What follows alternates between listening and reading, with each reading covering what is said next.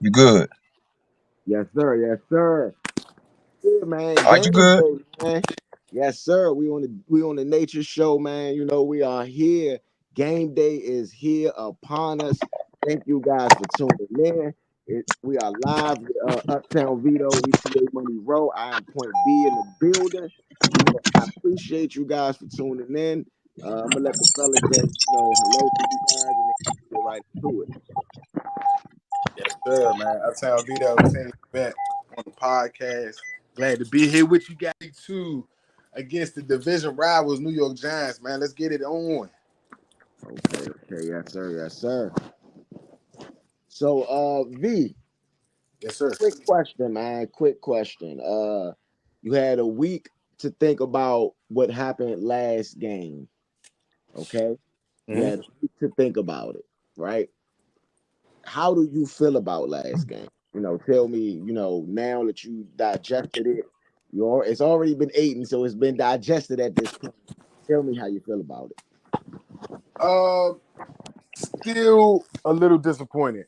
I'm gonna go with I'm gonna use my pre-season, not preseason, but pre-season analogy that I gave earlier, which was I wanted to see how well the team competed.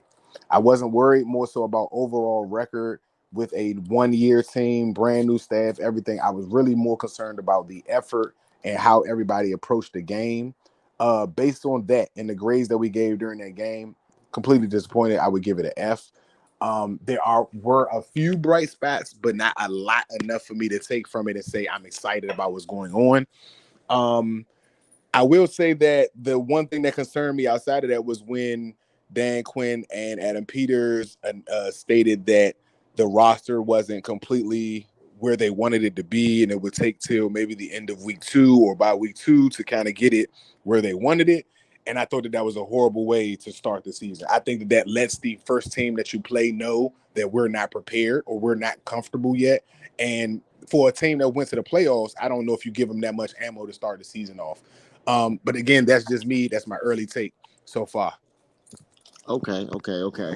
Um, there has been, a lot of talks about the new name of the stadium. This is the opening day, and it is Northwest Stadium. Do you have anything to say about this? Uptown. My bad. You have anything to say about the name Northwest Stadium or Northwest Field at Commander Station? Well, anybody that live in DC, you know what I'm saying? Just want y'all to know that y'all had it for a long time. You know what I'm saying? RFK was in the home of Southeast for a long time. And it met at some of the corners of the city. So, you know what I'm saying? It was good to have it there. But if anybody's been around the last 10 years in Washington, D.C. area, Uptown run the town. I don't know if y'all heard nothing different. And it's just about time that we represent it right. You know what I'm saying? The team is in Maryland. You know what I'm saying? The team is in Rowjon, Landover. It was in Southeast. It's just about time that Uptown really get some love for a Oh team that we man, put on for. called it Round John. They Ain't haven't nobody heard won, that name in a won couple nothing there, years. bro. They haven't won nothing there, bro. Until they win something there, that is Rowjon. That is Yeah, Round that's John. Round John. I'm with Vito on that. I am totally 1,000,000% agree. I know some people in Landover that have won in life, bro. The Redskins ain't it right now. That is crazy. That is crazy. So, the New York Giants, they're coming in off of a bad defeat. We're coming in off of a bad defeat. Does that give you any more confidence Yes, today? because we lost to a playoff team. They just got beat. And Okay.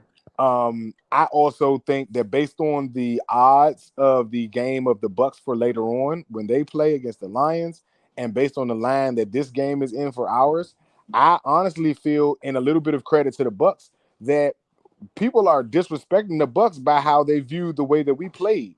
The Bucks are a playoff team. They have a lot of returning players. Levante David is just as good as Bobby Wagner is.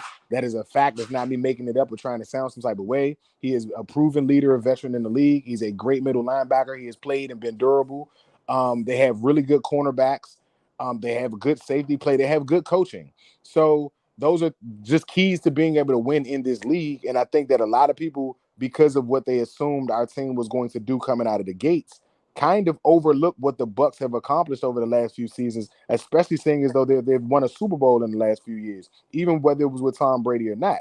And to look at our team who hadn't done anything in the last few years to assume that we're going to beat anybody without actually showing the work is crazy. Okay. The Okay. Giants to lose Saquon Barkley and to keep and retain Daniel Jones over Saquon Barkley and to not bring back Golden Tate or any of the other receivers they had outside of Slayton to give themselves a better chance to me says that I just think the Giants are the team that needs to do most in this game, but we have to go out and demand this game. I don't think this can be a close game, in my opinion, at all if you want to kind of reel your fans back in. If this is close, you're probably going to still get the same reaction as if you lost the game. Oh, okay. That's an interesting take on it. That's an interesting take on it. So, Baker Mayfield has the most touchdowns out of any quarterback last week, and that was against us. Uh, we was unable to get off the field on third down last week. That's something that all of the coaches talked about in the press conferences. So what do you think on third down needs to change? Do you think it's the secondary that potentially needs to change, play closer up? Do you think that it is the defensive line that maybe needs to, actually get the sack? No, I was getting ready. I was waiting for you to say That that. yeah, That's that's a exactly big it. thing. Get I that watched the sack. Yeah. film again for that game. It wasn't that players weren't in position. We missed tackles badly. Baker Mayfield was a ball of olive oil, and we were everything but a tackling machine. I mean, he literally slipped through about 5 sacks in the first Mm-hmm. half alone, and he Mm-hmm. juked his way out of about 3. And then some of them were just good blocks that he followed and made his way. He had about 120 yards rushing if you add up what he did in the backfield before he even got out of the backfield to upfield. So that scares me today with the fact that Daniel Jones only runs against us. I would definitely put a 50 a ticket on Daniel Jones getting 50 yards today rushing. Mm. I don't think so. I don't think so. I think that that's the old version of us. I'm gonna tell you why. Because after watching a little bit of the tape, I seen that Bobby Wagner is the reason why Baker Mayfield did not have a lot more yards rushing. He even Baker Mayfield was mic'd up and said, "I can't get Bobby. I can't get him." Basically, he every time he got out of the backfield, Bobby Wagner was right there in his face, basically not allowing him to get more rushing yards. So if Bobby Wagner continues that trend, I would say Daniel Jones will try to run quite a bit, but Bobby's going to be right there a lot. So last week, Baker Mayfield had come on, switch over. Baker Mayfield had 21 rushing yards. All right. He only Yes, had 3 attempts. yes, Those were not design runs. Those were runs from the play breaking down and Right. him taking off. yeah. Daniel Jones is Right. going to run by What design. what was his long? 11 yards. Right. So 5 yards on those other two rushes. That's what I'm saying. When you For a think about quarterback who does not run the ball intentionally. Baker's not running Yeah. intentionally 60% of the time. They don't have Saquon Barkley, which means that yeah, Daniel Jones, when things are broken down, is going to take off. This has been yeah, him every year he's played against. He's only got 1 loss not playing this way against us. Every yes, other game that he's played against us, he's had 40 to 70 yards rushing. I mean, and again, if we don't get it this year, I'm cool with that. I'm not saying that we can't stop him. I'm saying that based on the way our defense played the first week, and again, Baker still had about 100 yards rushing, even though he only had 20 something, 21 yards rushing total. Getting out of the backfield, extending plays, running from sideline to almost another sideline before getting rid of the ball, where we weren't making tackles within that play. That's a lot of time that Daniel Jones is not going to be standing back there trying to find somebody to throw to. He's going to go no, upfield. yeah. And I think that more times than not, I think we will probably see Baker May. We will see somebody like because Baker, I think he's slippery, like you were saying. He's slippery. I don't think Daniel Jones is necessarily slippery. I think Daniel Jones can decently run. It's been games where we've seen Daniel Jones show his legs running ability. Yes, because We he's going to do what Jaden Daniels did. He's not going yeah, to run and think about it. He's yeah, going to run and go. Daniel Jones is yeah, once it's not there, I'm going. And Yeah, Daniel's he's got sneaky speed. He's not super fast, but he's quick enough to make plays. You know what I'm saying? Go a little further than what you would like them to do. yes. So that's what I would definitely like to see them be able to stop. I don't think that Devin Singletary is the burst back. I think he's a power back. So I don't want to see him being able to get 5 to 7 yards on those second down plays to make for third and shorts. The defensive line has to get some tackles behind the line of scrimmage, or Luvu or Wagner. They've got to make those plays in the backfield. To me, Yes. Devin I Singletary think more also than is not even the them. catcher out the backfield, huh? I think even more than them, Jonathan Allen and Deron Payne. I'm not gonna lie to you. I really think that Quinn and them need to investigate whether Jonathan Allen needs to go at defensive end. I think Allen at end right now would be. I think your defensive end tackles with Payne doing what he's the first game. Payne played really good. I don't know if they could block him that first game. Dominant.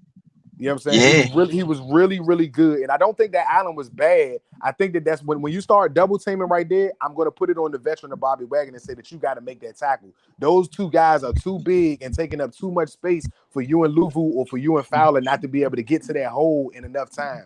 If you got two linemen taking on two of your players, that's 4 people on 2 people. There's 9 people that are free. Somebody has to be able to make that play. The quarterback is not blocking nobody, so that's 2 people plus the quarterback. That's 3. That's 8 to what?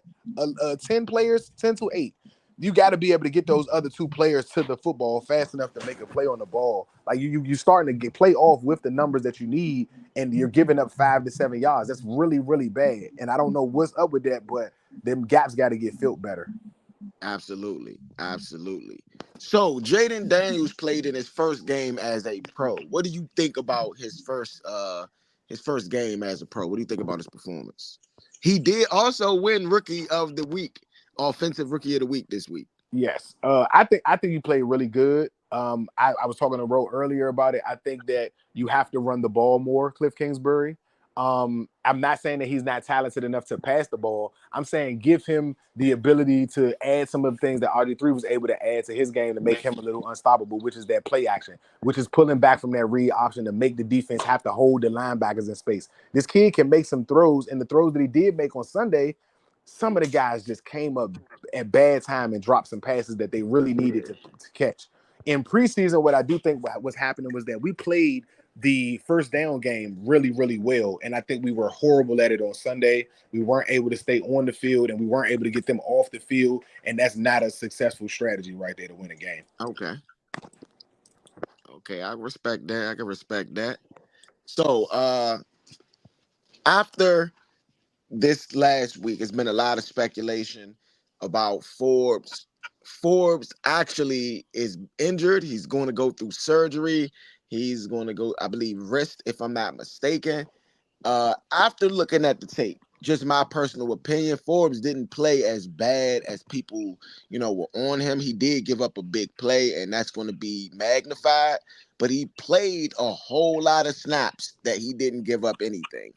Do you think that Emmanuel Forbes is getting, because he's giving up big plays, do you think that the fans are being a bit unfair, or do you think that it's justified because he's giving up the big plays?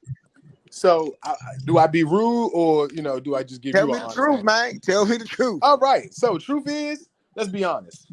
Most casual fans don't know what they're talking about, bro. They don't. Absolutely. All right. Most fans have never played the game outside of Little League. Don't know what I they're agree. talking about. All right. Number 2, anybody that's played in college will tell you that this game is not an easy game. Strategies, what you're running, whether that person is good in running that strategy, techniques, like the cornerbacks that are back in my day. I'm sorry, I'm just to play my age. I'm 40 years old. Cornerbacks could play both sides of the ball. You could be a left cornerback and still line up on the right side and cover your man. I don't know what it is today where a left cornerback can't cover the right side because the way he's faced to the sideline is just uncomfortable for him. You should not be on the field, okay? You need more reps. You need more practice or something else. But whatever the case may be, I think that Forbes has done an exceptional job of making sure that he stays on the field. For somebody that's been talked about so bad and has given up plays the way he did last year, why do they keep putting him back on the field? The guy is doing something right to earn the spot to be on the field. We have to understand that it's a process. I can go back and say to everybody who's Cowboy fans, since our fans have to be reminded of other things, let's go back to Diggs.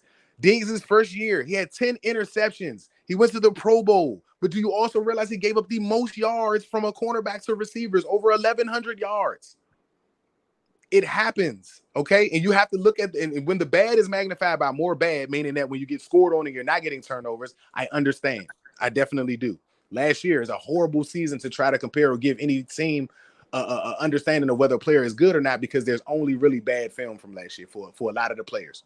At the same token, this season so far, how many touchdowns did he give up? I think he gave up 1 touchdown. And you gave up some big plays. Let's not pretend like Mike Evans is a baby, though. Mike Evans is a big guy. And for Goodwin to be dogging St. Juice, who's bigger than him, we probably should put the notion on what Roe was saying about St. Juice, because Forbes only gave up 1 touchdown and he only gave up 2 catches to Mike Evans, who's 6'5", 240 pounds. Forbes is only 180 pounds after bringing in 17 pounds of weight this offseason. I think that's a good job. Yes, sir. Without getting any help from your safeties, who I think is the Joe Witt's fault, because how do you not give your cornerback who's been having trouble help over the top? I can agree. How do y'all let other teams double team McLaurin for a whole game previous seasons and y'all never do it to somebody else? I'm confused on what are y'all afraid of? Agree there. I mean, no, I agree with that. I agree 1,000,000%. And V, what you're saying is absolutely right. And so I will say this, V. Yes, sir. You know, we are a gambling station a bit. We're a gambling station a bit. And so, guess what? Yes, sir. You have any good bets for us right now? Do you have any good bets throughout the day? Not just in our game, but in any game, especially in the 1 o'clock slot. All right. So this is an interesting take I got here. I have some of the best and worst luck in this bet and stuff. And best meaning that I'm really, really good. Worst meaning that I lose by the oddest means. Yesterday, I'll give an example. I had a 12-leg parlay in college yesterday. I hit 11 of the 12. One game, which always happens. So I'm saying this just to say that maybe not to follow my whole ticket, just pay attention to some of the plays that I'm putting out there for you. So today, I have a 21-leg parlay of all touchdowns, yards, and scores. Okay. And I know that seems like a crazy amount. It's so much that I only had to bet 9 cents to win almost $700,000. Okay. So it's a little crazy. It's a little crazy, but just hear me out. Terry McLaurin, over 6.5 receiving yards for the first quarter. Austin Eckler, over basically 1 yard receiving in the first quarter. And Brian Robinson, anytime touchdown, that's plus 2060 if you just want a 3-leg. Garrett Wilson against the Jets and the Titans, anytime touchdown. Allen Lazard, anytime second half TD score. Calvin Ridley, 25 receiving yards. Garrett Wilson, 50 receiving yards. Will Levis, under 192 total yards and passing. That's 77-30 plus. Same game parlay with the Seattle Seahawks and the New England Patriots. Let's go under 38.5 and just take the Patriots for the win. So it's a little bit of a reach, but it's plus 300 to give you some money to spend yourself some money if you can make it. Same game parlay for the Cowboys and the Saints, who are at 1 o'clock as well. I'm gonna take the 6.5 points with the Saints. Not really sure why they're being slighted here, as if they didn't score more points and hold their team to less points than what the Cowboys faced on the first week. But they're giving the Saints 7 points today almost. So let's take the 7 and see if the Cowboys can squeak by if they can't get the win there from New Orleans. That's plus 285 if you take that. So I took the spread with the 6.5 and gave Dallas the win. Still came out with a plus 285 right there. Money line for the Vikings if you want to go straight up. I've got a couple of player parlays with the Browns and the Jaguars, which is Jerome Ford, anytime touchdown, and Amari Cooper. Amari Cooper had 9 targets last week, only had 2 or 3 catches. So I believe that him and Watson are at least trying to find each other, and I don't see Cooper going without as many touches this week against the Jaguars team who's struggling a little bit in the secondary. And lastly, on this ticket, I have I'm gonna go with it again because hopefully they keep the ball out of Kirk Cousins' funky hands. Anytime touchdown, Bijan Robinson, and anytime touchdown, Saquon Barkley, Falcons and the Eagles Monday night. Okay, that's exciting right there.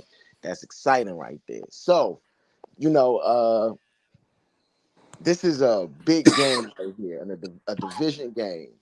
you know, this is one of those games that we should win more years than we lose, okay? Brian DeBall is 15, 19, and 1 in 3 seasons as head coach with the Giants, right? And we are a little over 12 minutes before kickoff, okay? That one is against us. And several of those 15 wins is against us. Do you think that we can turn it over right now? Do you think that we can uh, kind of change the pace? Because this is Dan Quinn's first division game, also his first home game as well. Um, it's a complicated space to be in. If I'm being straight up, I'll let you know. I plan on the team winning today. I want to know whether we're going to win convincingly or if it's going to be by the skin of our teeth. That's what's going to be the issue for me. And because it's a division game, and historically, for some reason, the Giants seem to score on that first drive whenever we've played them. I think that you can get into a dangerous situation if you go down early and you can't get your offense moving and your defense can't get them off the field on third down. I don't think you get blown out by the Giants per se, but I also don't think that you've had enough, as far as the team, I don't think we've had enough going well for ourselves yet to get down in a game where you're trying to come back in a division game. You don't want to put yourself in that situation. I think everybody's got to be up for this. I think the Jonathan Allens, the Terry McLaurins have got to be vocal today to let these guys know how important this win is. Like for all of the new guys, this is our first time being in this environment, in this situation, in this division. It's different than any other division you've been in before, and the rivalries mean that much more. You can't possibly lose this. That's why I said you can't lose this game today and possibly feel like you have the rest of the season if you lose this game. Oh man! So basically, if we lose this game, you think that's basically it? If we don't I, win I this won't game, I won't say that that's it because I still feel like there's a process that you have to go through as a team to really gel and get things together. And we've seen teams make a big push later on in the year sometimes after having yeah. slow starts. But what I do think in this scenario is different is that our fan base, I told you, we've got losers remorse. Okay. You cannot keep losing and still hope that your fans are going to be hopeful. We just went through 20 something years of losing essentially. And I don't know if our fan base can take that blow again, especially after being sold a heavy promise the way that they had this offseason. Okay, okay, I can respect that. I can definitely respect that. So, do you think that there's a chance that we will lose this game? And if we do, how will we lose? What will be the Achilles heel? What will happen if we do lose? So, The only way to lose this game is Daniels turns the ball over or Robinson, like your turnovers. You turn the ball over more than they do, and you can't stop Daniel Jones. There's no way that Daniel Jones doesn't have one of his best career games and still walks away with a win today, unless you just fumble the bag. Like you'd have to turn the ball over 4 or 5 times, and those things have happened in Redskins Giants games. But that's just what I would. That's the only thing I think you can do today to lose this game. I don't think the Giants are good. They're the second worst team in the NFL, in my opinion, behind the Panthers. yeah. But if you lose this game, I don't know if you can come back from this technically. Okay, so I'm gonna read off some of last week's stats, okay? Jaden Daniels was 17 for 24, 184 yards without a touchdown. He had 16 carries, Jaden Daniels for 88 yards, 5.5 yards in carry, and that was 2 touchdowns on the ground. Brian Robinson Jr., 12 carries, 40 yards, 1 touchdown. Austin Eckler, 2 carries, 10 yards. Austin Eckler was the top guy in receptions. He had 4 for 52 yards. Brian Robinson had 3 for 49 yards. Zach Ertz had 3 for 28 yards. Luke McCaffrey had 3 for 18 yards. And then you had Terry McLaurin, 2 for 17 yards. Olamide Zaccheaus had 1 for 15 yards. And Jamison Crowder had 1 for 5 yards. Okay. That was our offensive stats for last week. I mean, defensively now, let's get a little bit into the defense because we're about 5 minutes away from game time. Defensively, what would you like to see this week defensively? Stop the run, long third downs, and get the damn sack. Get the damn sack. It makes a damn Yes. difference, bro. Finish the drive and get the damn sack or make them punt the ball. Yes, I agree with Like that, finish the play. finish the play. Okay, so last week, I'm gonna do total tackles. Bobby Wagner had 10 total tackles. Quan Martin had 9 total tackles, but Quan Martin had 8 solo. Shout out to Quan Martin. And Bobby Wagner had 3 tackles for a loss as well last week. You had Mike Sandstrill. He had 6 total tackles. Benjamin St. Juice, 5. Frankie Louisville, 5. Emmanuel Forbes, 4. Jeremy Chin had 3 tackles. Jamin Davis had 2 tackles. Jonathan Allen had 2 tackles. Percy Butler had 2 tackles. Dante Fowler had 2 tackles. Mikael Walker had 2 tackles. And everybody else had one. Names like Deron Payne, Dorrance Armstrong, Federian Mathis, all had one. Play. We only had 4 quarterback hits and we had 2 pass deflections on defense. Uh, that's a very telling sign. Last week we had Jaden Daniels fumbled 3 times. He did not lose any, but he did fumble 3 times last week. No concerning. Yes, that's a bit concerning. Because, So but when if you you look at go staff, ahead. what you did this week is work on ball security. So that'll be telling if you don't have those turnovers this week. Not even turnovers, but if you don't have those situations this week, then that means that you worked on it in practice. Okay. So last week we're gonna go through totals, right? We had 56 total plays for a total yardage of 299 yards, and that's 9 total drives. We had the same amount of drives as the Buccaneers. Okay, so they had 37 and we ended up with 20. Okay. Uh we did not turn the ball over at all last week. The time of possession last week was we had 26 minutes and 19 seconds, and Tampa Bay had it for 7 more minutes than us, basically 33 minutes and 41 seconds. Okay. We gave up 4 passing touchdowns last week, and that is not something that we would like to repeat this week at all. Okay. Not at all. Giving up 4 passing touchdowns is a killer, I think. Okay. So big news in Thursday's night's game where the Buffalo Bills pretty much just beat up on the Miami Dolphins. Tua Tagovailoa went down with another concussion. This is the third of his career. He has been advised by several different people online to retire. He doesn't. They're saying that he's not considering retirement right now. What do you feel about this situation, V? This is a If dangerous any. situation. And I also talked about this last night. I mean, this morning too. Two is in a very bad situation, and Yes, sir. this is not any knock or shade to him. I think he's a terrific quarterback, but I also think that he doesn't do a good job of protecting himself. Since college, he's taken some really really bad injuries, and being injured is one thing, but the type of injuries he's taken are just going to be a detriment to his future as far as just getting older and trying to do some other things. And the game.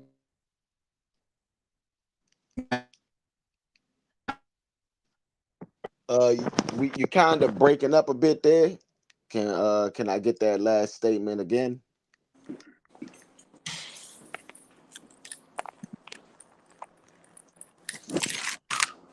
Can you hear me? Uh, yeah, I can hear you now.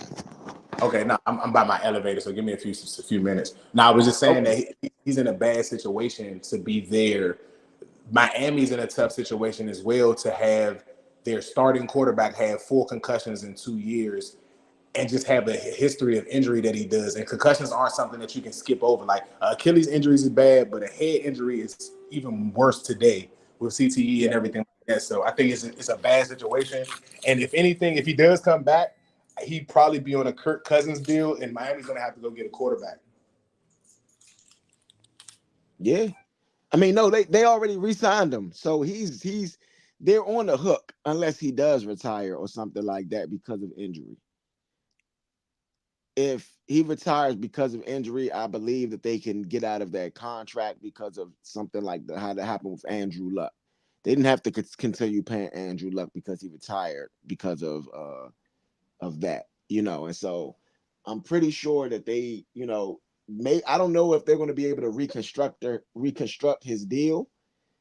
Uh if they cut him, then he probably will just say, "Give me the money." And so I don't think they cut him. Him and Mike McDaniels have a really good relationship. So this is, like you said, between like a rock and a hard place, and it's going to be very difficult for them to get through this, I think. you know. But we are minutes away from game time, man. We are here live on the Nature Network. I am Point B. Thank you guys for tuning in. And we're going to show you guys that we're here to play, man. We're here to win. It's time for us to get back. We cannot play like we played last week. We missed sack after sack. We let big play after big play go. There were times on third down that we should have gotten off the field, and we were unable to get off the field. And so I think that all of that plays a factor in today's game where we must play stronger, we must play better, we must be better. Okay? So shout out to you guys for tuning in to the Nature Network. I am Point B. I am going to be your host for early in the game. We will have the guys with us later on. I mean, ETA Money Row, Uptown Vito, Big Son, and thank you guys for tuning in last night with us for the Canelo Alvarez versus Edgar Berlanga fight. It was a very good fight. I mean, Berlanga came out and did his best. Unfortunately, it was a bit of a class, if you will, from Canelo Alvarez. Canelo Alvarez knocked Edgar Berlanga down in about the third round, but Berlanga got up and continued to fight violently throughout the fight. So, shout out to Edgar Berlanga, man. Daniel Jones last week against Minnesota, he was 22 for 42, 186 yards with 2 interceptions. And we are here, man. It is time, man. Appreciate you guys. Now it's time to get a little hype. Excuse me if I am in the moment a little bit. I'm going to be calling your game. I'm Point B. Like I said, we are here. This is the watch party for the game. I am your party curator right here, right now. Welcome back, V. Yes, sir. Yes, sir. So, Daniel Jones looked horrible last week. He Yes. looked worse than horrible. And Yes. and Washington will be receiving the ball first. New York will be kicking off. With the new kickoff, man, it looked a little crazy, but we'll get used to it. And so we're going to go over it a little bit like we did last week. You must kick the ball in between the 0 and the 20-yard line for a return. You must wait till the returner catches the ball, and then you can move, and that's what happens. There is a kick. Oh, there's a burst. There's some space. Austin Eckler looks like he's going to run it back, and there's flags on the play. There's flags on the play, but Austin Eckler runs it back all the way. Touchdown. There's multiple flags on the play. I do not know if this is coming back, but guess what? It looks pretty. The Giants are upset. I don't know what happened, but there were several flags thrown on this play. But right now, that is a kick return for a touchdown. What is going to be the call? Holding offense. Holding offense is going to be first down. It's coming back. It is coming back. Oh man, that looks like, oh man, that it looks like several players were holding out. Trying to it looked like several players were holding. I can't even count how many. It looked like at least 3 different holds on that play. But it felt good. It felt good to see. Okay. Okay, Jaden Daniels, 184 pass yards, 88 rushing yards, 2 touchdowns last week versus Tampa Bay. And he is going to take over. He's going to take the helm. Shout out to Jaden Daniels for having an explosive game. And it looks like Graham Gano is shaking up on the play. Graham Gano is definitely shaking up on the play. He bangs his helmet on the sideline. I don't know what's going on there, but if Graham Gano cannot go, that is not going to be great for the New York Giants. The temperature is 80 degrees, mostly sunny, and it's 55% humidity. The Washington team takes over at the 27-yard line, and you have Zach Ertz in motion. There is a quick pass to, of course, that guy. Oh man, that is Terry McLaurin. Looks like a screen pass. He gets wrapped up immediately. Looks like it's going to be a loss about 2 yards. Offense: Cornelius Lucas, Nick Allegretti, Tyler Biadasz, Sam Cosmi, Andrew Wiley will be the offensive line. Backs and receivers: you have Brian Robinson Jr., you have Terry McLaurin, Luke McCaffrey, Alameda Zacchaeus, and Zach Ertz will be the skill position Hey, Ro, you players. see what I was talking about, Ro? 3 offensive rank. It's Why you running 27. screens with Yeah, McLaurin, bro? yeah, I sure Why you do. running We screens run with McLaurin? another screen to Brian Robinson, and Brian Robinson looks like he gets about a gain of 5. That's going to be a third and pretty long, about a third and 7. That gets some of those yardage back. We got to Defense: Brian Burns, think Dexter Lawrence, Raheem Gomez, Kenyon Thibodeau.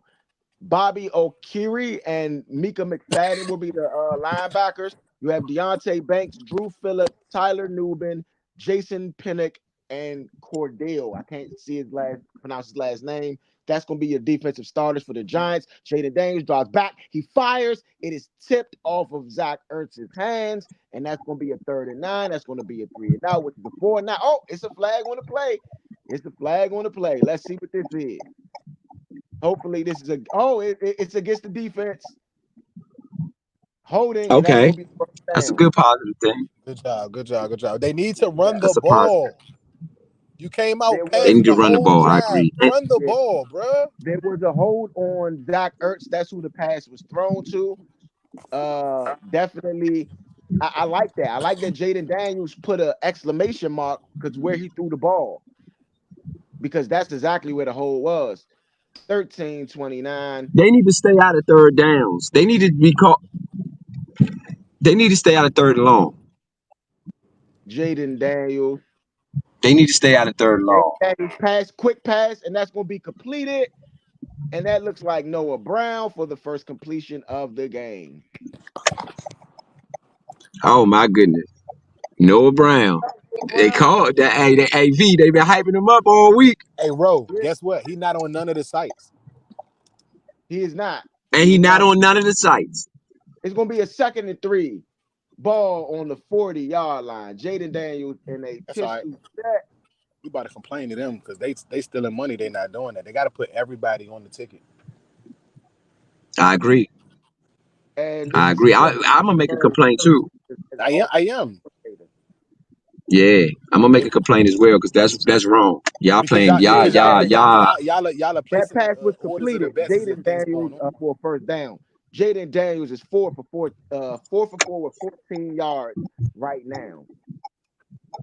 That's a good look. Jay Daniels Who got the looking like first he looked down? good on that first drive.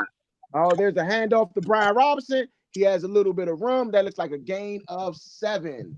I mean, Give Brian him the Robinson, ball. Give him the Good ball. run. good run. Brian Let's Robinson did. go, B Thank you. Rob. I agree. You can do anything you want in your playbook on 2nd and 3. And so they're showing Graham Gano on the sideline. He was basically bullied a little bit. He is doubtful for return. So that's going to be a big factor. There's a 2nd and 3, ball on the 47-yard line of the New York Giants. Jaden Daniels is in the shot, I guess a form of pistol. There's a handoff. And Brian Robinson gets close to the first down. I don't know if they get it. Depends on the spot. Sorry, it's a 3rd and 1. 3rd and 1 at worst. That's cool. It's third down. Yeah, they look like So they're manageable. 3rd and 1. So manageable. I like third and manageable a lot better than what we have right now. I can say, than what we've had in the past. Third and manageable is something that we can definitely do. I appreciate you guys for tuning in with us.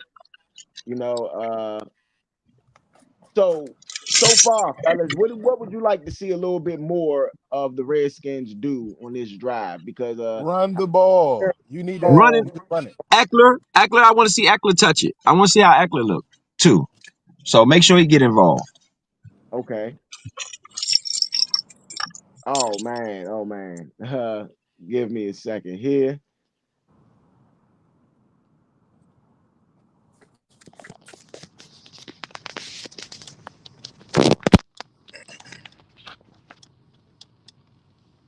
Oh man. Saints are up. Update 7-0 on the Cowboys. Shout out to the New Orleans Saints because we need them to win. we Tell me need I ain't called good money on that joint. Hey, Ro, Buccaneers up 3-0, and they got the ball back on the Lions. That's another one good money on. I'm trying to tell you, bro. It's still early, but I think I see something, bro. I really do. Yes, sir. Yes, sir. I'm gonna have to go over a little bit. I'm having a bit of technical difficulties on my end. I apologize. I don't know what the hell's going on, but it is what it is. So Washington still has the ball. It is 9:52 left in the first quarter. Brian Robinson just lost 3 yards. I mean, Jay Daniels lost 3 yards on the scramble. It is now 3rd and 11 on the Giants 40. Yes, I apologize about that. Oh man. Jaden Daniel is sacked for -3 yards by O'Creaky.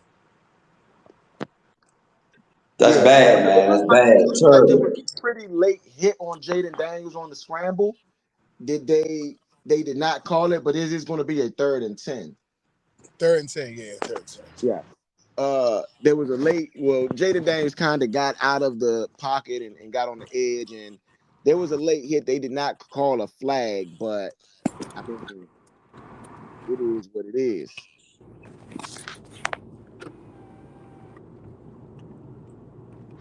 But Jaden Daniels, that showed really good escapability in that last play. I feel like that could have been a late hit, but they just didn't call it. It is 3rd and 10, 9:10 left in the first quarter. So far, we done held the ball for a little over 6 minutes. I like this. Dan Quinn's first season as head coach of the Commanders of Washington, of the Redskins, whatever you want to call them. This is his first season here, and we're hoping to turn this around. 3rd and 10. Jaden Daniels is 5 for 5 with 19 yards. The ball is on the 41-yard line. 4, 3, 2, 1 on the play clock. You get the ball off. Jaden Daniels drop back to pass. He has time. Jaden Daniels running. Jaden Daniels jukes a player. Jaden Daniels looks like he is close. Did he get it? He did get it. Yes, he did. That's going to be a first down. Jaden Daniels on the scramble. All I right, mean, all right. one player. I mean, it was close, but that's a first down. That's got to be a first down. It definitely depends on the spot of the ball, but Jaden Daniels make a big play. Thibodeau basically had a lot of pressure in his face. He makes 2 men miss and then gets past that last person with a diving a little bit, but and gets it to a first down. Really big play by Jaden Daniels, and that's good for me because I did take Jaden Daniels on the over for 52 rushing yards. There is a challenge flag on the play. They're going to try to, I guess, challenge where Jaden Daniels was, if that was a first down or not. So, I mean, looking at the play, it appears to be a first down. I don't know what the Giants are necessarily doing. You go for it either way. Either way, you go for it. Maybe they're looking at, maybe they're trying to say maybe his knee went down before he actually got past the first down. But me personally, I wouldn't have challenged this play. I would have probably, but I mean, I know they're trying to get their offense on the field. I feel like if we're gonna body blow teams, just run the ball, run the ball, run the ball. That's okay. But I don't like the fact that we're only throwing screen passes and when we are throwing. You know, I mean, I think this kid has a really good arm. I think there's a lot that you can do in the passing game if you take advantage of that. So I'm not necessarily sure what Cliff Kingsbury is doing right now. you know. But we're gonna give you some updates. Baltimore is up on the Las Vegas Raiders 3-0. It is still scoreless in the first quarter of the Chargers and Carolina game. The Chargers do have the ball. New Orleans is up over Dallas, like V said, 7-0. Tampa Bay is up on Detroit 3-0. Detroit does have the Hey ball. Leo, I just want Green to add Bay that. is up on Indianapolis 3-0. Um, I just want to and add that Alvin Kamara scored that touchdown, so I got that prop right as well. Let you guys know. Woo woo. okay, Alvin Kamara, shout out to him. Then you have Cleveland and Jacksonville, which is still scoreless, 8:30 in that one. San Francisco and Minnesota still scoreless, 9:31 in that one. New England and Seattle, 8:15 left in the first quarter. It's still scoreless in that one. Tennessee and the Jets, 9:08 left in it, and it's still scoreless in that one. So basically, there has not been a lot of points scored in this first quarter of football for around the league. I mean, everybody's game pretty much looks like it's been several minutes taken off the clock, but no quick scores, with the exception of the New Orleans Saints. So, Jaden Daniels, so far, we're going to look at our offensive stats since that's something that we can look at. Jaden Daniels, 5 for 5, 19 yards. Brian Robinson Jr., 3 carries, 12 yards. Jaden Daniels, 1 carry, 9 yards. They are they're Also, reviewing first it. and 10. It's first and 10. Yes, that's a 1st and 10. That's clearly a 1st and 10. Robinson just ran up the middle for 6 yards. We are on the Oh, 25-yard line of the Giants. yes, sir. Yes, sir. Run I the mean, ball. yeah, I think that's clear. Stop getting fancy. Run the ball. Well, You even if don't you need. running the ball, like I said, if you're gonna pass, don't just pass screen passes. Yeah, no, but that's what I'm saying. You basically passing as your extra running game. You got 4 yards Yeah, of carry passing the ball. That's not exactly, cool. exactly. And if you're gonna do some trickery, you're gonna do something like that, then that's what you need to do. So, I just feel like if you run the ball, you open up all of the rest of your passing. You don't gotta. And throwing short and running the ball is the same thing. So you just basically got 9 runs. okay, there's a 12-yard pass to De'Ami Brown down De'Ami to Brown. New York Giants Shout out, 13-yard shout line. out, Dayami. All right, De'Ami Brown. you Shout you out, got a Dayami. point. Or Yeah, I mean, you in the I'm house? stationary now. Just a heads up. I'm Yeah. stationary. Yeah. Whenever you Hey, ready, you can take over a little bit. hey, All right, Ro. I'll take it over. You got Jaden Daniels. I'm just gonna do it now until I jump on, my big screen. Jaden Daniels with the run. I think it was a 1 yard gain. Look, he talking trash to the Giants too. He talking a little trash. I like it. That's because neighbors Second on and that same. 9 for Washington. Washington driving the ball. They are in a hurry up offense in the red zone. I like that as well. 7-11 left. 7-11 left in the first quarter, man. They've held the ball, man. This drive, 13 plays, 61 yards, 7:45 off the clock so far. Man in motion. Jaden Daniels back, hands the ball. No, fakes the handoff. That's a play action. He has room. He's running to the right. He is sacked. He is sacked. He held the ball. He should have threw that away. Yeah, Should have it's threw it red away. zone too. Got to throw it away. Oh, my phone died. That's crazy. It let me right get in the house and then died. Oh man, yeah, I got it. Yeah, so Jaden Daniels, 4, 3, 2. It's a play action. Oh, I guess I'm a little bit behind row, so that's Yeah, where that sack came into play at. yeah. That's the last play. That was the last play. That's Yeah, up. The next play can yeah, come that's up. the It's third third and down. 15. Third and 15 on the 17. I also wanted to point Yes, out that yes, sir. De'Ami Brown was not on the list either. Wide receivers. You said it was not on the list. No, he was not. On FanDuel, Oh, okay. Did I see him on Bet Online? I don't recall seeing him on Bet Online either. Luke McCaffrey came up late, 3rd and Yep. 14. Luke was Ball the on last the one. 16-yard line. Jaden Daniels, 5, 4, 3, 2. Jaden Daniels gets the ball off. It is a run to Austin Eckler. Austin Eckler gets down. Oh, man, it's going to be a 4th down, but Austin Eckler gets 13 of those 14 yards back. And I suggest we go for it. We should go for it.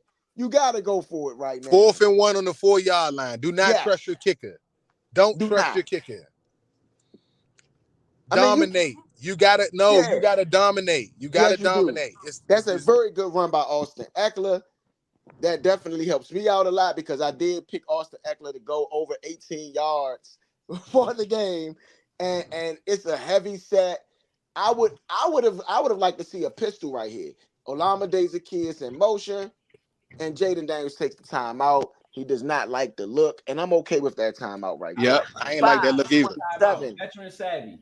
We have had I didn't like that the call ball either. for the first 10 minutes of the game. Oh man. When have we held the ball like this against a long time. against opponents, This especially is on the how first you were drive? supposed to Tampa play the Bay. Buccaneers. Tampa Bay's when the last time we did it. Last week. No, Tampa No. Bay. The playoff game. Okay. Yeah. Not the playoff game. That was the first that was the first game of the season the next year. Yeah, that we played them. When we came back and played them. Yes, I mean you don't see this type of dominance. Oh man, you had on the 4th and 1, you had a false start. False start Washington on the 4th and 1. By my man Ben Sinnott. Ben Sinnott. So this 4th and 6, I think you might set up for this kick. You gotta kick that. You gotta kick Austin it. You gotta kick it. Austin Siebert, who was signed this week. Let's see how good he does. This is an easy kick. He better not miss this. Yeah.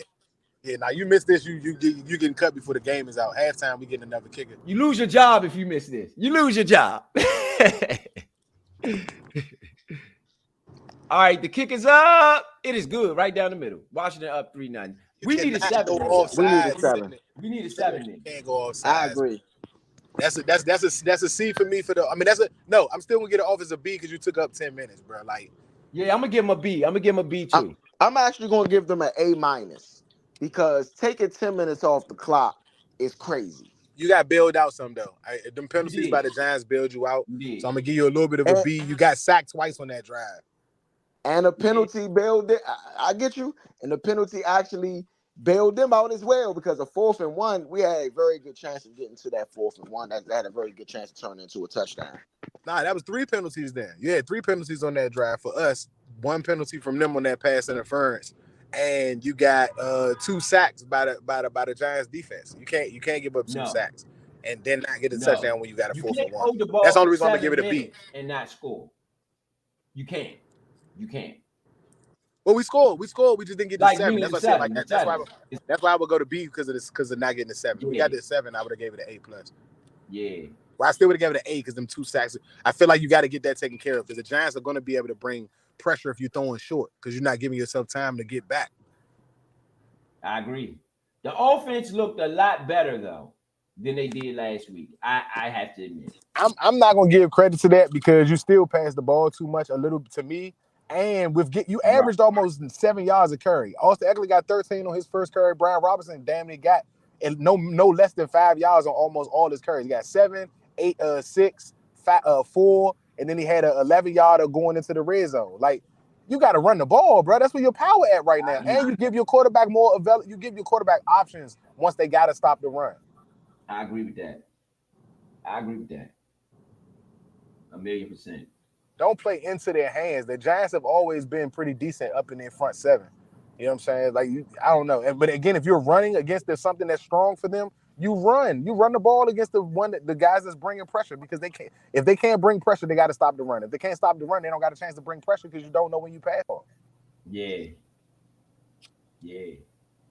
Now I agree with you 1,000,000% there, man. It's you gotta put yourself in position to at least. I mean, and I think long term this might help towards the end of the game. You know, you could wear down the Giants effectively, and if that's the strategy, hey, I can live with that too. This messed up my parlay though. I'll tell you that. them taking that 10 minutes off the clock is gonna leave a little bit of time for McLaurin to get that one catch I need. The catch for 8 yards. Oh yeah, Well, yeah, oh, yeah. you need him to have a catch for 8 yards in the first quarter. Yes, that was it. Oh, damn. Yeah, They that's used up the all that biggie time right and they there. didn't get a man the ball. Now he got the ball. He got the ball first. Yeah, for negative 2 yards. I know. I took McLaurin on. Hey, bro, I ain't gonna hold you. I took McLaurin on the receptions, 4 receptions. Yeah. I would love to take him on the yards, but I didn't even want to take him on the reception. He only had 2 receptions, 17 yards. All right, you got a return by the Giants out to the 32-yard line. A very good return for the Giants. They'll have decent field position, man, going into this one. So what was the grades? What the grades was? Let's get the grades locked in. I got a B for the offense on the first drive. A B plus. I said B plus. I'm gonna Okay. get him an A minus. A minus? Yes. I'm gonna give him a. I'm with Vito. I'm gonna give him a B plus because I do feel like they held the ball. They did some good things. You just couldn't finish the deal. Hey, it's much better than last week's first grade of an F. Oh yeah. Last week, no. Yeah. Last week's first grade, drive 1. Leo gave him a C. Vito, you was a B minus actually. Big Son was a B. I was a D. On the first drive, we ain't getting no points. No, not offense. That was defense. Yeah, that was defense. First Yeah. drive. Offense, it was F's. F's Yeah, across the I'm board. about to say it was horrible. Yeah, you was right. Yeah, definitely. For offense, it was F's across the board. You got the Giants on the 1st and 10 from the 30 up. You know, now they at the 40-yard line. It was a penalty on the play. They up to the 45-yard line, man. Great field position for the Giants. A handoff up the middle. He gets a 7-8-yard curry, man, on the first down run right up the middle in the gut. In the gut. I don't like that. I don't know what's up with that. I don't know what's up with that scheme or something like that, but Allen and Payne got to start. They got to set the tone for that, bro. I agree. Totally. And I'm going to give a little nod to Rowe and for Leo because neither one of them liked the trade away. I felt like he wasn't being used enough, so I understood it, but Ridgeway don't allow this right here, bro. I'm sorry. No. Handoff around the right side. No, that was Daniel Jones. Read option. First down, Giants. Daniel Jones on the right, on the 6 right, yards. 6 yards. Stopped by Percy Butler.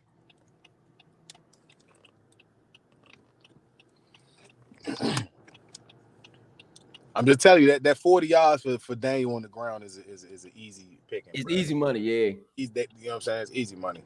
Yeah. So Leo, you was what on the first defensive drive? Well, this just now? Yeah. I mean, A. Uh-huh. Oh, you was an A. Okay. Handoff up the middle. Good play. Who was that? Duran? Was that Payne? No, Bobby Wagner with the tackle. Minus. It looked And it's like 2 yards. -2. Yeah, man. Yeah, good play. Bobby Wagner, Quan Martin. Great play. But this is why I said that I think Daniel Jones was going to get off. Drive? Yeah, he was talking about the offensive drive. Yeah, This is why I thought Daniel Jones I was gonna told get you off. I had a A minus. A minus. Okay, got you. I just wanted to make sure I got it correct. All right, you got a 2nd and 12 for the Giants. They are at the looks like 40-yard line. They in Washington territory. They looking for a screen pass. They got Singletary nowhere on the screen. Great play. It looked like a loss of 1. Who was that on the play? On the tackle? Jeremy Chin. Chin and Allen. Jonathan Allen on the tackle. Allen gave Allen the code tackle, I guess you could say. Mm-hmm. The assisted tackle. Yes. All right, this is a big 3rd down for Washington. 3rd and 11 from Raul John Merlin.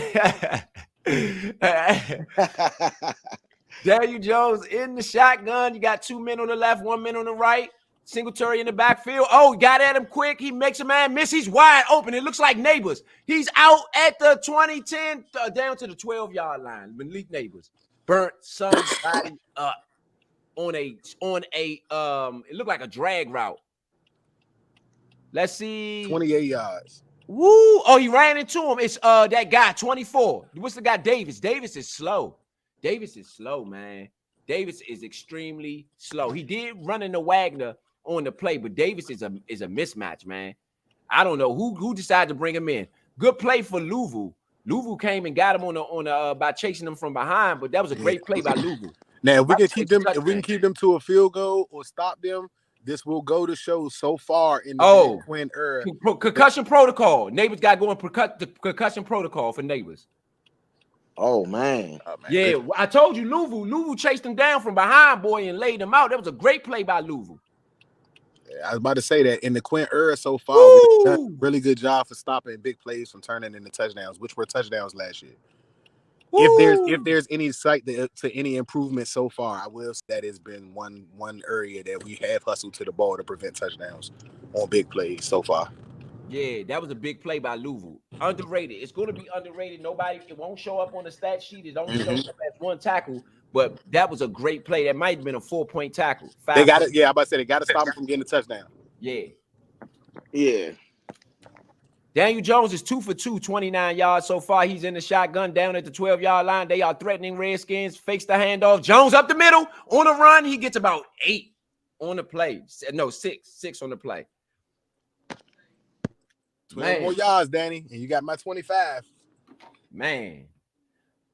What I was saying, Vito, I know that people felt like Daniel Jones really didn't look that good last week, and maybe the stat sheet don't say it, but what I thought he moved really well coming off the injury. That was my thing of what I was looking at, is how he looked physically, and he looked good. And no, he's always been a good physical quarterback. It's first of all, if we don't blitz him at all, he's going to have a good game. I told you that since he got drafted. For whatever reason, when he gets blitzed, people are so afraid that he's going to run on them that they give him time to pass the ball. A Singletary touchdown, easy run up the middle, man.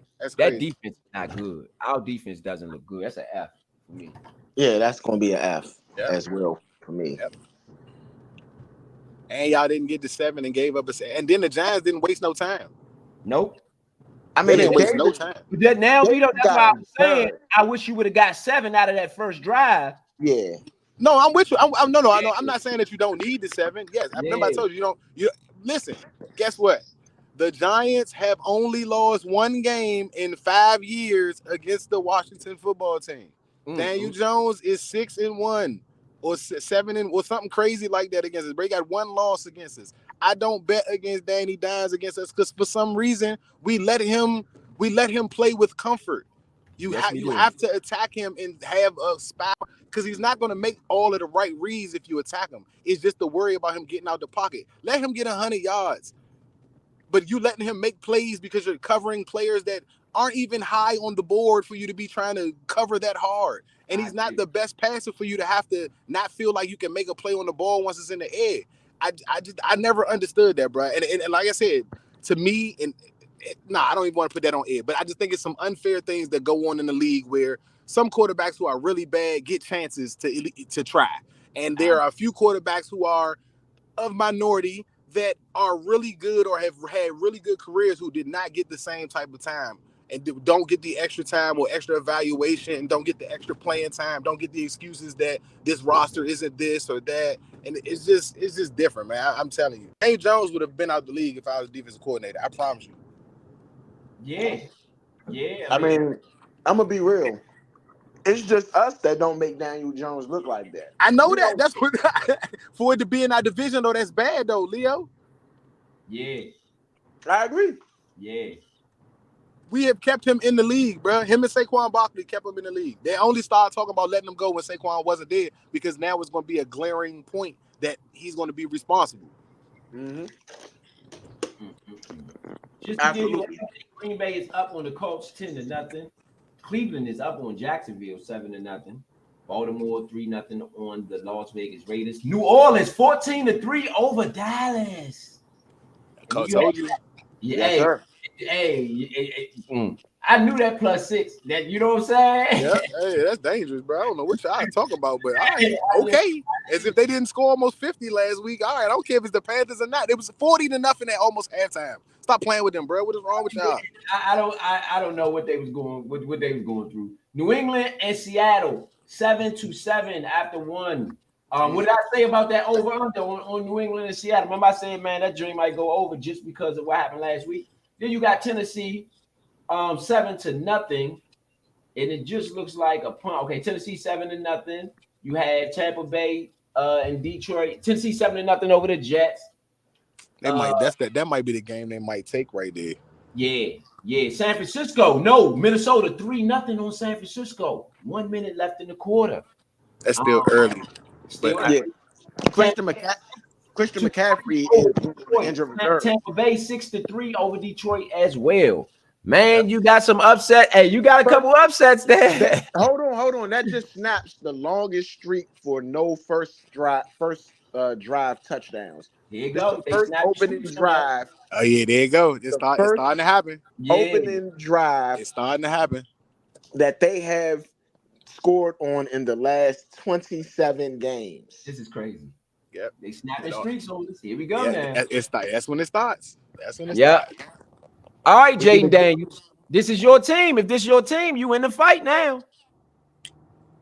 I'm about to say, yeah, you wanted the rookie of the year battle with Neighbors. His play led to a touchdown. Yeah. They Neighbors is on the sidelines though, so he look all right. It looks like he'll be okay. Yeah, he'll be fine. He just got whacked a little bit. He'll be all right. He'll be all right. All right, Jaden Daniels, you got this is 1st and 10 from the 30-yard line. He's in shotgun, hands it off up the middle, looking like for Robinson. Robinson gets 2 on the play. Hit the edge or something. But I still like the run though. I still run. I feel like you probably could have started that drive over Eckler so that they wouldn't have known if he was going to throw it or run it. Or run it, right. Just throw them all. And Eckler got 1 carry. He just had 13 yards. Like thunder and lightning thing, man. Come on. Brian Robinson was on the injury report this week for a knee injury. And back to pass, Jaden Daniels swings it out. It looks like he got it to Eckler. Eckler gets about 4 in the play. So you're going to have a 3rd and short. That's okay. Good positioning. Yeah, I'm surprised that Brian Robinson is even getting the carries he's getting because he was on the injury report earlier. He did 3rd and 4. My man got shot in the knee and still played the whole season, bro. He all right. Yeah. 3rd and 4 for Washington. Right, but I'm just saying, if he's dinged up, you would think that you would lean on your other back a little bit in that situation. Robinson a dog. That's the Alabama culture for you, man. They dogs down there, bro. Jaden Daniels changing the play at the line on this very important 3rd and 4. That's going to be end of the quarter. They just want to I don't disagree with you on him being a dog. You know, I'm just saying that me personally, you know, if I got 2 backs that I think could do a lot of the same things, you know, I think Brian Robinson could do a lot of what Austin Eckler could do and vice versa. I would probably lean a little bit on Eckler to keep Robinson fresh. Not necessarily that he can't rock, but you know, it's a certain game we could use a different play sheet if that makes any sense. Absolutely. So that'd be the end of the third. End of the first, man. Washington down 6-3. So I guess did they miss the field goal? How did they get 6? I missed that. They don't got a field goal kicker, remember? Graham Gano got hurt, so they went for 2 and didn't get it. Mm-hmm. Oh, okay. So yeah, you got that's a little bit of an advantage for Washington. That's a big advantage. I'm gonna be real. If you can, let's say they cannot kick an extra point for the rest of the game, okay? Even when they score, it's no longer we got to score a touchdown. We got to score 2 field goals. Yeah, that's true. But they could go for it for 2 and stack up on you too. The way this defense playing, I don't have a lot of confidence in them. They'll have to go for 2 and stack up that way. This defense is not playing well, man. This defense is not playing well. And honestly, I'm going to blame Dan Quinn. If this defense ends up being just as bad as it was last year, I am going to blame Dan Quinn because you brought Joe Witt over here and you could have searched. You didn't even interview people. You literally went with Witt. Okay, Witt, you're coming with me. You didn't even interview people. You didn't interview anybody for a defensive coordinator position. That's my only thing. I get it. That's your man. But this is a new job. This is a new place. So I think you should have interviewed some people. And I ain't saying Witt's going to be bad or nothing. I just think that you should have seen what was out there before you just up and chose somebody. I would say that if he wanted his defense ran, he probably would take the person that was his second in command. And if Joe Witt Jr. was his second in command, I would assume that that's who he would take, regardless of interview process or not. So would you take Joe Witt over Bill Belichick as a coordinator? Let's just say. Bill Belichick was not about to beat Dan I ain't Quinn. saying that he was. That's why I say hypothetically speaking. Would you have taken Joe Witt over Bill Belichick? No. No, That's but that's what I'm not. saying. So you It's don't not know what was available. out there. It's not available, bro. That wasn't available. That's not I an know option. it ain't available. I'm just It's that's not. why I No, I'm said saying it whatever it wasn't. was, you could have It interviewed. wasn't an Somebody option. could have interviewed really well. You might wanted to choose them. Nah, that wasn't an option though. That's what I'm saying. But Belichick's not working for nobody. That's why he don't No, got he's a not. job. No, That's he's why he don't not. got a job. You know what I'm saying? So Yeah. that wasn't gonna happen. That's why I tell Leo with the Saban and Belichick, like who works for who in that situation. Right. Like Joe, this is the very important third down for Washington. Daniels back to pass. He is going deep. He has it. It is intercepted. He took the ball. God. Oh, caught. Who was that? Zach Ertz snatched the ball. I mean, it should have been picked off. But Zach Ertz snatched the ball on the 50-50 ball. Zach Ertz pulls it in. Great play good job, by Zach Ertz. Good job, Zachy. Yeah, I mean, that should have been picked. When you look at the play, it was what it was, bro. When you look at the play, I'm gonna be real. When you look at the play, Zach Ertz took it, just snatched it out of Jaden Daniels on hurry up offense. He hit Zach Ertz again out of bounds. That's what I'm talking about. I think I bet with Zach Ertz today too. For I don't know if I did because I know he was on my board, but I kept taking him off. Let me double check. I mean, so what do you guys think about this drive right here? Do you like the risk? I think Jaden Daniels is showing some leadership, and that's the best thing I like about this drive. I think I don't think in 2 games he's been the problem. No, I'm gonna be real. I don't blame Zach Ertz. I mean, I don't blame Jaden Daniels for that pass. Zach Ertz, you got to move towards the ball. I get that. That's no, but he floated it. He floated it. He put too much air under that. For me, he floated it. Yes, I did have Zach Ertz over 2.5 receptions. Oh yeah, you already beat that. I think I cashed on that already. And I got Austin Eckler for over 18.5 rushing yards. I want to see McLaurin. I want to see McLaurin involved, man. I just want to see McLaurin involved. How do you get a rookie the ball before getting McLaurin the ball? Shit. Exactly. He got a 28-yard catch. McLaurin has a negative 2-yard catch. Yeah. That's agreed.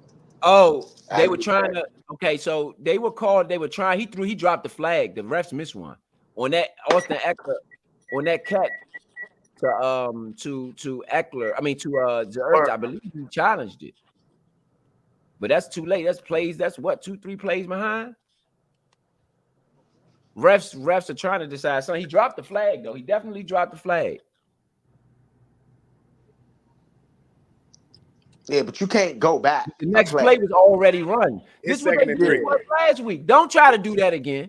It's 2nd and 3. We've watched Aaron Rodgers and Alex Smith run up to that line too many times for us to be going back and looking at plays.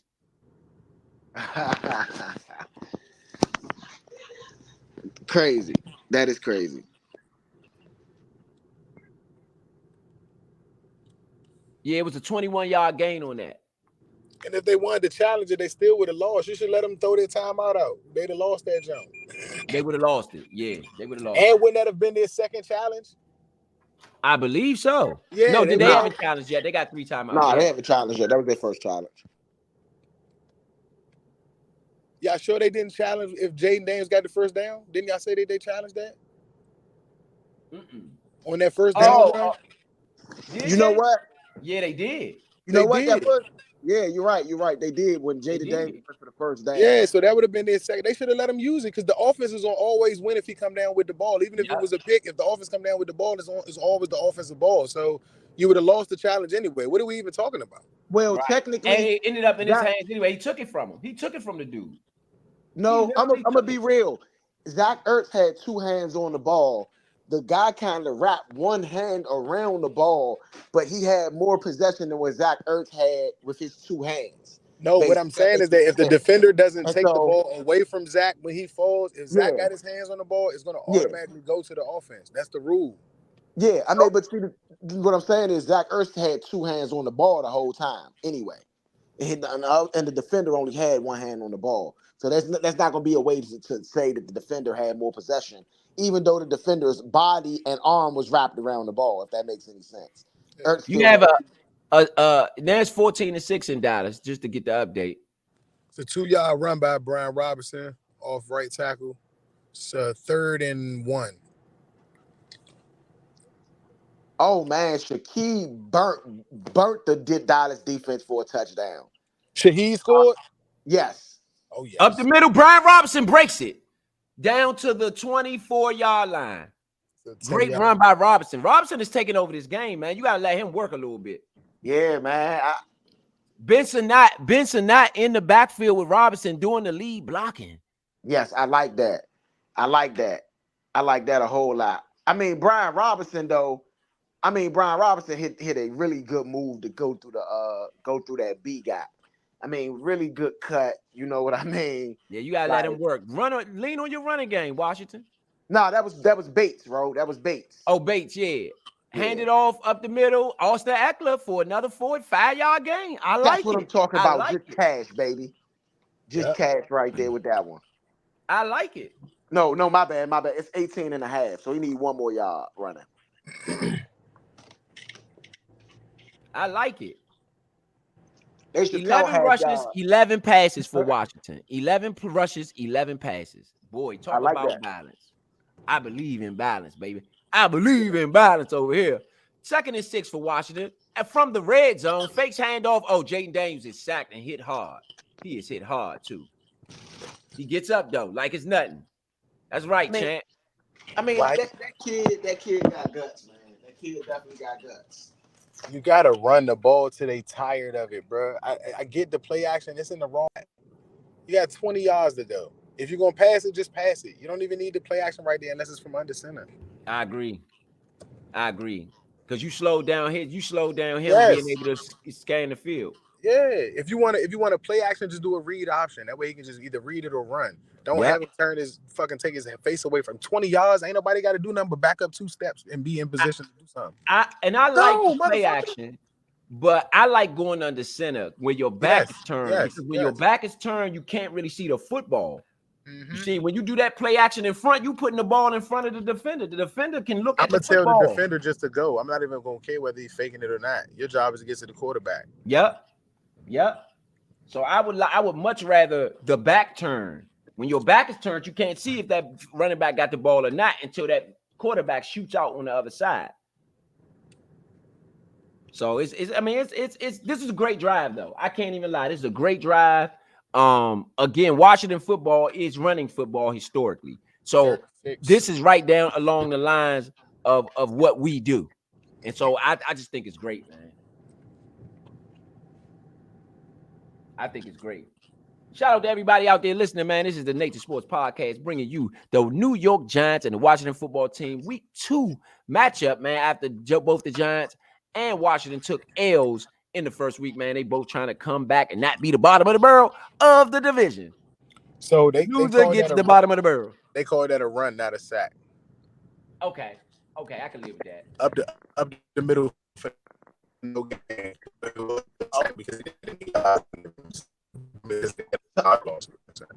Like we say in boxing, somebody's old gotta go, and usually that means that somebody's perfect winning record gotta go. But right now, somebody's going to win finally, basically in this situation. Somebody's old gotta go, unless it's a tie, which we don't want to see, and we have seen with the New York Giants before. No, absolutely. I totally agree with that. I totally agree with that. Shout out to everybody out there listening, man. McFadden was the player injured on the play. Linebacker, number 41 from the New York Giants. College went to Indiana. Washington, 23 plays in that first so far. 114 yards. They have dominated time of the possession. 13:47 in ball control. Man, the Giants have only had the ball for 57 plays and for 4 minutes. 13 minutes to 4 minutes, man. Washington definitely dominating on the time of possession, which would pay off in the second half. 3rd and 6 for Washington. Jaden Daniels is shotgun back to pass. He looks, he's getting blitzed. He is sacked. Oh, no, he got out of the sack. No, they got him. Oh, he's still up. He tried to swing out of it. But they did ultimately get him down. Giants celebrate their sack on third down. We'll have a field goal. Now we get to see again what the field goal kicker is doing. I think that was Austin Eckler. Who was blocking back there? Eckler was blocking back there, but it just don't look like they had enough blockers. That's a scheme problem, in my opinion. Oh, no, he had him. Jaden Daniels missed Noah Brown. Noah Brown hit him with a double move. Whoa, Noah Brown was wide open on the double move, man. Wide open, wide open, wide open. The kick is up. It is good. Great kick. Jaden Daniels didn't have enough time. Right down the middle. We got a 6-6 tie ball game. Man. Jaden Daniels ain't have enough time. If he had enough time, that's a touchdown.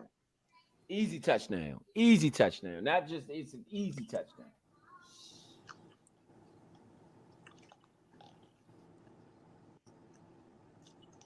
It is a easy touchdown. So, what y'all got on that drive? What we got for that drive? I'm going B again. I'm gonna go B plus again. A lot of time possession, you didn't finish a drive. I equate that to the first drive, if you ask me. Yep, same thing. I'm gonna go B. And you gave up sacks again. Sacks at crucial times. Yeah, that's why I'm giving it a B, because I felt like the first drive, at least you controlled the clock, you managed, and literally 1 yard away and a penalty away from being a little bit better, maybe even having a touchdown. You got sacks out of this. You had running plays that took you right into the red zone. They got you even further in the red zone. You took sacks on 2 passing plays when you didn't run the ball again in the red zone.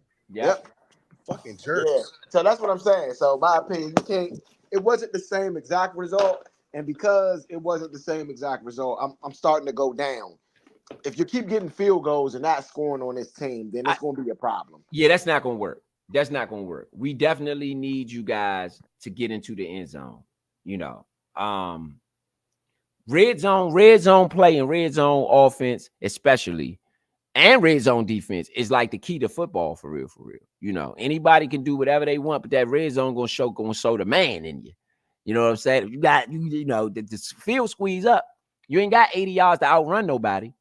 You had to bully them down there. So I just need some bully ball. Y'all running the ball real good till you get to that red zone. Now all of a sudden you doing all this fancy schmancy weirdo stuff. It ain't working. Stick to what got you down there.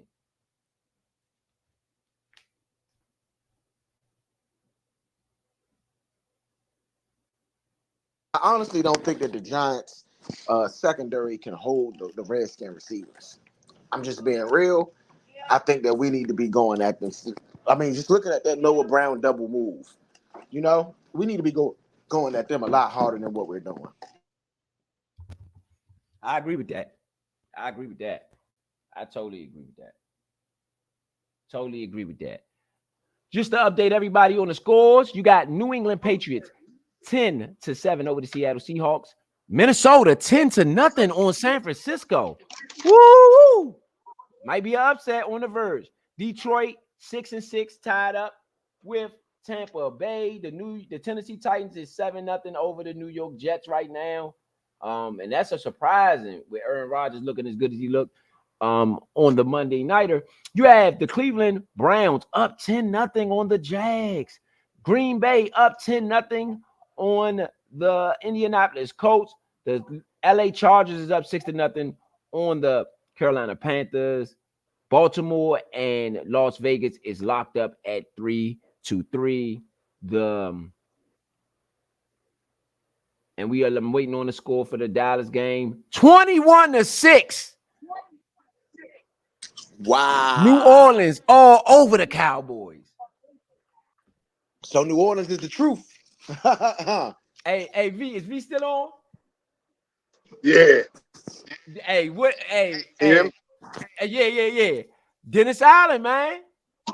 Dennis Allen. This happened every year, though. It does. Daniel Jones understanding goes to Malik Neighbors. Malik Neighbors catches the ball. He gets about 6, and he's out of bounds. Boy, Malik Neighbors and them drag routes. They going to have to put a man on that other side to bait Daniel Jones in. That's an easy interception if they put a man on that other side to bait him in, because they are dragging Malik Neighbors in both ways. But I like it because they scheming him open clearly, and we need to take a page out of that book and scheme Terry McLaurin open as well. I don't care if y'all put Terry McLaurin in a backfield to get him the ball. Do what you got to do. Daniel Jones under center on a 2nd and 3. He hands it off up the middle to Singletary. Singletary makes a man miss. He makes a second man miss. He's out to the 50, the 40. We are in Redskin territory already. 2 plays. I hate Dan Quinn's run defense. Bruh. Hating it, bro. Hating it.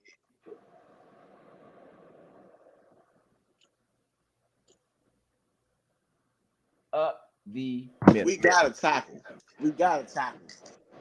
Yeah, that was Quan Martin on the missed tackle.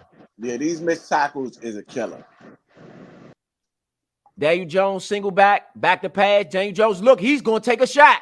Malik Neighbors, a little bit overthrown. But he's beating Davis. Davis, that's a mismatch, man. Y'all got to get Davis off the field. Jeremy Chin took a really bad angle. Jeremy Chin.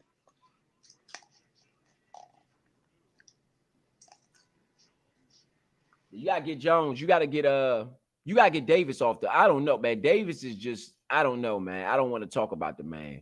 I mean, that wasn't bad defense in my opinion from Davis. It wasn't good defense either. I just think he was a little bit out of position. Nah, I feel like he did all right. Hands it off up the middle. It is a run. It is a tackle. Easy tackle for a 2-yard gain. I think for Singletary on the run. Davis on the tackle.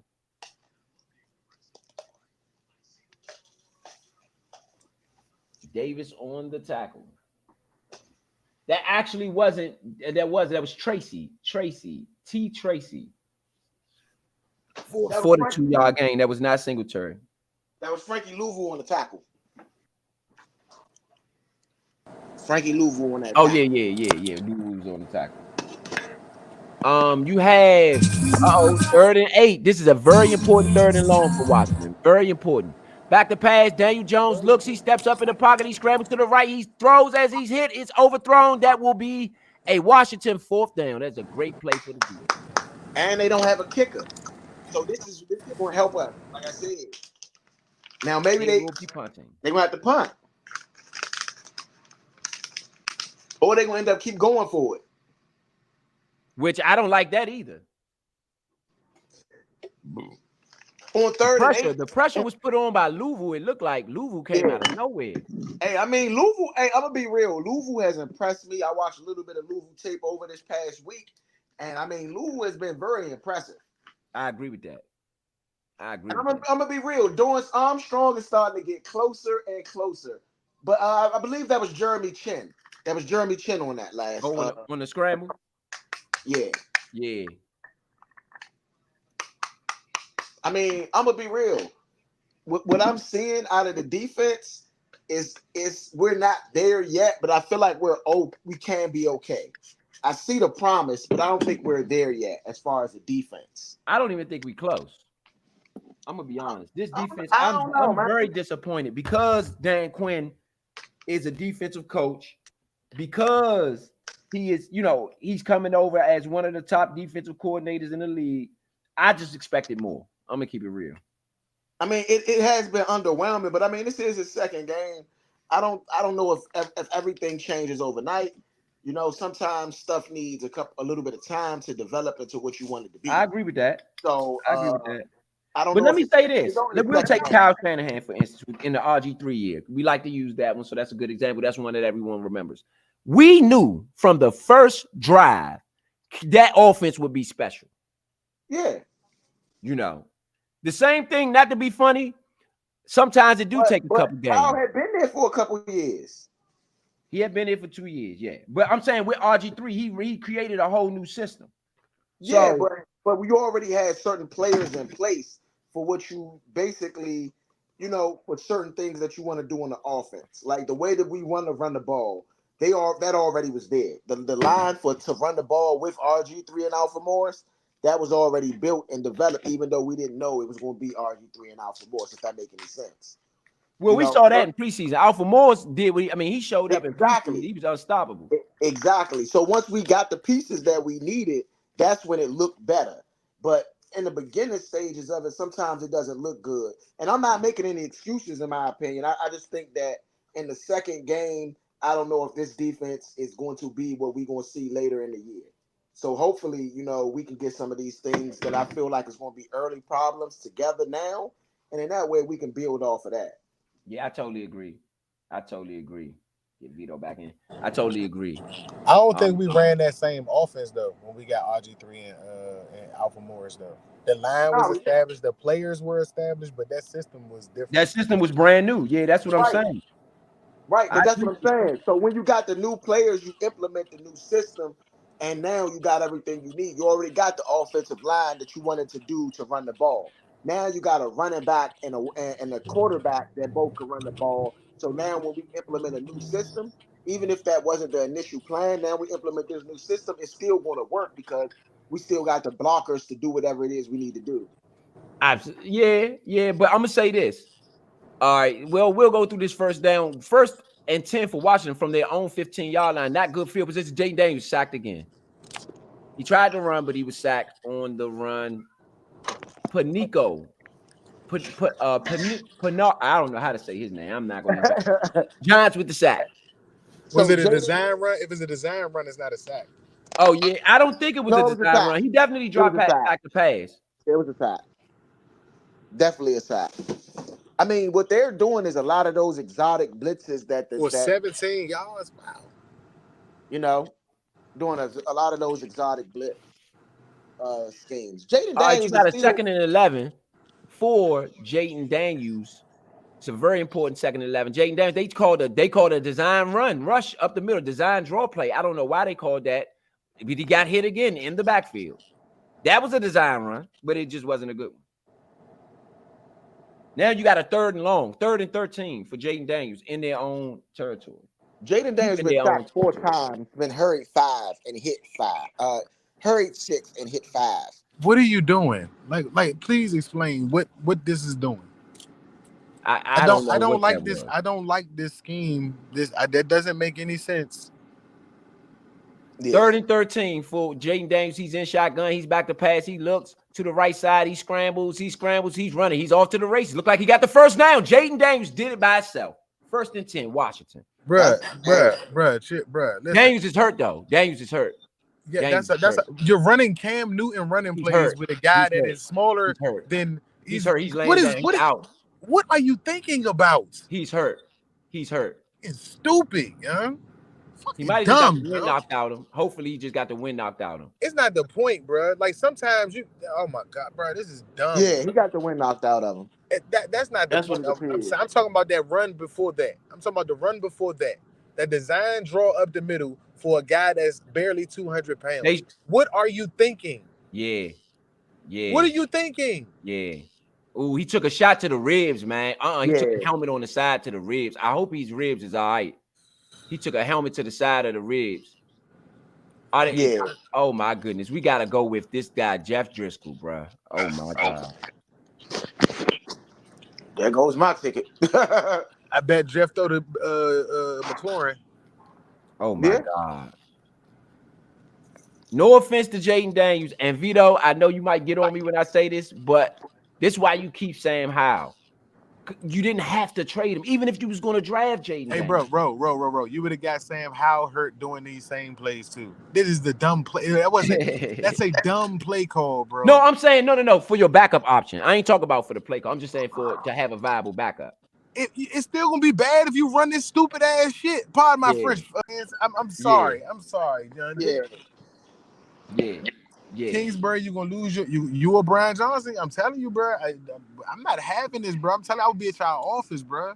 Nobody want to keep watching stupidity, bro. Yeah, that's just dumb, bro. Hand it off to Eckler up the middle. He gets about 6 on the play. Why are you not running the ball? I'm not gonna keep saying it, bro. Like the whole stadium probably telling y'all that. Yeah, Jaden Daniels coming back in the game. They are. Those are the ones that's supposed to get hit. Eckler and Brian Robinson can get hit. That's what they take hundreds of carries for a season. Don't be stupid.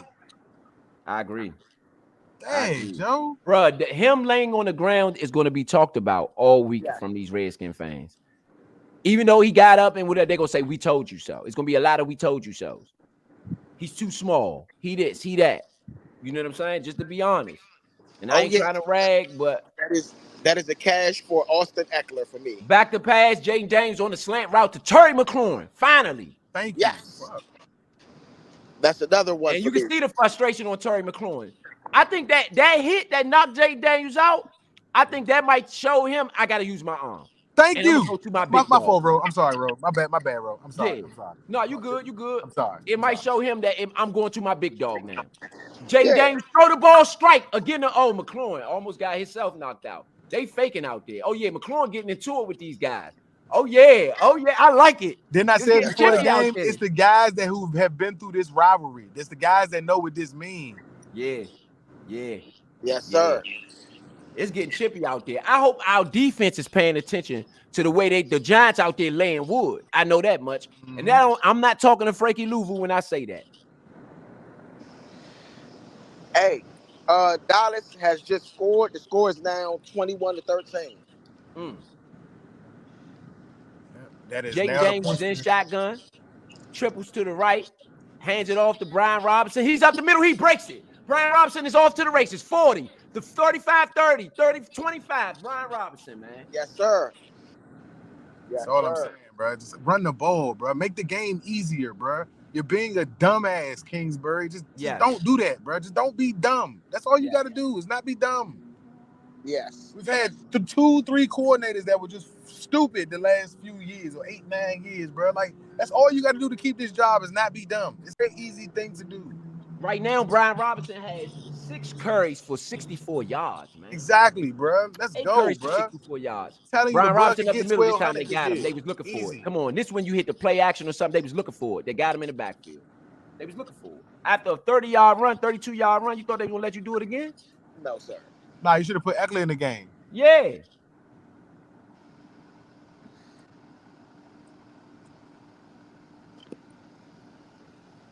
That's all right. We're not going to let you do that again. I'm not stopping, bro. You trying to make me pause for a car wash, bro? This is Washington is driving the ball. They are moving 8 plays, 52 yards, 421 on this drive so far. 2-1. You got to delay a game. Oh no, they didn't. He got it off. Jaden Daniels back to pass, throws it. It is a short pass. He was looking for McLaurin, but the accuracy was off. It's a 3rd and 13. God damn it.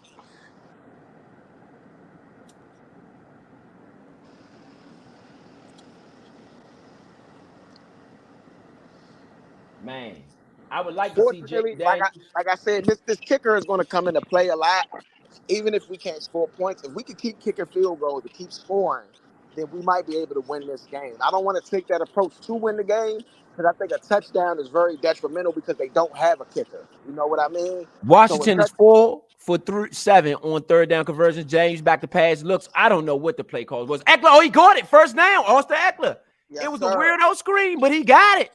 First down, Austin Eckler. Jaden Daniels is right now 11 for 13 for 87 yards so far. He's only had 2 incompletions out of 13, 2 incompletions out of 13 passes. Man, that was a great screen pass. That was a great call by Cliff Kingsbury. Great call. Great call. Great call, man. Great call. I love it. That was a great call, man. I'm not lying. One of the better play calls I've seen in a while. Put it like that. Yeah, one more catch for Eckler and one more catch. Oh, false start. Now it's a false start, Washington. Come on, y'all. And these inside the red zone penalties, they got to cut that out. Yeah. Who was it? Sam Carter? No, Allegretti. Allegretti with the penalty. No, Cosme. That was Cosme. That was Sam Cosme. Sam Cosme with the false start. We are 0 for 2 in the red zone today. Yeah, we had red zone problems last game too, so. Yeah. 1st and 15. Penalties. Daniels back to pass, looks over. He has a man, scrambles. He scrambles. Daniels out to the run. He's out to the races at the 10. He is out of bounds at the 10-yard line. Is it a flag on the play? No flags. No flags. 2nd down and 5. for Jaden Daniels.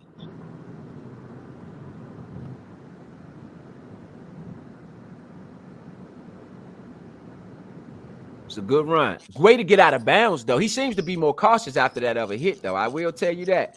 He seems to be more Good cautious. And pickup hey, on the sometimes you return. got to get the. That's a good pickup Sometimes right you there. got to get. Really You good got to burn pickup. your hand on that iron to know that it's We hot, got baby. a second down.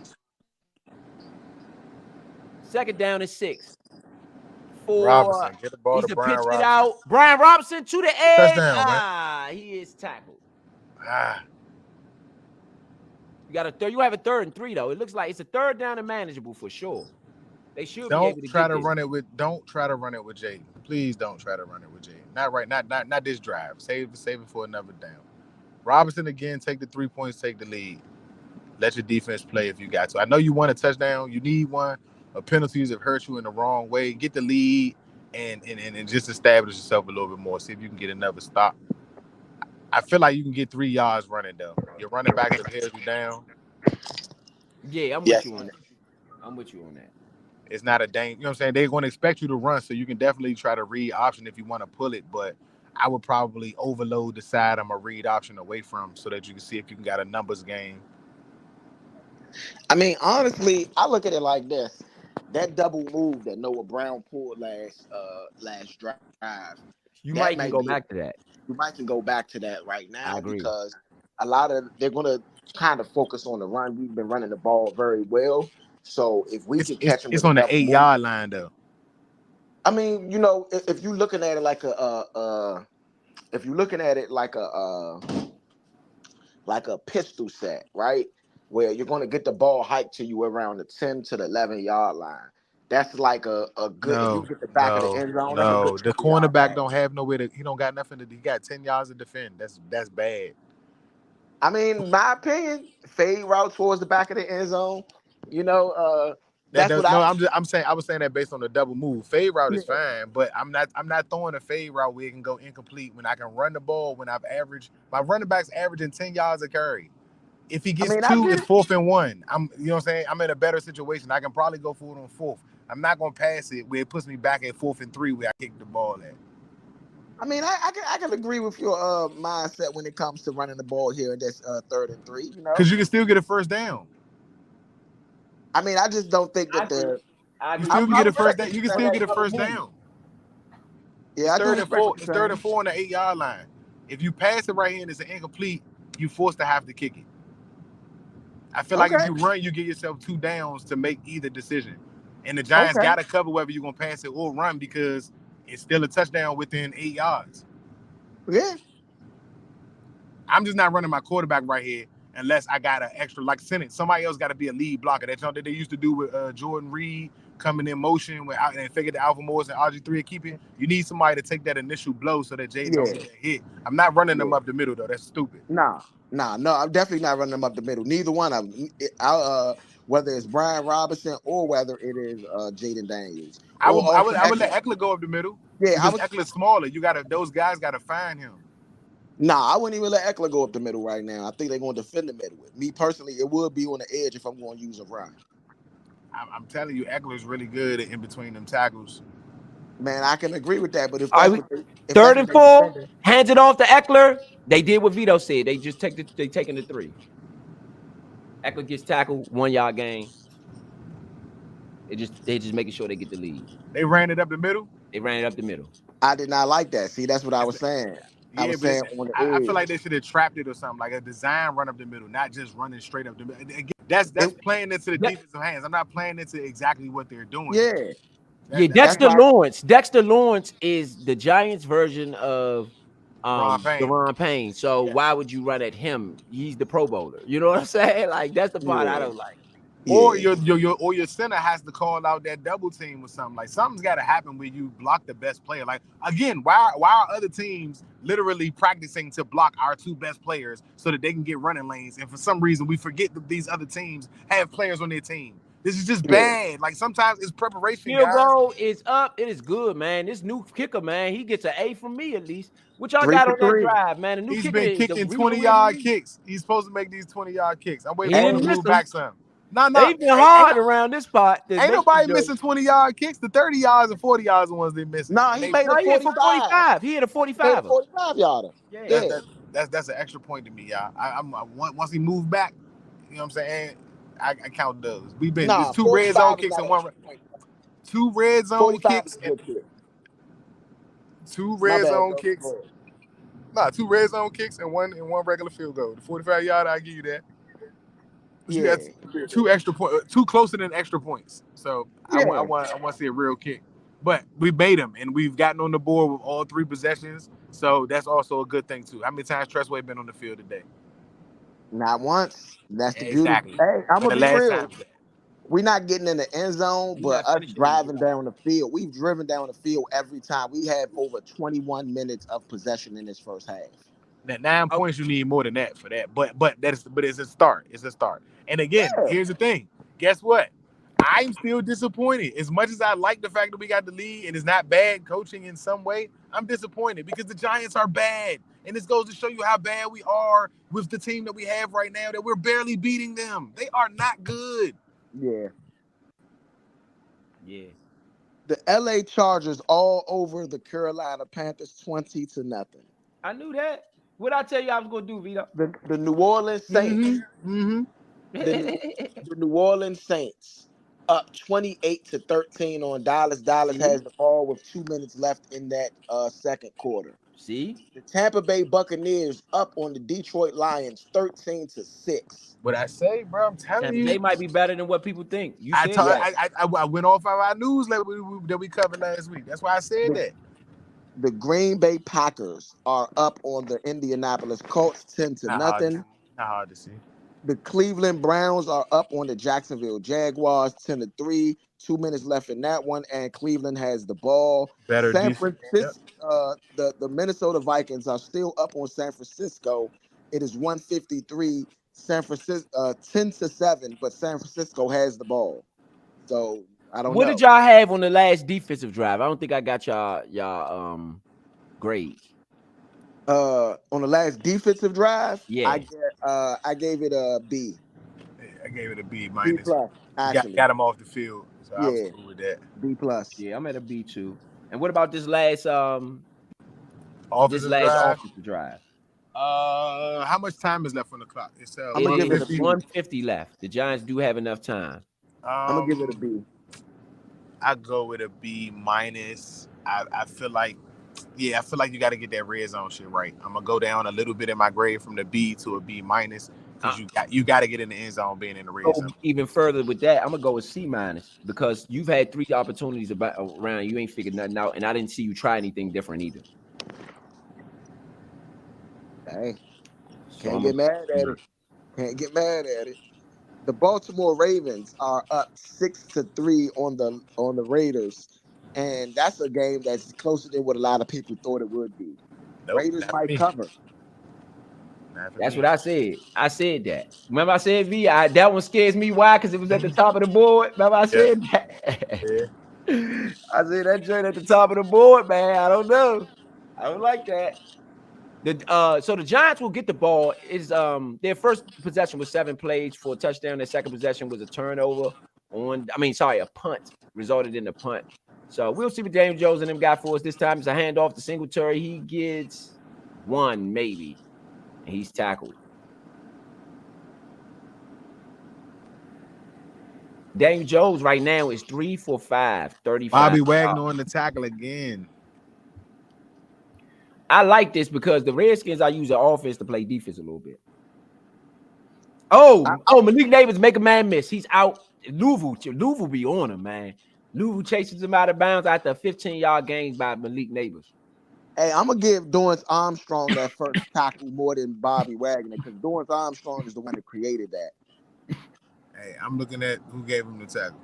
I know.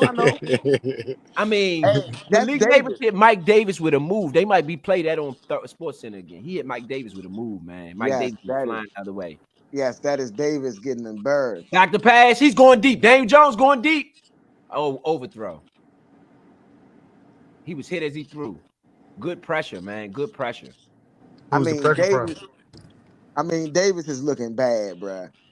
I'm gonna be real. I told y'all that when we got them, though. I said all of those guys that we picked up that were taller and got that length, they all run sub 4.6s. Like nobody's fast. And that bothers me because there's too much speed at wideout today. Like even if you ain't got Tyreek Hills and all that, there's still a lot of fast guys. How are you to cover people with slow guys? I don't Daniel understand. Jones is a first down throw. It looks like it's 17. Who's that? I think that's Slay. Slayton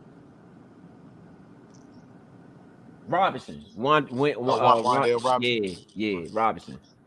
Daniel Malik Jones in Neighbors. hurry up offense.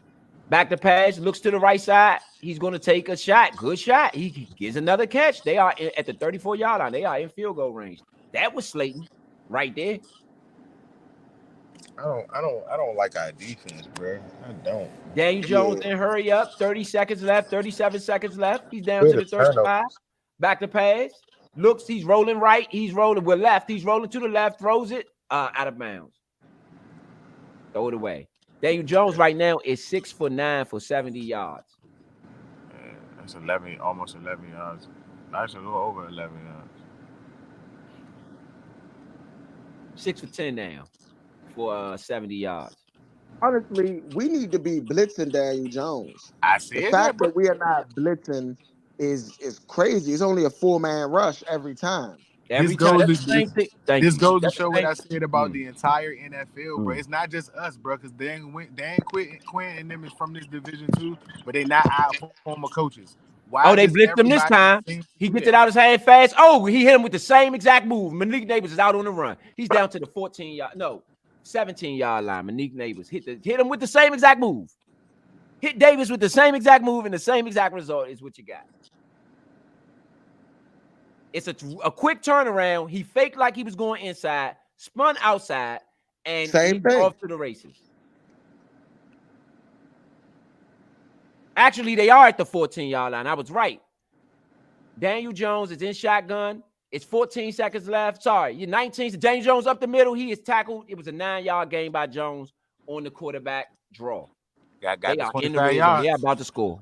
Giants about to score. 17 seconds left. Second timeout. Giants used their second timeout. Defense hasn't created no turns in 2 weeks so far. Yeah. I mean, still the second half to I go, mean, the but fact that Daniel Jones is juking people, come on, man. bro, Baker Mayfield did it last week. It was already shown that it can be done. Like the team hasn't got themselves together yet as far as making the tackles in every situation. Bobby Wagner's doing better this week, but not on the quarterback runs. This is why I picked the way that I did, because I just looked at what teams were. A lot of teams are giving up rushes to the quarterbacks over the last week. You know what I'm saying? But they're not giving up like 100 yards. Everybody didn't do that. The Chiefs and Lamar Jackson special game. Jayden getting 80 yards last week. That was against a cover 2 zone. That's why that was available for that, because they were paying attention to Eckler and Robinson once they started working. But Daniel Jones back to pass on the 2nd and 1. He throws it out of the back of the end zone. the Giants don't have to do that. Like I said, they play with their front 7. Their front 4 is really established. Like even if they're not great, they have always played like that with 4 dominant linemen. The linebackers help out a little bit, so they're not even blitzing enough, and they playing base, but they're throwing in different blitzes because of the fact we got a running quarterback. And again, if we just look at the strategy that the Giants are using against Jayden Daniels is a known runner, but he's a rookie. Daniel Jones has been in the NFL running his whole career, and somehow or another you're not blitzing him regularly, and Jayden Daniels is getting blitzed. It's a very important 3rd and 1 for the Giants. Why is St. 12 seconds left. They're down. Back to pass. Daniel Jones looks over the middle. Touchdown, Giants. Oh, my goodness. Malik Neighbors was wide open. How do you let Malik Neighbors wide open? Wide open. Wide open. And he dances on him. And McLaurin can't get no. I don't like this, bro. I don't like it. It's about to sound really bad in Washington. Giants are up 13-9. Slayton cleared it out for him. I mean, it's just they schemed him open. Slayton cleared it out for him. It did look like right underneath. It did look like a pass interference. It's been 2 weeks in a row they've done that. No, on the offensive side. That's what I'm talking about. That's what they did it last week with the Bucks. They cleared out for Godwin on his touchdown. Yeah, I think that was a. That's 2 weeks in a row. I said I'm one that always say that.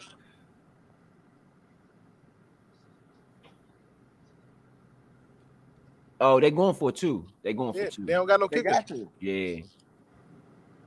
They called. I think they get a penalty. Timeout, Washington. Yep. You let them score this 2-point conversion. What's that? 3 possessions? 2 possessions? I'm going to need Dan Quinn to start to help out with this defense a little bit. I mean, he's been on the sideline. I know you got the headset. He has the headset, so he is communicating with his guys. But I need to see him coaching a little bit more. I don't like his demeanor, especially when his unit is playing so bad. I'm sorry. I get Joe Witt is your coordinator. Like me, I'm a quarterback guy. I don't care who my quarterback coach is. If that quarterback playing bad, guess what I'm going to do? I'm going to be over there in that quarterback face. Hey, man, look, what's up? You all right? You're going to at least see me communicating in some sort of way, and maybe it's an over analysis. I mean, it could be just, I don't know, man. I would like to see more action out of him, interaction with the defense. Daniel Jones is scrambling. He's looking for a man on a 2-point conversion. He got to throw it out. He throws it, intercepted. Who was that? St. Juice. You gonna pick a pass that don't fucking matter. Well, they haven't thrown the St. Juice. They've been going at Mike Davis all game. Mike Davis is bad. Who decided to pick up Mike Davis, bruh? Joe Witt. Who? What did they see out of this guy? Nah, that's Percy Butler, actually. Oh, Percy Butler with the interception? Yeah. Okay. All right. 35, not 25. I'm saying, but Mike Davis, bruh, is so bad. It's so bad. He's gonna get creamed in the, no whatever, in the no foul in the daggone in the media this week, especially the Washington Independent media, who we are proud to represent. That's probably why why my man Forbes set out. Was like, oh no, y'all think I'm bad? Go ahead. I'm gonna let y'all man in there.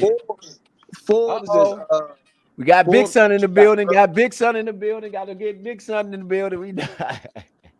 Yeah, Forbes got surgery actually, so he gonna be out for a couple weeks. Got Big Son in the building. That was a 10-play drive, 69 yards, 137 off the clock. It ended with a Malik Neighbors 4-yard touchdown. What y'all got on that drive? Give me some grades from that drive. F minus. For the fact that it took a minute and 20 seconds for them to score. It's the Giants, who were literally revered as the second worst team in the NFL. And they are walking up and down the field on you as if you have the same exact defense from last year. And you know what, Vito? I'm about to tell you something deep. You were right. It is more Giants fans there than Redskins. I am looking in the crowd. It is I see way more blue than red. Most of the red I see is in the seats. Most of the burgundy I see is in the seats. Mm-hmm. And it's not that many people there. It's halftime. They're gonna go get snacks and stuff. Oh, they went to get snacks. You're right. It is halftime. You're right. But I'm gonna peek at that crowd when they get back. You are absolutely right, though. It is halftime. The Giants ain't about to go in that hallway right now with them peoples. They're gonna chill right there and drink their beers and celebrate having the lead. They're not about to go deal with them Redskin fans in that hallway now. You're right. That place is probably a little tense. Because the Giants fans gonna talk shit, but it ain't the time to right now. But no, Redskin fans and they feelings for real now. I know that's why the Giants fans not gonna be in there talking shit to them right now. Yeah. Daniel Jones, 8 for 13, 95 yards, 1 touchdown, 21 rushing yards. Jaden Daniels, 11 for 13, 87 yards, and 30 rushing yards. No touchdowns, no interceptions for Jaden Daniels. I don't believe your quarterback is playing that bad. I can't blame him for what's happening. The offensive line is playing like shit. But I'm also going to say that I blame Kingsbury for the offensive line right now because you're calling some really bad plays. I think your timing of the plays is bad. I don't think the play is bad per se, but the timing of it is bad, bro. You're calling them at the wrong times. You're averaging almost 10, 11 yards a rush, and you're trying to find play actions out of the shotgun. If it hasn't worked once and it hasn't worked twice, stop doing it. You're not giving yourself an advantage by doing that. You know what I'm saying? Just run the play without the play action. If Jaden's got to run or got a lane to run, he's going to be able to do it. Don't even fake it. If you're going to hand the ball off, hand it off. If not, then run the play. You don't confuse it or don't. Again, I said this the first week. Stop getting fancy. Keep it stupid simple. It's simple to just do that. Trying to get fancy and all that. Wait till you get good at what you're doing first before you start doing all of that. We got Big Son in the building, man. What's your thoughts so far, Big Son? We've been talking, man. What you got, Big Son? Man, first and foremost, thank you guys for tuning in. First home game of the season. Here on the Nation Sports podcast with the men. So my thoughts and my sentiments are this is truly a travesty. And I'm gonna tell you why. If this team can get up and down the field 3 drives and score field goals, what's wrong with it being a touchdown? CD Lamb, What is the 65 yards. problem? Like Cliff, bro, Oh man. I'm tired of your fool's gold. Turn it in and do something better. Because like Vito said, why are you had almost 10 yards? Why are you even worried about a play action? Forget the play action. Keep calling the run. You're getting 10 yards of play. Let's not go against the grain here. Let's not act like we didn't just put up with a 4-13 regime last year. And y'all kind of looking back a little bit worse than they are. Y'all can move the ball, but you can't score a touchdown. Like I'm starting to, me and Ro have had some conversation. I'm starting to believe these conversations me and Ro have had. I'm serious. Because at this point in preseason, we did not look this bad. I'm trying to understand. You're getting ready for the season. You look better getting ready than now the season start. You don't look like you're like I'm my words are confused because I'm confused. I can't even find the right word to say, to put them together about this situation because it's just utterly disgusting. It's a travesty to look at. And if you were my uncle or my friend or whoever, I'd be cursing you out right now. Like, bro, I know you ain't take that job to salvage them people's like, nah. You don't got no friends around you telling you like, bro, what you're doing is morally wrong. Like, I don't understand. Like, who are you guys friends? Who y'all grew up with? Because these guys right here would never let me do that. They would call me up, yo, Big Son, you tripping. Yeah. You know what I'm saying? They would never let me show myself to be a fool like that. Ooh, I love the Saints. I'm sorry, I got to pause. My pastor and all the Cowboy fans was going on me at church. Even the Saints fans like, oh, we not going to beat. I said, oh, no, y'all going to beat them. I'm praying for you. Y'all going to beat them. And look at them, getting their head beat in. Praise the Lord. J.K. Dobbins, 43-yard touchdown. He's with the Chargers. Woo. Oh, yes, my sir. God. Yes, sir. Uh-oh, look like old Jordan Love that found him a new target. 13-3 Browns over the Jaguars at halftime. Raiders are 6-6, tied up with the Baltimore Ravens. The Green Bay Packers 10-0 over the Indianapolis Colts. The Chargers 20-0 over Carolina. That we just heard the J.K. Dobbins touchdown. New Orleans Saints all over the Cowboys. 35. All over. 13, All over. 35 in the first half. All over them guys. Baltimore and the Las Vegas 6-6 and us Washington 12-9. The Tennessee Titans are over the Jets right now 10-7. Seattle Seahawks leading the New England Patriots 13-17. And oh my goodness. The Vikings up by 6 on the San Francisco 49ers. Hey, Ro. 7. The Detroit Lions are down. At home, no, on the road. Is they on the road? I think they are. You better watch out because they are on the road to Tampa Bay. Detroit Lions. Man. Hey, Ro. Yeah. Hey, Ro. What you think about that pass JJ McCarthy just threw? What you think about that pass, man? I got to hear your thoughts. JJ McCarthy is not in there for the Minnesota Vikings. For the Vikings. Who is that? No, that is Sam Darnold. And actually, what I said about Sam Darnold. Oh my goodness, Sam look good. I ain't gonna hold you. That look good, Sam. Yeah, I looked at after that. I looked at some Sam Darnold tape from last week.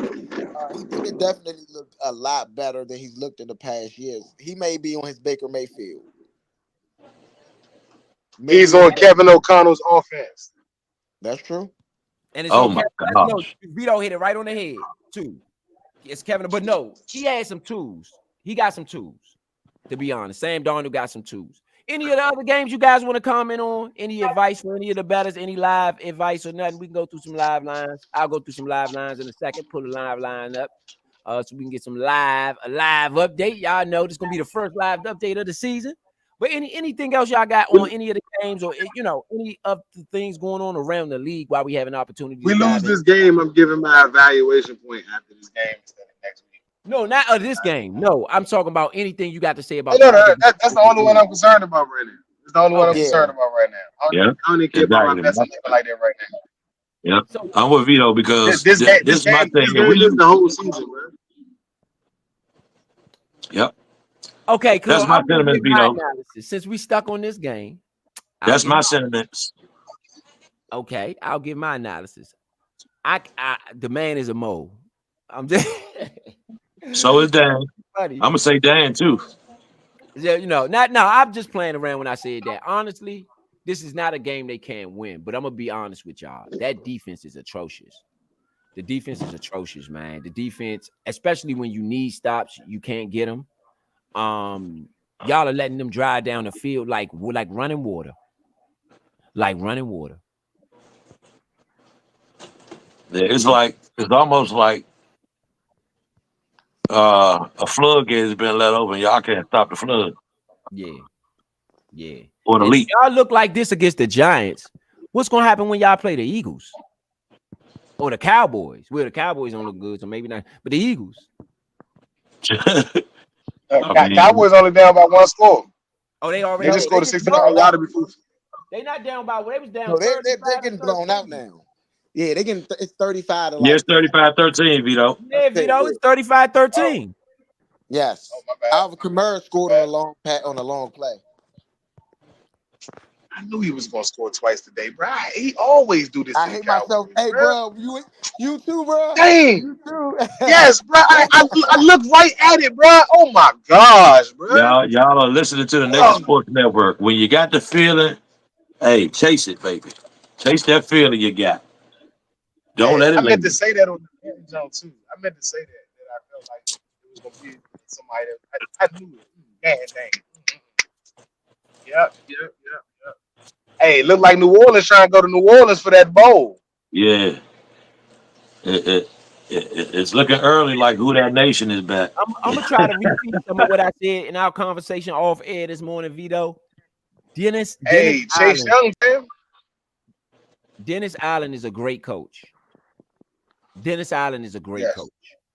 Period. He is underrated. But I started to notice Dennis Allen when the Tampa Bay Buccaneers came to their division and added Tom Brady. And guess what? And won the Super Bowl. But in that Super Bowl season, the Saints swept the Bucs. Swept them.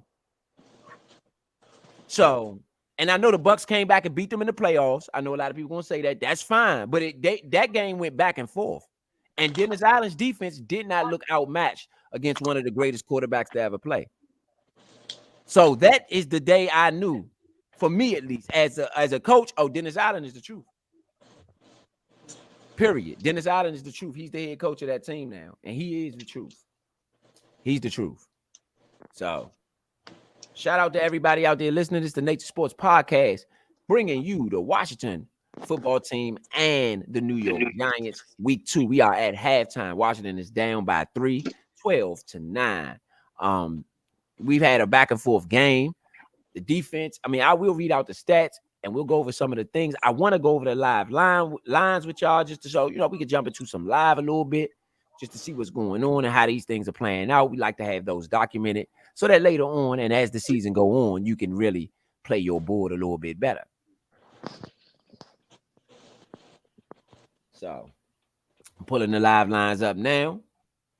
What about y'all bets? How y'all bets doing today? Let's ask the fellas that. How the bets doing today? Is anybody looking good? Well, I got a couple bets that's already cashed and stuff like that. A couple bets that looks close. So just seeing what I can see. What you got, Vito? What you looking like on the betting board? I'm on a hole right now. I got a couple plays right. I got the Rashid Shaheed right. Quentin Johnson with the Chargers anytime touchdown. They have 20-0. They would love for Gus Edwards to get in there. I need the Lions to act like they want to score some points today, and the Jaguars. Geez, I mean, anytime today would be nice if y'all can get on the board. Those are the only two I'm waiting on. Crazy enough, I got Ayuk with an anytime touchdown, and the 49ers just happened to get on the board, but not by him. So we'll see what happens. Yes, indeed. So let's go through these live lines right now. The Indianapolis Colts and the Green Bay Packers are in the third quarter. It is 8:18 left in the third quarter. The score is 13-0 Packers. The line right now is 20. No, the over-under is 29.5 currently, and the line is 10. So even though the Packers are up by 13, the line is 10. What do you guys do with that? I'm going with the Packers. I don't Anthony Rich unless they take Anthony Richardson out. I don't know if that changes much. He only has one.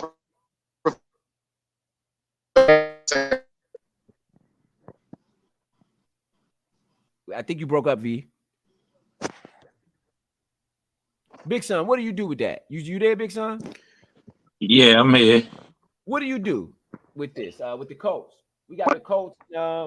You got the Colts 13-0 over the Packers. 8:18 left in the third. It's a 10-point spread. Everybody knows I do like the Packers. 13, Not because my team is the Skins, but not because I like the Packers and like what they do. But that right there, I would probably go with the Packers more than likely to cover the 10. Yeah. Okay. Yeah. The way the Packers have come out, the way Jordan Love is continued his serving as a good. He's hurt. Yeah, Malik Willis, he got hurt at the end of the last game. Malik Willis has played the game today. Oh, he started. Wow. Yeah. Malik Willis, it's not that he started. Malik Willis is playing because Jordan Love hurt his ankle last week. They was trying to see if he was going to play this week, but they called, he was like confirmed out on, I think, Thursday or Friday. All right. So we got the game back. We got the game, the Redskins game back. Y'all want to say anything about halftime? Let's go into Washington, what y'all felt at halftime. We got to get in the end zone. We got to stop the other team from scoring. Defense is trash, and the defensive coach and the head coach need to figure that shit out. Yes, I agree. On the return, you got to return out to the 25. What you got on that, Big Son? Turn out to the 25. I have that. Not only the defense need to turn it up a bit, but in the defense turning it up, let's stay around that football a little more and stop this running game, because it's not going to do nothing but get worse during the season. You're not going to do nothing but face better opponents each week. So you're going to have to get a home on this running game, and they passing up and down the field on y'all too. It's ridiculous. If you get your hands on that man, I should not see Neighbors catch a 5-yard pass and then go up the field for 25, 20 more yards. It's crazy. I shouldn't see that. He's a fast guy. He's a good receiver and all. Cool. But on our end, do your goddamn job. Throw to Darius Slayton. It is a 15-yard gain to Darius Slayton from Daniel Jones. I just said it. I'm tired of y'all not doing y'all job. And if you got Michael Davis over there, you paid him, he better damn sure do his job today. That's my sentiment. Slayton would be on somebody else. That wouldn't be a Slayton coverage. I mean, that wouldn't be a coverage by Davis right there. No, I'm just saying Mike Davis. Since Forbes ain't there. I'm just saying in general, since Forbes is not there, you was paid to do a job, so come to work. I'd have put Quan Martin on him. 5 receptions, 73 yards. Neighbors. Daniel Jones, 13-95. Up the middle. Daniel Jones up the middle. Sorry, not Daniel. Sorry, Devin Singletary up the middle. Man, he's all the way out. They are in Redskin territory already. He's out to the 40, look like 4-yard line. Yeah, no, sorry. He's at the New York Giant 44. No, he's at the Washington 44. No, what? Yeah. Sorry, the Washington 44. They got the New York Giant 44. It's not on no more. Oh, it's a scramble. Daniel Jones is sacked.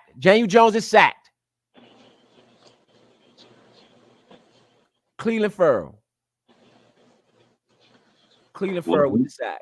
Deron He Payne must is have the heard the one. call Oh, too. it looked like Payne. Payne is the one who wrecked havoc and had Daniel Jones had to scramble. Yeah, it Yeah, was Payne that was Payne. close. It was definitely Payne. It was It was definitely. definitely Payne. Okay. Good work, Payne, because I don't know if that was you got stiff armed by James before the half when he rolled out.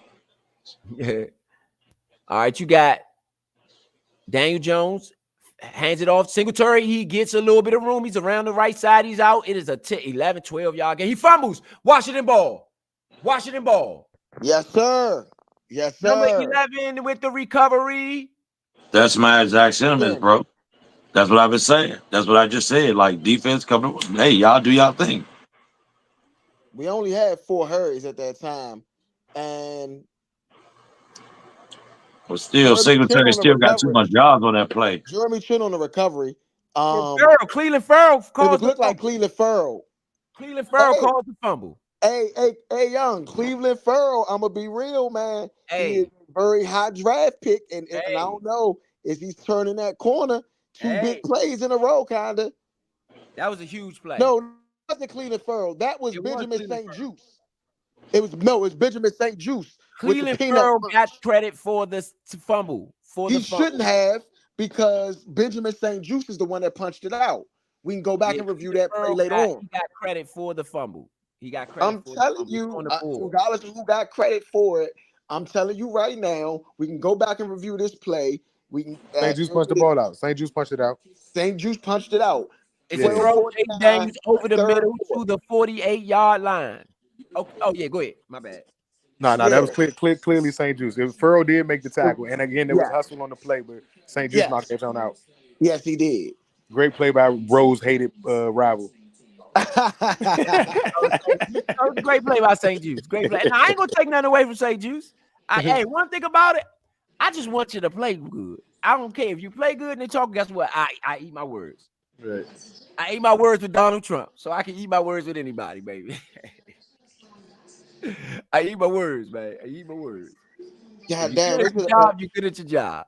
ineligible man downfield on the first and 10 pass that was completed to Terry McLaurin is going to come back, and that was on Nick Allegretti. Handoff Man, up the middle.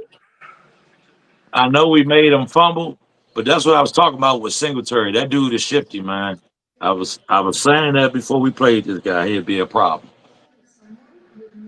Damn, man, I could use that Terry McLaurin catch too. Glad we made him fumble though. 14 on the Man, why play. did they just do the pick like that? Oh, Jesus. Killing Ghana measures. Oh, St. Juice 11 left. learned that punch 11 left.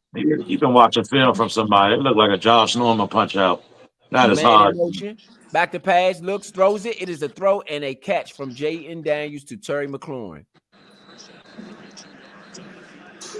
What do y'all think about Jay Dad's performance thus far? He been all right. He got knocked out the game. Did you see? Did you hear that? Yeah, I seen it. Yeah. So I that's seen my it. thing. But the dude, y'all like slammed him. You know what I'm saying? I think he felt. I think he's been It was playing that better helmet. since then, though. Yeah.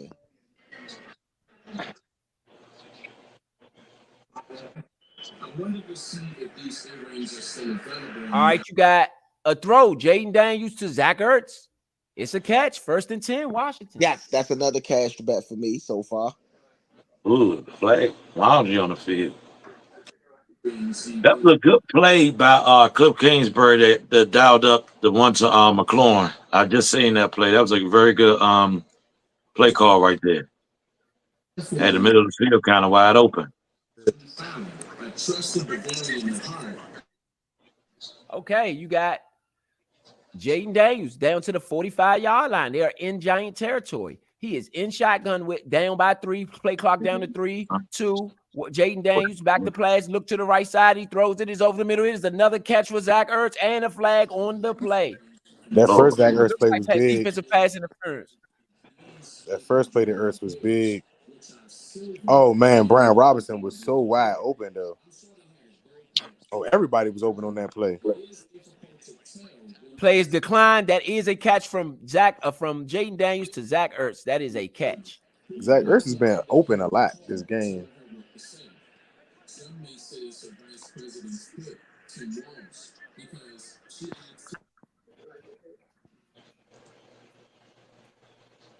9-12. Washington seems to be getting in a little bit of rhythm on offense. Ball at the 29-yard line. That play to Ertz, the last one with the penalty, was a nice little look off.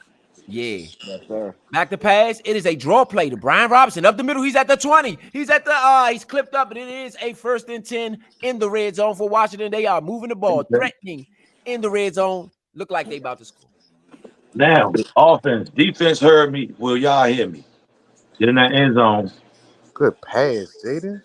Ooh.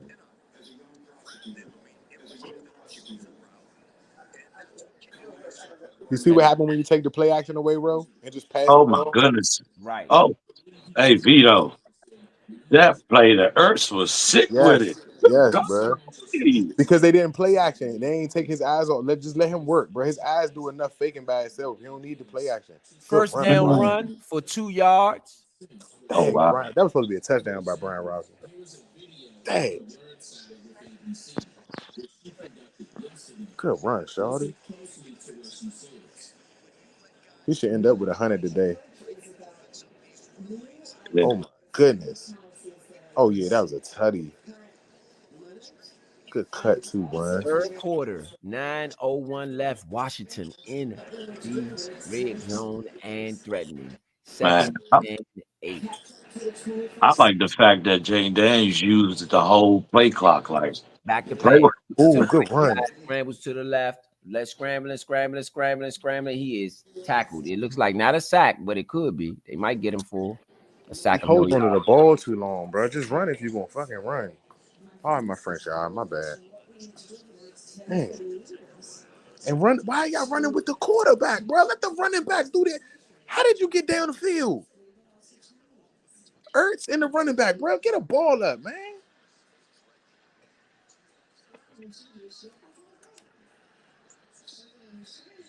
Where's the y'all remember the formation that had the two backs in the backfield, like Okay. right beside each other? Yeah, yeah. 3rd and 7. 3rd and 7 on the play. Jaden Daniels back to pass. Looks to the right. He throws it. It's out. He almost tried to get it to De'Ami Brown. You got to give him a shot to get it, man. That's what Brown is basically saying. You got to Here we give him go. a shot to get it, You about to man. kick another field goal.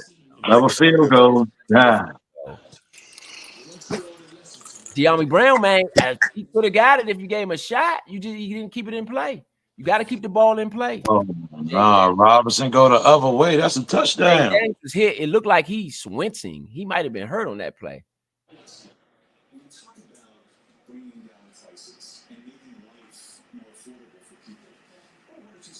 Got a 4th and 7 for Washington. 27-yard attempt to tie the ball game up. That Bruh. play right there, that 1st and 10 right after Robinson got that Right there. first down, that should have been a Jaden Daniels keep. That was touchdown all day long. Touchdown, wide open on that side. Bruh. Throw to the corner of the end zone, Jaden. That's a touchdown today on me. You threw to the wrong spot. That's why you had to lob it like that. Just throw to the corner of the end zone, fool. He would have ran right up under the ball. Thank you. You see what he's saying? He's telling them to. I'm gone. I'm gone, bro. Oh my god. Oh my goodness, bro. Quarterback. De'Ami Brown telling them, bro. Put the ball out, bro. Put the ball out there.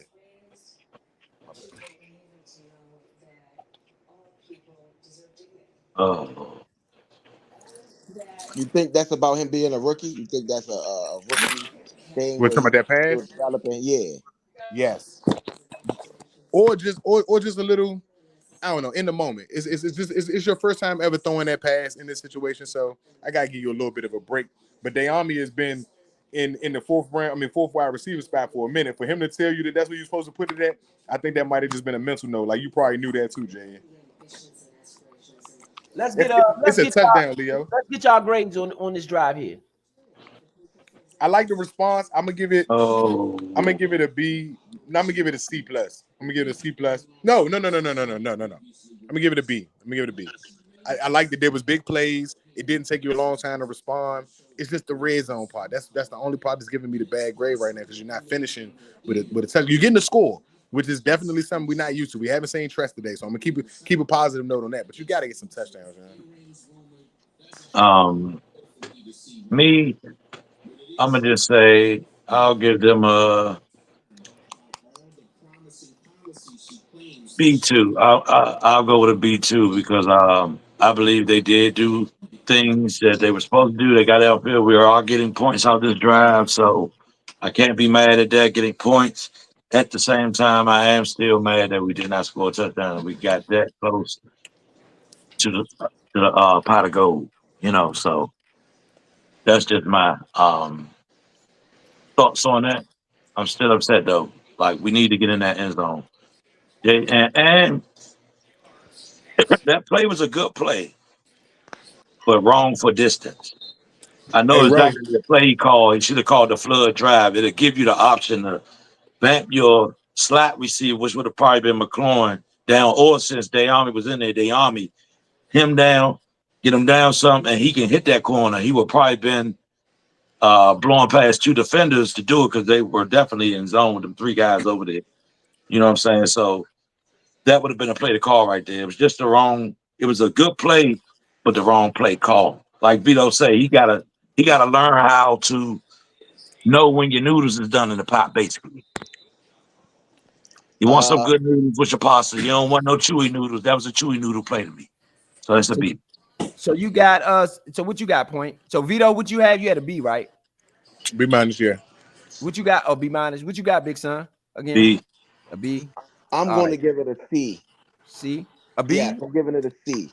C. Okay. Yes, because me personally, I personally don't look at it as uh as good when you can't score on a team that's not that good. And the first drive you had the ball all that time, that's great. But we haven't been in the end zone. The only touchdown we had was called back on an Austin Eckler kick return as the very first play of the game. Yeah. So not necessarily happy with that. So I'm giving them worse and worse grades every time because you should be able to get in the end zone by now. Yeah. This is the first. That was the first down play by Daniel Jones, a throw out of bounds. I'm gonna give it a C plus only because they tied the game up when they needed to tie the game up. So I give you a couple points for that because you tied the game up. You needed to get something there to tie the game up. So I'm gonna give you a couple points from there. You can't sometimes when you can't get a whole bunch of yards and a whole bunch of stuff, you just gotta play the game as the game and try to win the game. You know what I'm saying? And the offense, honestly, is not the reason why we in this position. It's the defense. The offense is doing good. It's a rookie quarterback in his first division game. Ooh, good You gotta state that him not turning the ball over is doing Bobby good. Wagner with the breakup. It was a great play by Bobby Wagner. It's going to have a 3rd and 10 for the New York Giants. Get him off the field. This is where you get your first A at from me. Yes, get him off your field.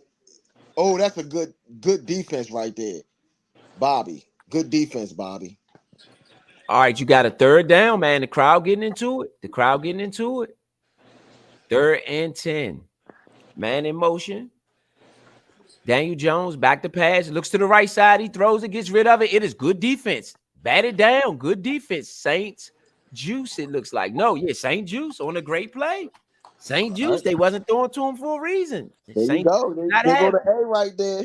They go to A. My first official A from the defense all year.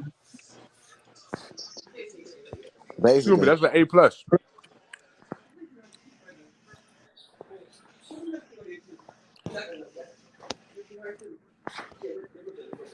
Basically. The A from everybody? That's an A? That's an A plus from Vito. Yeah, A plus for me too as well. Yeah. That's like a turnover. That's a 3 and out. No yards gain. Yes, that's exactly got why. To be a platinum. I just seen something that made me say it's got to be a platinum. Punt, going down to the 10-yard line. You got to return. He's out to the 20. He breaks a tackle. He's out to the 25. Zacchaeus makes another man miss out to the 30-yard line. Good return by Zacchaeus. Great return by Zacchaeus, actually. Daniel Jones now for 15. We got to get in the end zone now, man. Mm-hmm. We get in the end zone and score 8 points. I mean, we get in the end zone. That's like an 8-point swing because they can't really kick a field goal. Yeah, we got to take the lead here. You got like I said. Sometimes touchdown. Doing what hey, Ro. Huh? Hey, Ro. Yeah. I'm going to speak on what I just said. I seen. That make me get him an A platinum. Oh yeah, Wagner. We were just talking about Wagner last night. Like it looked like he lost a step. He's getting it back. Wags is getting it back. No, Leo said some very positive things about Wagner actually in the pregame show. Yeah, Wags is Bobby getting it Wagner had 10 tackles, bro, last week. 10. I can't be mad at him, bro. Y'all still in this game though. Ooh. The Ravens just scored Zay Flowers, Lamar Jackson and Zay Flowers. Hey, Ro, was that St. Jude's who stopped them on a 3rd and 10? Yes. Yeah, that was St. Juice. That was St. Jude's? That was St. Juice. That was St. Juice. Yeah. Okay. Yeah, I don't know. That's positive, man. Yeah, man. Hey, since Forbes ain't been in there today, St. Juice has really stepped up. St. Juice is having a great game today. Yeah. Yeah. I can definitely say that.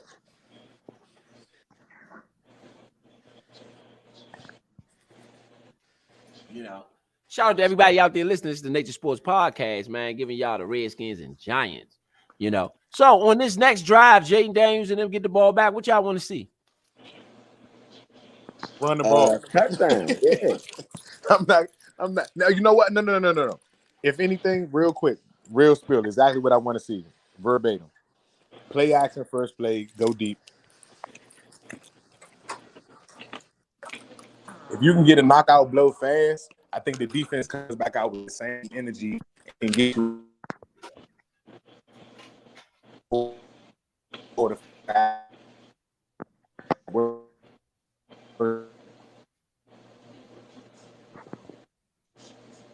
You're breaking up, bro. But I think because hold on.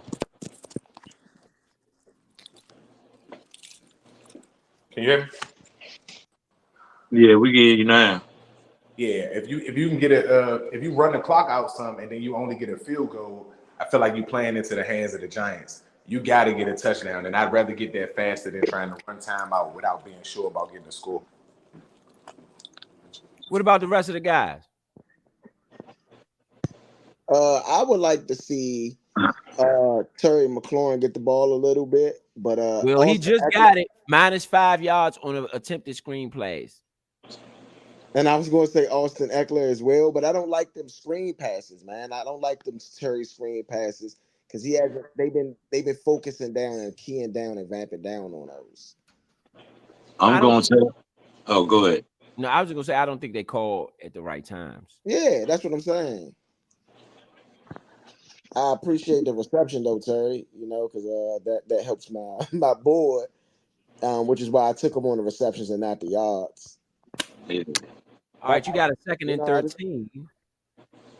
Jaden Daniels back to pass, throws it. He has a man caught. Is that Terry? Did he get in? Did he get his feet down? It looks like he did. Terry McLaurin. Jaden Daniels to Terry McLaurin. I like to see the two rookies. First down, 15 yards. Two rookies get it in. McCaffrey. I need McLaurin to slide that foot though. Oh yeah, he did. He slid the foot. Yeah. Yeah, I need McCaffrey and Ben Sinnott up in there, man. They're challenging. They're challenging. Bad challenge. They're gonna lose this. They're gonna lose this badly. Yes, they're gonna lose. Can y'all hear me? Yes, we can hear you.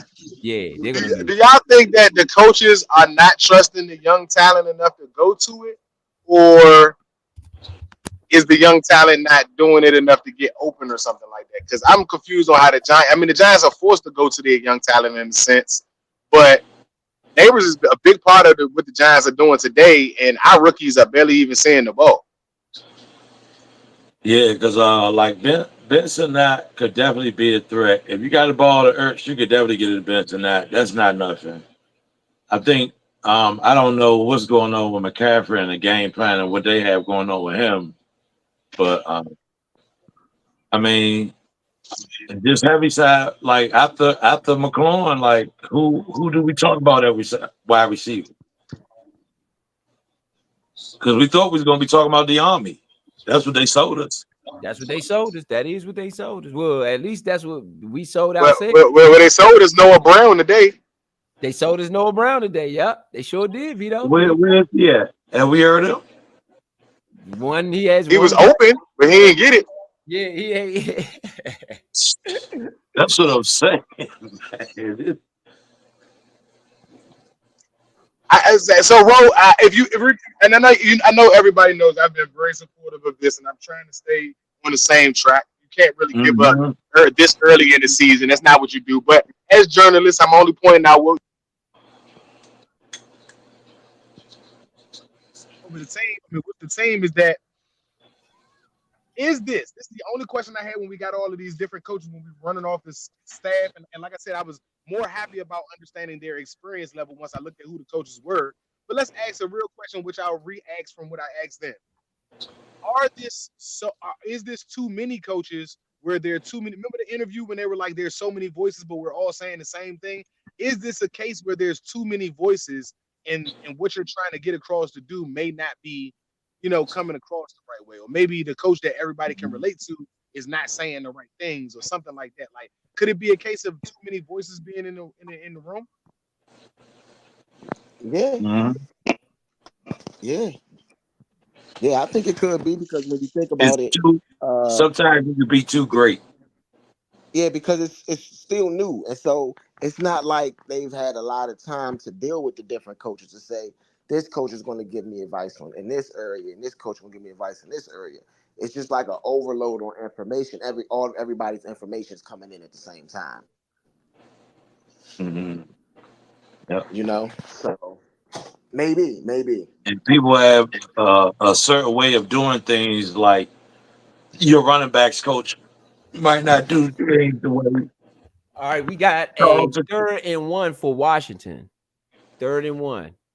Hands the it offense. off up the middle is a first down. Washington. Oh, he broke it. Brian Robinson off to the races. Looked like he gonna score. He's at the 30, the 20, all the way down to the 20-yard line. I don't know where he came from or how he broke it out, but Brian Robinson got through the middle and ran all the way to the 20-yard line. I mean, I don't know what happened there, but Oh it was man. good for us. Hey, I know Uptown Field going crazy right now.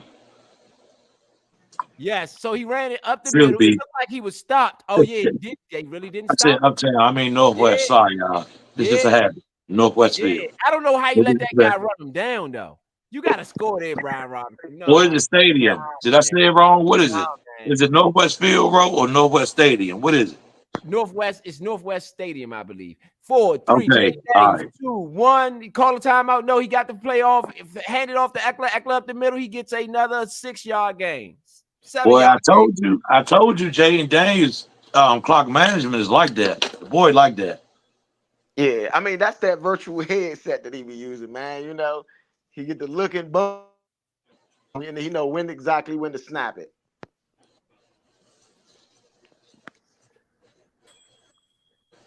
Man, I would have They like are I like rolling Eckler. on the I run like game. Rolling Eckler's with the run right run game. there. I like Go ahead. Eckler's run right there, but I think that Jaden Daniels could have probably pulled that one back. Hand it off to Eckler. Back up the middle. He makes a mad miss. Down to the 7-yard line. Man, they are inside the 10. Will we Run the have the ball. same result? Don't This is run. where it gets thick. This Run. is This where way the it goes. tension gets Exactly. thick. Run that ball. They got to score here to Vito's Jaden point. They Daniels got to read score here. option. They got to score here to Vito's point. We tried everything but running with Jaden Daniels in this red zone. I think this is the I time agree to with put that. Jaden Daniels I agree with read that. option. You might have to go read option, or you might have to use his arm for once and actually throw it maybe short of the goal line, let somebody run it in. Austin Eckler in the backfield, 1st and goal from the 8. Hands it off. Eckler up the middle. He gets down to the 4 where he's tackled by Lawrence. Slammed by Lawrence, too. Is he all right? Or is he, golly, he was manhandled. Brian Robinson in the field. Dang, FedEx Field looks. I Brian want Robinson. to ask you guys something. Looking at that run from Brian Robinson, right? Yeah, Austin Eckler is hurt. Oh, no, that's Sam Cosmi. Sam Cosmi is hurt on the sideline. Do you guys think we need a home run hitter running back again? They could take it the distance off a play like that? Yes, but I think Robinson can. I just think that He you wasn't know, supposed to let that man run him down. yeah, he got to pull away when he get in that situation. What if that was all the pull he had? Sometimes you might not have it. I I know the last runner, and it's crazy. This might sound crazy, but the last running back that I remember us having who would pull away in a situation like that, the one that I actually seen do it, AP against these Yeah, I'm about to Ravens. say AP. Peterson. AP is Peterson.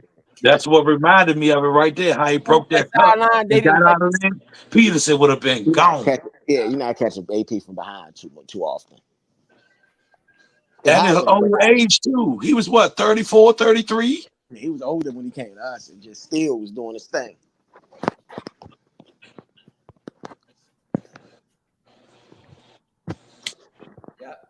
AP is the only was the last one.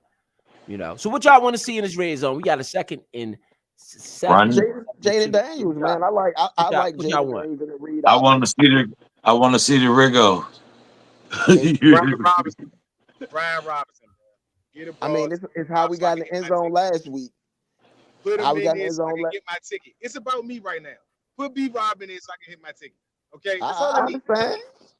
I understand. That's why he got chased down out of nowhere because they was gonna hit my ticket and they don't want me hitting my ticket. That's literally it, bro. They put Eckler right in after my man gets almost a 40-yard. He got over 100 yards. You reward the 100-yard back with the TD, and y'all putting somebody else in. That's crazy work. Now Jaden get in. I got him for a touchdown too on one of my other tickets, but it's not as much as the one I'm trying to get right now. So B Rob, if you may, you know what I'm saying, do us all a favor, buddy. Oh man, they called me.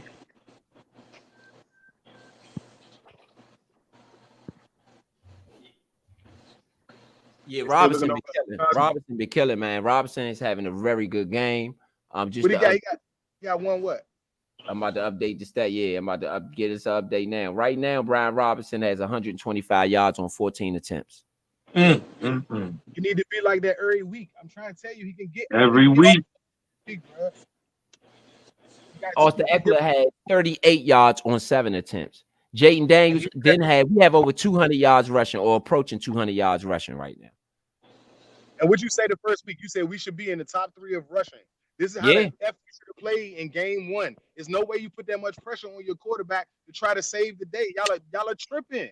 I don't care how y'all excited y'all are about. We have 193 rushing yards right now. You don't make the game harder for your rookie, bro. And it's not even. Oh my goodness, you got a false start. False start, bro. That's Dan Quinn. Who do you just nobody else you can blame for that? That's Dan Quinn. No. That's the line. But no, that was Allegretti that time. That was Allegretti that time. You gotta blame the lineman, yeah. But you gotta practice. Obviously, they're not practicing enough in the red zone or working on the red zone stuff enough, in my opinion.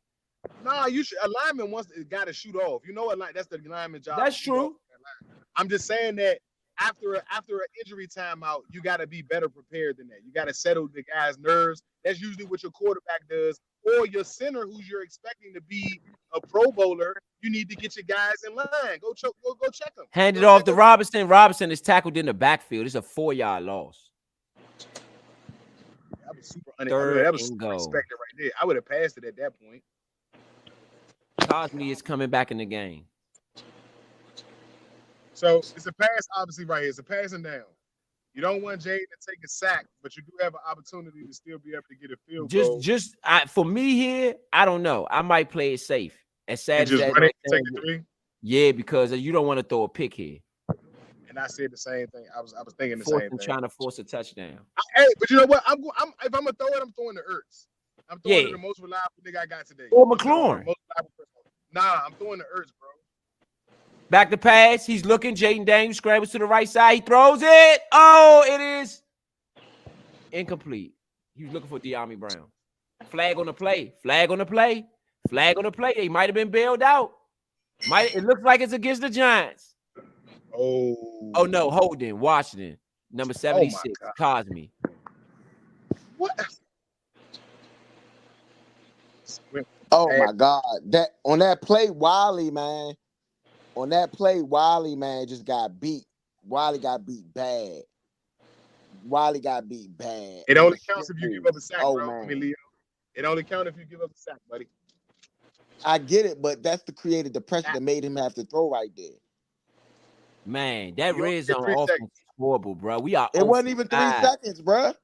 He got beat bad, bro. I'm telling you, he got beat bad. We 1.5. 5 in the red zone. Crazy. Look, you got to take the good with the bad.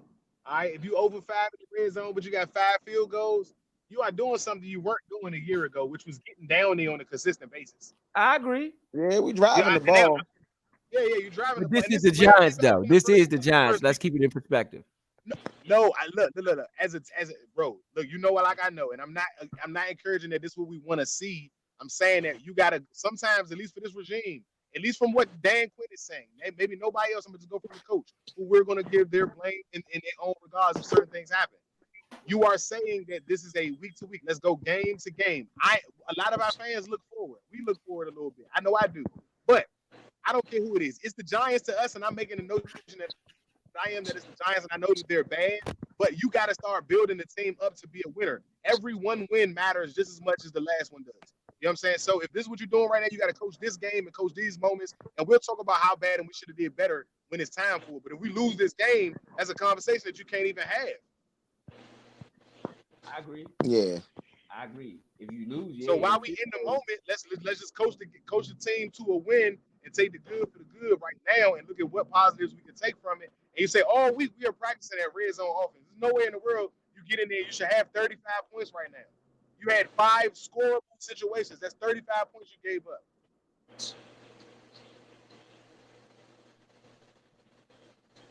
Yeah. Basically.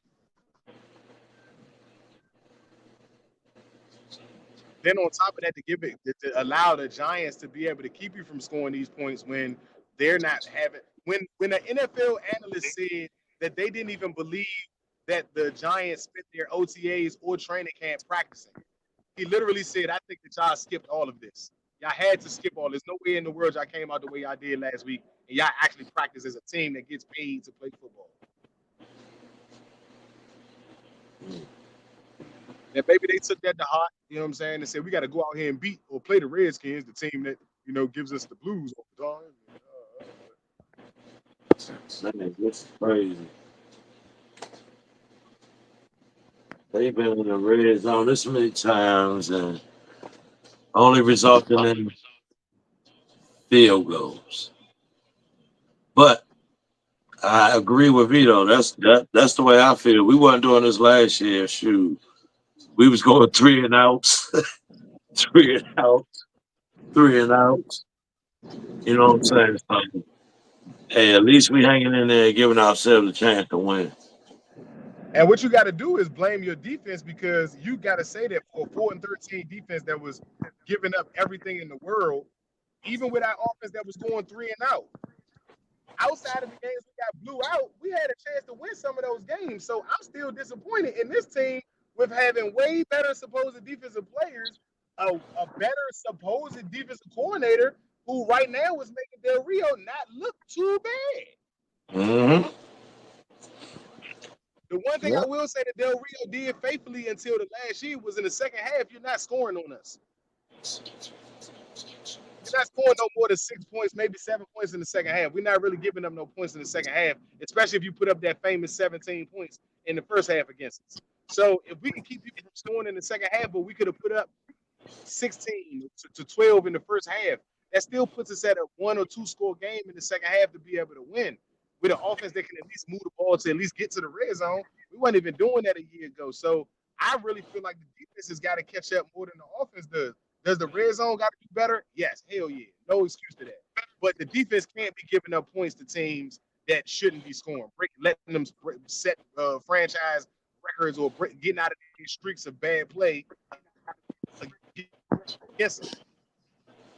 Mm-hmm. Hold up, you breaking up again, real quick. Ingleby needs to there you play. go. If Mike Davis is getting hurt, you need to play Ingleby. One of them other rookies, put Quan Martin on them, bring Forrest in there and put him at the other safety. You need to make some adjustments during the game, not after the week is over with. Yeah. Back to pass, Daniel Jones throws it to the right side, wide open. Malik Neighbors, St. Juice on the coverage. Gotta stop him here. Gotta stop him here. I don't like how Joe Witt don't got no pride, because you are letting the rookie have his way out there. Hey, he's not doing it. In the rivalry game is everything. I'm sorry. Everybody gave Dotson their flowers for him dogging the Eagles, and that's what Malik Neighbors is doing to the Redskins right now. He's been checked by more than one corner. He's got Daniel a Jones touchdown. going deep. Overthrow. St. Juice on the coverage. That was much better coverage than on the Mike Davis overthrow, though. St. Juice was right there, step for step. Who was the pass to? Malik Davis. Okay.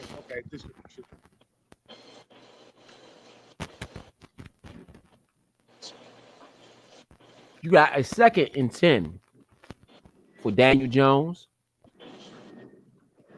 11-10 on the play clock.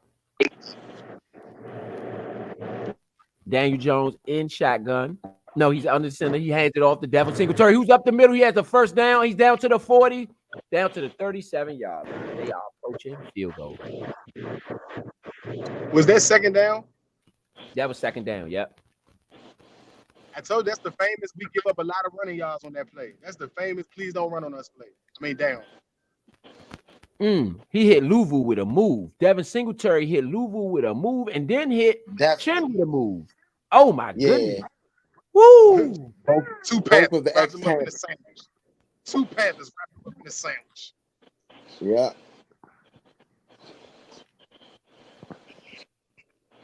They at the 38-yard line.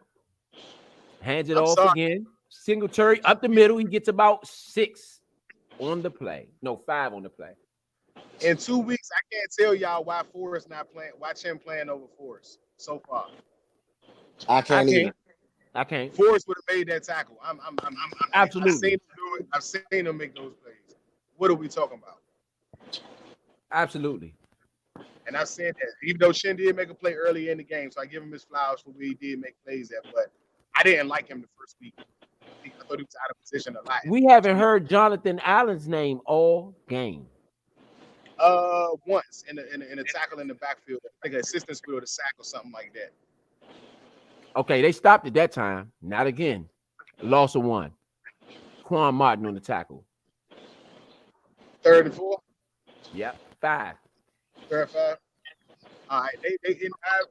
That is the end of the 3rd quarter. That was a fast 3rd quarter. We was 3 possessions in that quarter. But it was so much running. You know, the clock don't stop. You know, it wasn't that many incomplete passes. Yeah.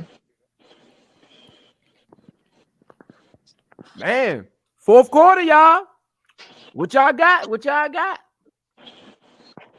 I mean, I don't know, man. It doesn't We need look to great. stop That's right what here.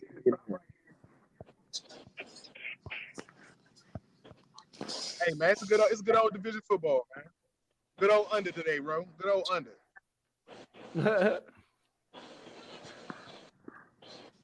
It's a little surprising. I think we might have fireworks in the 4th quarter, though.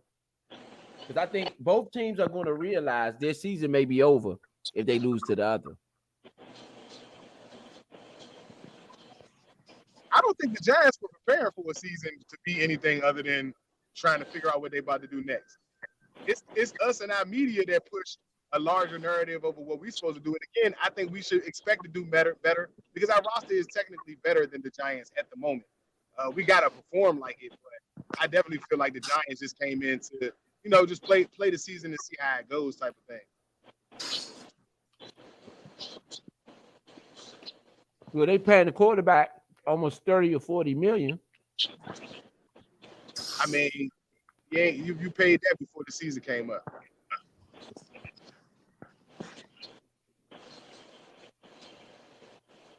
But I think that they would expect more. They got a coach of the year. He was just coach of the year 2 years ago. That Brian DeBall. Hey, bro, they let go of their franchise player for nothing. That's because they gave all that money to their quarterback.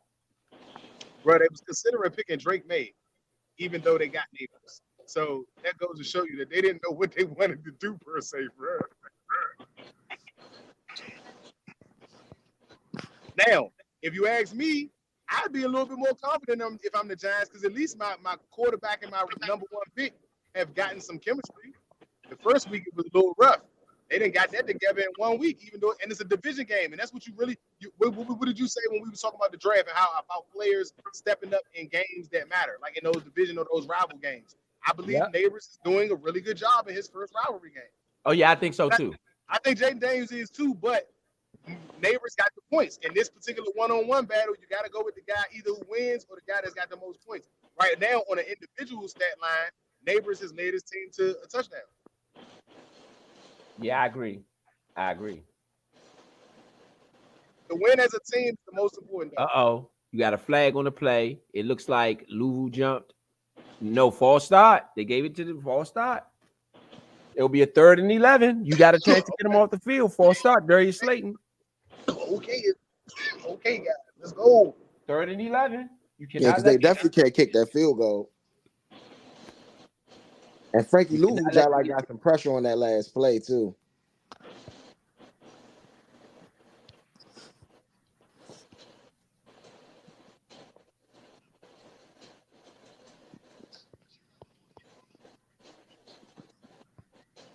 All right, 3rd and 11. 4, 3, play clock down. 2, 1. Giants don't get it off. No. All right, they should have got that off. They should have called it. It's a catch. Malik Neighbors, he's in field goal range, though, at the 31. Oh, my goodness. They don't got a field goal kicker, bro. They probably go for that. That's 4th and 3. They're probably going to go for it. Yep. You had to get a stop right there. I'm sorry. You had to get a... Yeah, you had to get it to the point to where they couldn't even think about it. Mm-hmm. They going for it, like Vito said. Yeah, I mean they about 3. It's a long 2 or 3 yards though. Yeah, Daniel Jones back to pass, throws it, 1st down, Giants. Oh my God. Malik Neighbors. Bro, you cannot be letting him kill you like this, bro. This is sad, bro. You cannot get Terry McLaurin the ball. This is why I don't like betting, bro. I'm not about to bet on this no more, bro. We got to tell our fans to leave us off the tickets because it's affecting Terry McLaurin. I'm not even citing it to y'all, bro. It has to be, bro. There's no reason why he's not getting looked at, bro. Like, he's not even getting the ball thrown to him. That's Obanaya. Obanaya on the tackle. They did take Mike Davis out.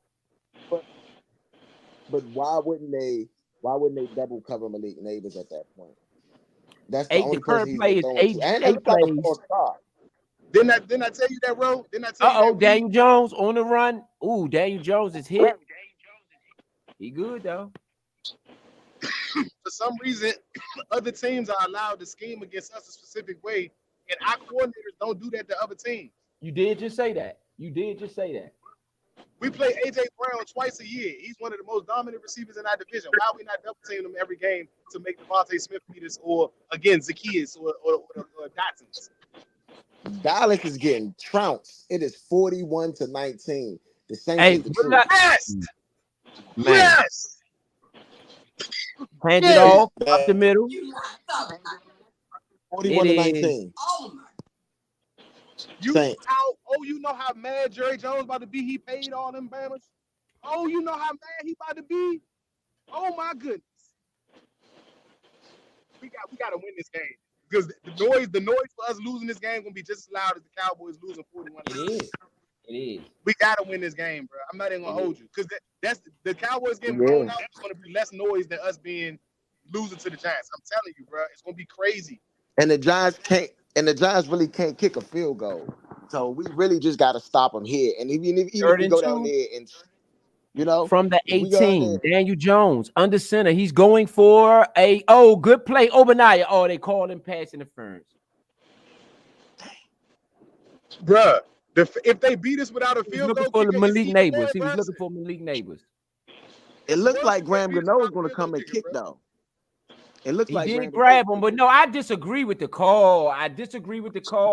Malik Neighbors, we did have an arm on him, but Malik Neighbors tried to push him off. He ain't let him push him off. Yeah, I don't know about that. Yeah, I don't know. Yeah. They look like they was fighting over the ball, bro. Like, no. I mean, fighting, hand fighting. So. That first down? Nah, that's the first down. That's a pass interference. First down, Giants. What the frick, man? We got to stop him, man, right here. That's all. Hand it off, Singletary up the middle. Oh, good play. Who was that? It looked like that was Louisville. Woo! Great play by Louisville. Dan Quinn said you got to find ways to win games like this. You did say that do. last week, so It's an ugly game right now, but you got to find a way to win. You got to find a way to win this. Yeah, And that with was Dallas losing, this puts you ahead of the division if you win this game. yes. Number Well, one. Philly. You still got to wait for Philly. They don't have a division win. Right, but they still got one win. They'll be 2-0. We be 1-1. They'll be 2-0, but we'll be leading the division. We'll No. have a division win. Yeah, but you still the division win on. Ooh, it was almost picked off by St. Jude's. Third and goal for the Giants. No, you gotta know because they'll be 2-0. They have a better record than us. That's Better cool. overall record. If you went to the playoffs tomorrow, who would have the division championship? We would be the It would division be Philly leaders. because they got a better overall record. If they end up 2-0, they would have a better overall the Eagles got to record. play. And I'm gonna be real. The Eagles got to play the Falcons. We don't look at the Falcons as potentially Right, a team that can really beat Philly. All right, you got a third and goal. The We Giants, need to and I stop. don't know what they're gonna do if they don't get this. Malik Neighbors is stacked up with St. Juice. Down there at the bottom, St. Juice is man on man too. So let's see what they got. I don't know about this. I don't know if I keep a man on man. Here come the blitz. Daniel Jones goes the other way. It is a catch, touchdown, easy touchdown, Giants. Obadiah. No, was that Obadiah? No, Jeremy Chin. They got Jeremy Chin. Jeremy Chin. He was in man on man. They had they went man on man across the board and blitzed. I don't know. That was horrible. That was just a horrible defensive call. No, Sandstrill. Sandstrill is who they got. Sandstrill. Yeah, Sorry. Sandstrill. Wandale Robinson versus Wandale Robinson. Yeah. I got him. Why would you have Sandstrill man on man in that position anyway, though? That's what he's supposed to do. That's what his job is. You got a 18-15 ball game. The Giants have to go for 2. Brian DeBall, I don't know if he's taking the time out. What? He just gets the play call in. It looks like it came in late. These guys look confused out there. Yeah, this just looks wild. I don't know. We got to stop them. If we can stop them. Daniel Jones and the Giants back to pass, looks, throws it. It is not caught. Incomplete. Why couldn't we do this on third down? Bro, it's in the same spot of the field. And it's kicking me in my man. What y'all got on that drive? F. Bro. What are you talking about, bro? The pass defense is just as bad as last year's right now. What is going? It's not just as bad as last year. I take that back. But right now in the stat column, we're just as bad. We've given up 6 touchdowns in 2 weeks in the air. What is going on for a coordinator that is a defensive back coordinator and a defensive coordinator at your head coach? You have to spend the night at the stadium. You cannot leave and go home. Your family is not important anymore because they are taking up too much of your time and attention. What did y'all have? Not to stop you, Vito. Let me get y'all grades from the last drive on the offense. Y'all remember? I gave them. That's the one we kicked the field goal. I think I gave them a C. C minus. If it wasn't a C minus, bro, you had graded already. Yeah, it's a C minus. Yeah. I'm not happy about it. I'm not happy about kicking these field goals. They going down there scoring touchdowns. If they had a field goal kicker, we'd probably be losing weight. Oh, no, I got that one. I got that one on board. No, actually, if they had a field goal kicker, they would have been kicking instead of going forward and making them 3rd and 4th downs. They converted 4th downs. Exactly. As I said, they might be up more. Yeah. Yeah, it's not. I mean, it's not good, man. It's not good. They only punted one time. We only got one. Exactly. So that's what I'm saying. No, they've scored every time. That's what they wouldn't have no more points. They just scored. They had the point in that situation because they were too far to kick a field No, goal. but So I'm saying they got to go for 2 every time. So that's like oh 3 points. exactly. You know? You're right. No, that's 4 points. That's 4 points. Yeah. They would be up by 4. Well, excuse me, They'll be up by a touchdown. Right, they'd be up by a touchdown because they'd be 4 more points up. So again, that's what I'm saying. You got to think about the noise that is going to be had if you do not end this game the right way. You got to find a way to dig and get in the fucking end zone. I don't know how you do it, but you will have to do it.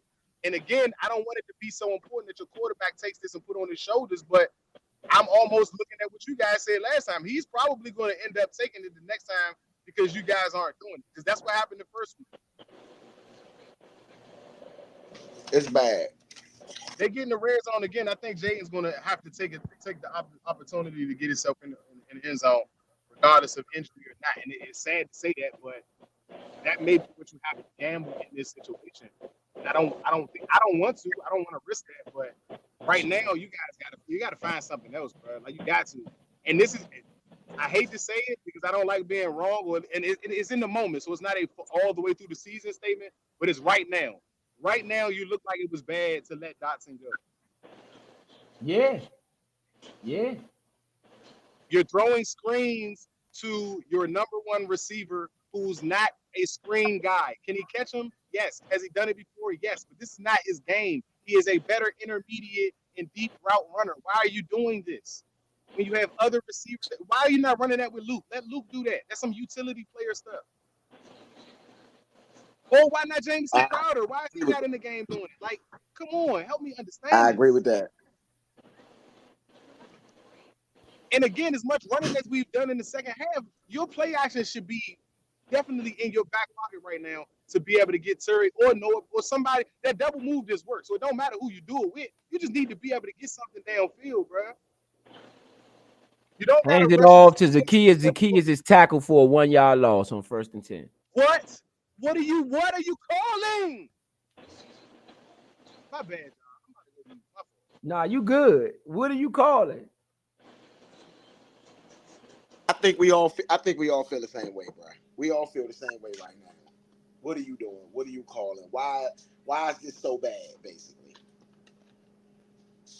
Yeah, I don't know what they were trying, but he got tackled as soon as he got the ball on like an end around reverse. Your job is to be going upfield, not east and west, bro. Why are we trying to get cute?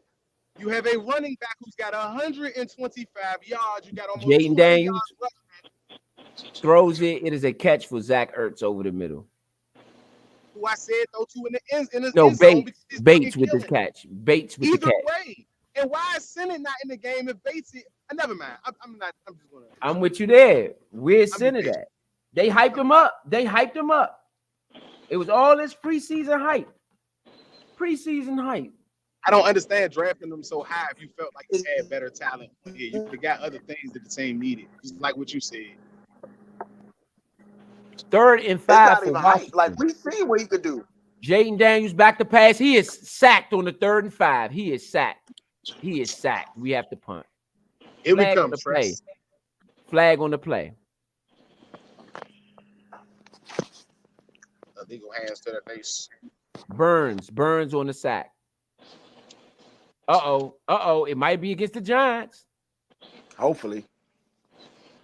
Yep. Looks like it's against the Giants. Bailed out again, holding Phillips. Right. Bail out. Bail out. We gotta call that the Obama. Yeah, I was about to say, you know what that is. You know what that is. It's getting real Obama like out here. Bailouts everywhere. Yeah, you know what, Leo? That's Obamacare. From here on out, that's Obamacare. Anytime the ref say the drive, that's Obamacare. Noah Brown with the catch. We seen on the 1st and 10. Noah Brown with the catch. That's definitely a hold. He just tackled Zach Ertz. Over the middle. I like that play. They can't. And shout out to Zach Ertz for looking like a new guy, bro. He don't look old. No, but this the thing, bro. Ben Sinnott, right? Sinat. however you say it, right? Ben Simmons or not, we seen what he can do when he get the ball in his hands. He is hard to Fake the tackle. handoff. They looking for a screenplay to McLaurin. It went 1 yard and he's out of bounds. I He mean, probably- McLaurin he got the probably- catches. It's that man, McLaurin got the dude, catches. bro, Already knew dude. that was gonna go down. Ooh, bro. This is sad, bro. This is sad. It I'm is. sorry. This is a sad display by Cliff and Brian Johnson with trying to scheme open your number one receiver. You are getting murdered by a rookie wide receiver, special Yes. talent or not. You are getting murdered on Yes. the other end. Conversion after conversion, scoring opportunity, putting in position. Your wide receivers have done- Jaden Daniels to Austin Eckler. He has room. He has room. Austin Eckler all the way down to the 5-yard line. On a Okay, great here we go screenplay. again. Great Here we play. go again. And he hurt Phillips. Phillips is hurt. Phillips is hurt over there. Tried to mess with Eckler. He got kneed. He is on the ground. They need Brandon Bring out- Coleman. bring the stretch out. Brandon Coleman is being looked at on the sidelines. I don't know if he re-aggravated the injury that he had before we came. I believe he did. I believe he did. But I'm gonna say this: Brandon Coleman, he's looked really good. He's looked really good. That was a good screen call, though. That was a great You know? screen call. That was a great screen call by Cliff Kingsbury, because Jaden Daniels rolled right and then came back to the left and threw the screen to the left. I thought that was great. But you in the red zone now, where it all falls apart. Brian Robinson, 4 plays in a row. You got 5 yards to go. I dare you to stop my running back for 5 yards. If you do it, cool. But I'm not running straight up the middle to Dexter Lawrence. Well, first and foremost, you can't have no penalties. Oh, That's true. That's true. That's why I'm going under center. I'm not even going out of the shotgun or none of that. That's real. I like that. Yeah. Okay, so let's see what they do, man. This their 6th time in the red zone. All field goals previously. 0 for 5 thus far. Jaden Daniels in shotgun. They a bunch set. Brian Robinson taking the direct snap. He slides over. Oh, false start. False start. False Killing start. it, man. You just said it, bro. You just said it, bro. You just said it, bro. God. Sam Cosme again. Sam Cosme again. Come on, Cosme. This is Cosme. This has been Cosme's every time. I think he took the money. He took the cheese. He took the cheese. He's throwing the game. Sam Cosme is throwing the game, bro. He only wait to the red zone to do it. I'm sorry. I don't know. He just got paid. He just got paid. He don't need to the take first and goal from the 10-yard line. They looking for a screenplay. It is batted in the air, and that was dangerous. It wasn't intercepted, but that was dangerous. You got a second and goal. Sorry, it was first and goal. So 10-yard line. Yes. 8 penalties, 59 yards. Washington. What are you scared to run the ball? Are you scared? You're trying fancy stuff when you just need to line up and go power and be simple. You are not even letting them show you they can beat you. You're being beat. You're beating yourself.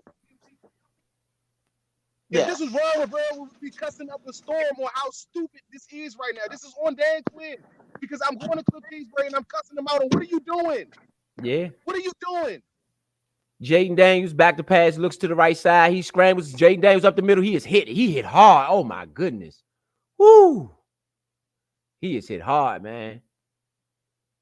He is sacked. 3rd and goal. Man, big Dexter Lawrence got to him. And boy, man.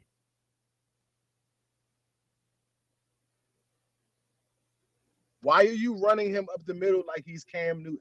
Please tell me why. Is this, mind you, Cliff, you know you don't have Caleb Williams. You know you don't have a bigger quarterback. Why is this a call you're even calling? Jaden, when you see this call come up, why don't you audible out of it? You have the option to do so. 3rd and goal from the 10-yard line. False start.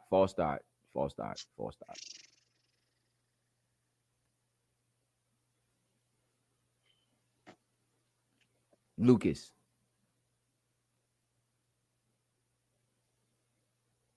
Dog. This is bad, bruh. Now, okay, so now after the game, Vito, you wasn't on air. You wasn't on air, right? But after the game, we went and I looked up Dan Quinn's record as a head coach, his overall record. It's 43-43, bruh. This is some of the mediocrity I was talking about. This is not just mediocrity. This is bad. You get in the red zone, you got 10 penalties in the red zone. That's wild. Jaden Daniels back to pass. He looks, he's trying to still get it. He doesn't. Throws it in the dirt. They got to kick a field goal, tie ball game. Get the Giants the ball back. F for me. That's an F. F. That's I'm an F for totally me. with you. So totally. I missed the field goal. Yeah, that's an F. I mean, that's an F for me. I'm sorry. I can't. If you ask me, Not after all these drives in the red zone. you still losing Not the after game. all these drives. If you are asking me, you still losing the game. If you ask me. 4th and goal. You got the kicker, man. This guy's kept him in the game, to be honest. The kick is up. Good. 18-18. 6 goddamn field goals. 6 MFing field goals. That's wild, bro. That's wild. I'm not disappointed at the field goals. Shout out to the kicker. Shout out to the kicker. Yeah, he A knocked round of all the plays applause. down. 6 for 6, knocking them down. Shout out to the kicker. My disappointment is in the offensive coordinator and the head coach. Players, I will blame third for being in those situations and making those mistakes. But a coordinator and player, you are putting these guys in bad situations. Why are you passing the ball and you're threatening to score 6 times in a row? And you've decided to pass the ball more than running the ball. Yep. Guess what? On Madden, I know this not, but on Madden, somebody's getting fired for me tomorrow. I don't care if we won today or not. Yeah. You a lot. Yeah, You ain't it's a learning. huge problem. Huge problem. 0 Son. for 6 in the red zone. As far as touchdowns go, we're 0 for 6. Technically, we're going to be 6 for 6. That means the percentage that we score in the red zone is still going to be 6 for 6. No. We're 0 for 6. But we're 0 for 6 as far as touchdowns in the red zone. Red zone touchdowns, we will be 0%. Literally 0%. That's what it'll read. Yeah. 0% out of 6 tries. That should be negative, but it ain't gonna be a negative. But it should be. It should be. It definitely should be. It should be.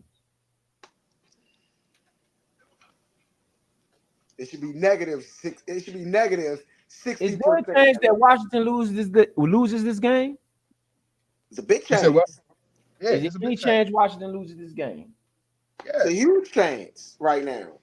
Bro, I think it's a very dangerous chance because they can't get in the end zone. And one thing about New York, they have gotten in the end zone several times. Huge chance they lose. Who would you blame if this is a loss? Who would you blame? Would you blame the defense? Defense only gave up 3 touchdowns. I said it. I just said it. When you have penalties in the red zone this many, it's because it's a lack of coaching, in my opinion. Somewhere along the lines. I don't know where. It's a lack of concentration. And something should have been said. He should have been said something to his offensive line. He should have said something like this. No more false starts in the red zone. I'm sorry. I would have went to my offensive line coach and said, no more false starts in the red zone. I would have told the players right then and there, everybody together, coaches, players alike, no more false starts in the red zone. Appreciate you, man. No more false starts in the red zone. Daniel Jones is hype, man. Looks like he's ready to go. I mean, I would be too. No field goal. If they beat us without a field goal kicker. Hey, bro, they can't stop me. I'm on fire. If I'm Daniel Jones, this team can't beat me. The one time I lost was maybe my mistake. Maybe they got lucky. But I'm on fire. This is how I get my contract. This is how I stay a New York Giant by beating the Redskins. By me beating Washington, I have been able to keep a job and have become $100 million. I can tell my family and my friends and my kids about this one day. All you got to do is be good enough in high school and college to get selected. And all you got to do once you make it is beat the Redskins. If you can beat the Redskins once a year, you can keep a job. Yep. 7:07 left in the fourth quarter. Washington Redskins locked in. Handed off up the middle. It is a 7-yard gain for Devin Singletary.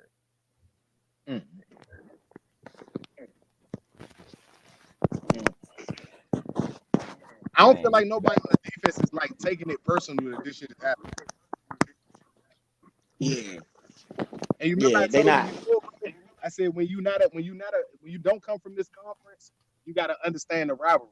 Dan Quinn is from this conference recently, maybe not originally, but recently. Yeah. Joe Witt is from this conference recently. You don't lose Oh. this game and don't understand the magnitude of what this loss means. Throw to Slayton, first down. Daniel Jones right now, 13 for 23, 146, and 2 touchdowns on the day. It's going to be a 3rd and 1 for the Giants. They did not get the first on that play. Yeah, that was a heads-up play by Benjamin St. Juste once he did make the catch to stop the first down. Get him off the field. Right, they got a punt if you can stop them.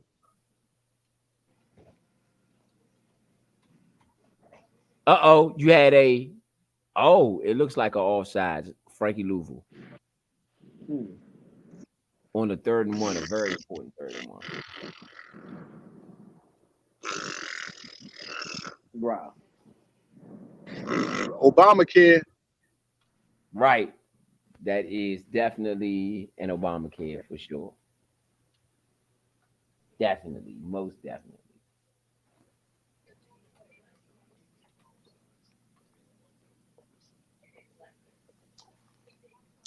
Jersey Newton is playing today. 10 penalties for Washington for 69 yards. New York Giants, 4 penalties for 15 yards. Hold up. Did Frankie Louisville just time that really well? Or was that really an offside? It looked like offside to me. I'm going to keep it real. I don't know, man. It looked like he timed it really well when they did the replay. I would like to revisit that. Back to pass. Daniel Jones fakes the handoff. He's going deep. He has a man. Almost picked off by St. Juste. Good play by St. Juste. We got to get one of those.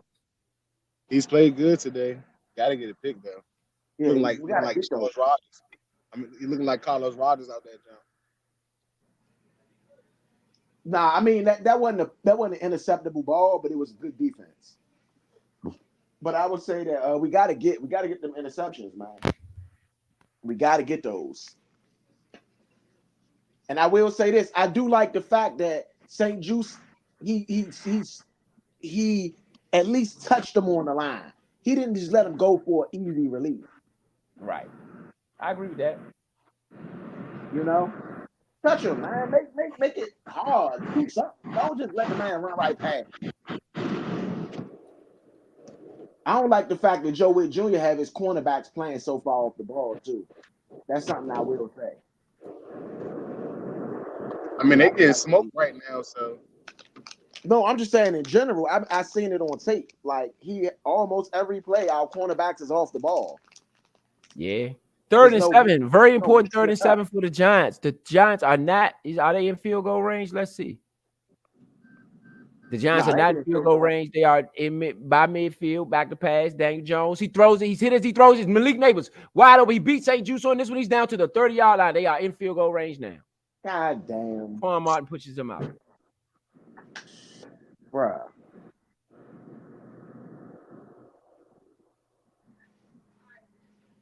And the fact that they even taking chances. That's what I'm saying. It's like for the Giants, what do they have to lose? For Washington, what do you have to lose? I mean, that was like the easiest slant route I've ever seen. Yeah.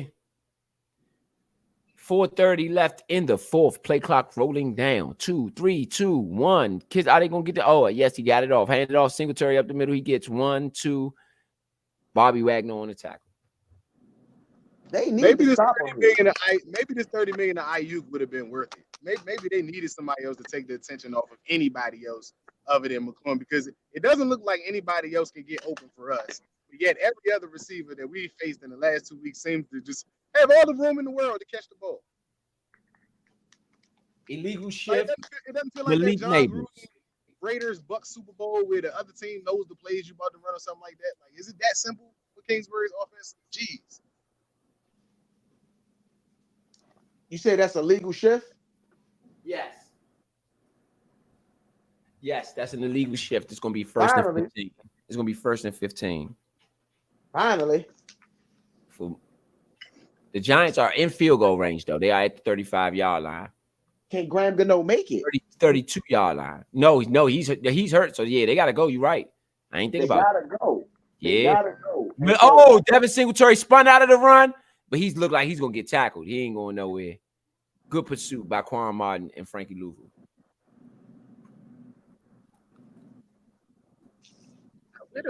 Where is Derek Forrest, bro? He's not injured. That's what I'm trying to figure out, Vito. I would have put Quan Martin in coverage because your corner, like outside of Juice per se, and he got beat on that play, but outside of him, the corners are getting played, bro. And Quan is probably the next best coverage guy. Like, why you don't have him in coverage and bring Forrest in for coming downhill? I don't get it. Because you need playmakers out there. Daniel Jones throws it, quick play. Malik Neighbors caught on a 2nd and 14. It's going to be a third. But he got 11 catches, bro. Bro, he has a lot of catches, bro.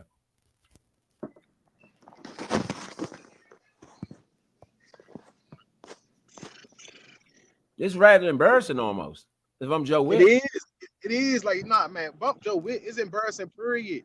For Cliff Kingsbury, it's embarrassing too. Malik Neighbors has 9 catches for 123 yards and a touchdown. Are we serious? That's crazy. Are we serious? That's crazy. 3rd and 10 for the Giants. Back to pass, looks to the right side. Daniel Jones scrambling. He scrambles. He makes a man miss. Oh my goodness. Woo, he almost got it. He got about 9 on that, or 8 on that play. Good hit at the end, but still good tackle by Louvu. 4th and 4 for the Giants. 2:32 left in the 4th. 2:30. They just letting the clock run. Now they playing the clock game too. Yeah, they have Graham to. Gano is back. Graham Gano looks like he's going to try to kick. He's going to try to kick. That don't mean No, he's not. No, he's not. 4th and 4. 4th and 4. Daniel Jones with the ball. On this very important. This is the game right here. Back to pass. He throws it. He pump fakes it. He goes. Caught. Oh, did he drop it? Malik Neighbors dropped the ball. That's a turnover on downs. Washington football. I'm still grading that on the F. You got lucky. I say a D. You got lucky. Don't put it right on the money, bro. He put it right on the money. Malik Neighbors just simply dropped it. You got lucky. You got lucky. All the tough catches Shawty made tonight, he just made a bad drop right there. And he know it. He's sitting there. Woo! The Giants fans will kill him this week. I bet they lose. They can't, bro. He the reason why they in the game, bro. I'm just saying that I know that as a player, he would give up all 9 catches to have that one back. Yeah. Man, he's devastated on the sidelines. He is devastated. Head down, everything. Nah, they got to. He knows Jaden Daniels got to raise him up. Fan base got to raise him up. No, it ain't even about Jaden Daniels. That's what, because we haven't scored. That's the game, bro. Because we haven't scored a touchdown, that's the game. Ain't no way we gonna have 2 more possessions before they run the clock out. Once we get the ball back, we ain't even get down there fast enough. That he know that's the game. That's what I'm saying. Like in the moment, you ain't worried about your personal stats. You know that the game is over if I score a touchdown. Austin Eckler on a pitch. I don't like that first down play. They pitched it to Austin Eckler on a sweep. I do not like it. Yeah, Malik Neighbors simply dropped the ball. Jaden Daniels, you got to kill him now. If this is Tom Brady, if this is whomever you want to be a star. You want to be the man. Time. They call it Brady time. This is Brady time. If you want to be the man, you win this game. This is when you teach yourself how to win. This is when you separate yourself. This is where the mans separate themselves from the boys. What y'all got on the last drive on the defense? Yeah, a D. They supposed to get them off the field. They supposed to get them off the field. You got Obamacare early in the drive when you could have got off the field. Big 3rd down on a big passing play. Neighbors dropped the ball. I can't make your defense. Yeah, I'm gonna go D- too. I'm gonna go D-. Yeah, now they didn't score, so I can't give them the F. But the D is right there.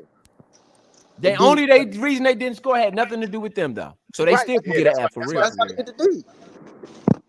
That's why they get a D for me. That had nothing to do with them. Because he was wide open. He was wide open. He just dropped the ball.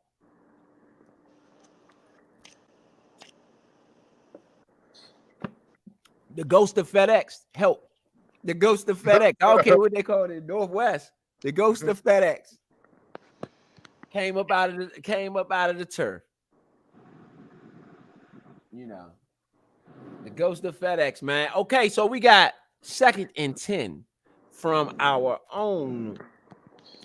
Straight. This 2nd and 10 from our own 23-yard line. Y'all think we're gonna get it or we going overtime? Y'all think we're gonna score? We going overtime? Is this game going overtime? If we don't get it, they gonna win. So I think we probably I don't think it's going overtime. I think we probably gonna win on a field goal, potentially. So I do think we get it, but not sure. HTTR, man. Yeah. We gotta take care of this. So ain't no overtime. This is where the game gets thick. This is where it gets thick. 18-18. Washington has the ball with 1 drive to go to pay dirt. Daniel Jones is 16 for 28, 178, 2 touchdowns. There's been 5 lead changes in this game. It's a battle. 1-point spread. Jaden Daniels in shotgun. 2nd and 10. Back to pass. He looks to the right. He throws it over the middle. It is caught. Noah Brown all the way down to the 40-yard line of the Giants. It is a 50-yard play. That's what I'm talking about. 43 yards. Boy came up big. Yeah, Noah I told Brown. y'all. Hey, what did I tell y'all when we got Noah Brown? I said I watched this tape and I like the kid, man. I like the kid. You know, and honestly, he playing pretty well. He got that's what 3 receptions for 56 yards. 66. Okay. Redskin ball at the New York Giant, 43, 115 left. Zacchaeus is in motion, fakes the handoff. It is a screen to Zacchaeus. He's down to the 40. They are in field goal range officially. This is a young kicker, his first game. This will be his 7th field goal of the game. If he makes it, he gets the gold star if he can win this one for us, because he will be the MVP of this game here for sure. He got all the points. No, Definitely. exactly. Definitely. Period. Nobody else gets no recognition. Y'all, all of the rest of y'all play like poo. I'm asking for a raise first week out. I ain't even gonna hold you. His first game, Joe, he got 7 field goals. His first game. Well, we got still got some time on the clock. I get a touchdown. Still got time on the clock. We still need to move down more and better field goal position. I feel like we need a touchdown. 23 for 29, 226 for Jaden Daniels. He had 8 rushes for 31 yards as well. And I tell you, bro, about the 30 yards, you got to stop taking sacks, though. But the Giants have a man down. 2nd and 2, 1:05 left. 18-18. This is a bumbo. This is what this is. This is a bumbo that we watch it, that we call it. It's a bumbo. It's okay. hey, man, at least we saw 2 touchdowns. You know what I'm saying? I hate it when I team, but at least we saw 2 touchdowns. Oh, 3 Could have been all touchdowns. field goals. Could have been all field goals. We saw 3 touchdowns. Yeah. We got 3 touchdowns. No, the Giants. Yeah, Giants got Daniel 2 Jones touchdowns. got 2. The Devil Singletary got 1. They ain't kicked the field goal because Graham Gano got hurt on the first play of the game. The Seahawks and Patriots are in overtime. The Ravens and Raiders look like they might be going overtime. Bro, It's 5. Oh, it's 5 games that are tied up right now in the 4th. Hey, bro, I'm telling you, Vegas looks at the tickets, bro. I have a whole ticket in for $500 for no overtimes this week. This is I crazy. lie to you not, bro. I have a literal ticket in for no overtime. Minnesota look like they about to win the game. They about to beat San Francisco. Minnesota. Up 23-17, 23 seconds left, and Minnesota has the ball. Hand it off up the middle. Brian Robinson breaks the tackle. Brian Robinson down to the 24-yard line. Okay, that's game. That's game. That's game. go. Malik Neighbors is hurting right now. Yeah. This is a tough one for him. Timeout. Brian DeBall is calling timeout. Hey, that's what I'm talking about, man. I gotta give Brian Robinson some love too, though. He gets some love. He definitely deserves some love. Yeah. A lot, bro. This is the best game of his career. This is the best game of his career so far. What is about 150 or 140? Yeah, this is the best game of his career. Yeah, he had. And it's under 20 carries, ain't it? Yeah, 15 carries for 123, 8.2 yards a carry. Yeah. No, he had 8.4. 16 rushes to 134, 8.4 yards. Yeah, okay. I know he had 120 something before that, so 134. All right. But 16 rushes, he don't even got 20 carries yet. He should have had at least 25 carries this game. He was averaging 10 yards at halftime. Like, what are you doing? Fakes the handoff. Jaden Daniels with the keeper. He's at the 20. He's out of bounds. He's up the sideline, and he's out of bounds at the 10-yard line. Man, he should go ahead and score. We need to go ahead and score. Please if they let no offense, now I gotta vote for myself. Jaden Daniels, he just got closer to my 50. So if he scores on another run, then guess what? That'll be cash for me. Yeah, he was up the sideline. He got down to the 11-yard line. No, he got past the 11-yard line. He had to. I need Brian Robinson to score. I don't want to hate on your ticket, Leo. At the 8, you're right. The 8-yard line. Hey, ain't no rule. Hey, look, it's really competition. You said Brian Robinson. I'm saying Jaden Daniels. Jaden can throw the ball to Brian Robinson. It works for both of us. Like, you know what I'm saying?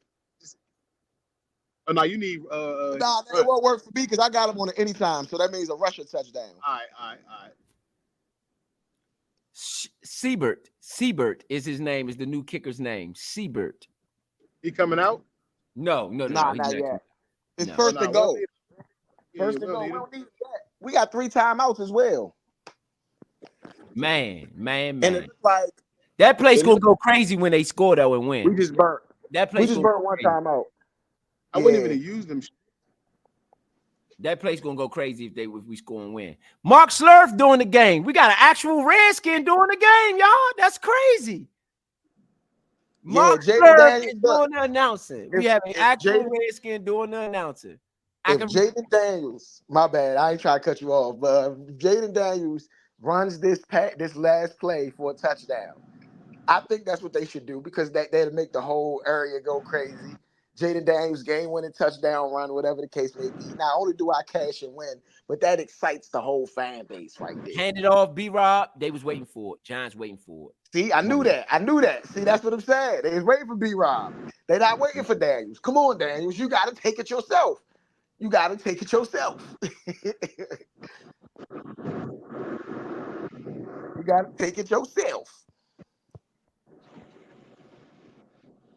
See, it's 10 yards. 10 yards to go. B-Rob, take it yourself. Giants got to call timeout. All right. So you got under center, Jaden Daniels. Under center. Oh, yeah, he's running they running it down. They running the clock down. He got in the middle of the field and just downed it. They ran the clock down. Yeah. 3. I'm gonna say this. It's only 2 seconds left, right? I would have left time on the clock. You got 3 timeouts. I leave time on the clock just in case something don't go right, bad snap, whatever. You could just fall on the ball and try it again. Yeah. I don't like what they do. I don't like running it down. I don't like burn. I don't as well.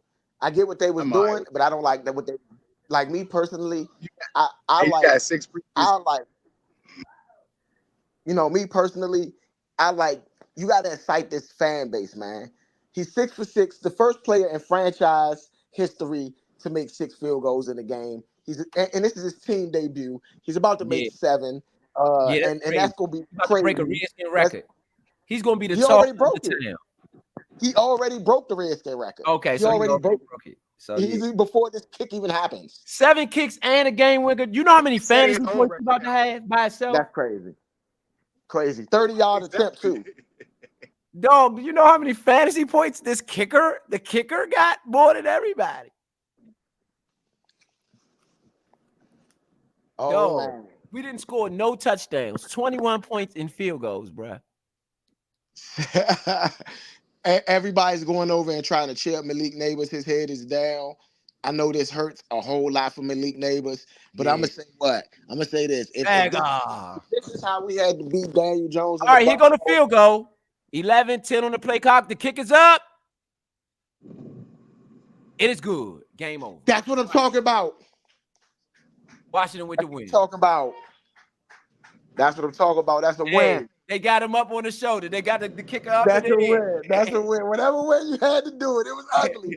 It was ugly. Malik Neighbors is sick. Malik Neighbors is sick. He can't even get out. Ugly. Can I just say, a win, though, man. A win is a win, man. A win is a win. I was quiet this whole time because I was sick of seeing there. What y'all got on that last drive? Hey.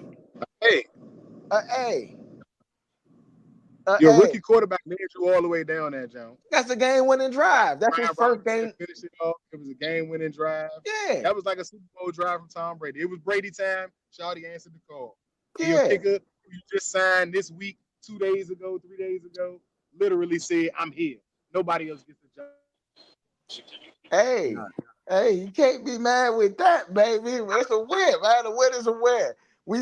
Somebody treat him good tonight, baby. For the kicker, I know his old lady gonna treat him good tonight.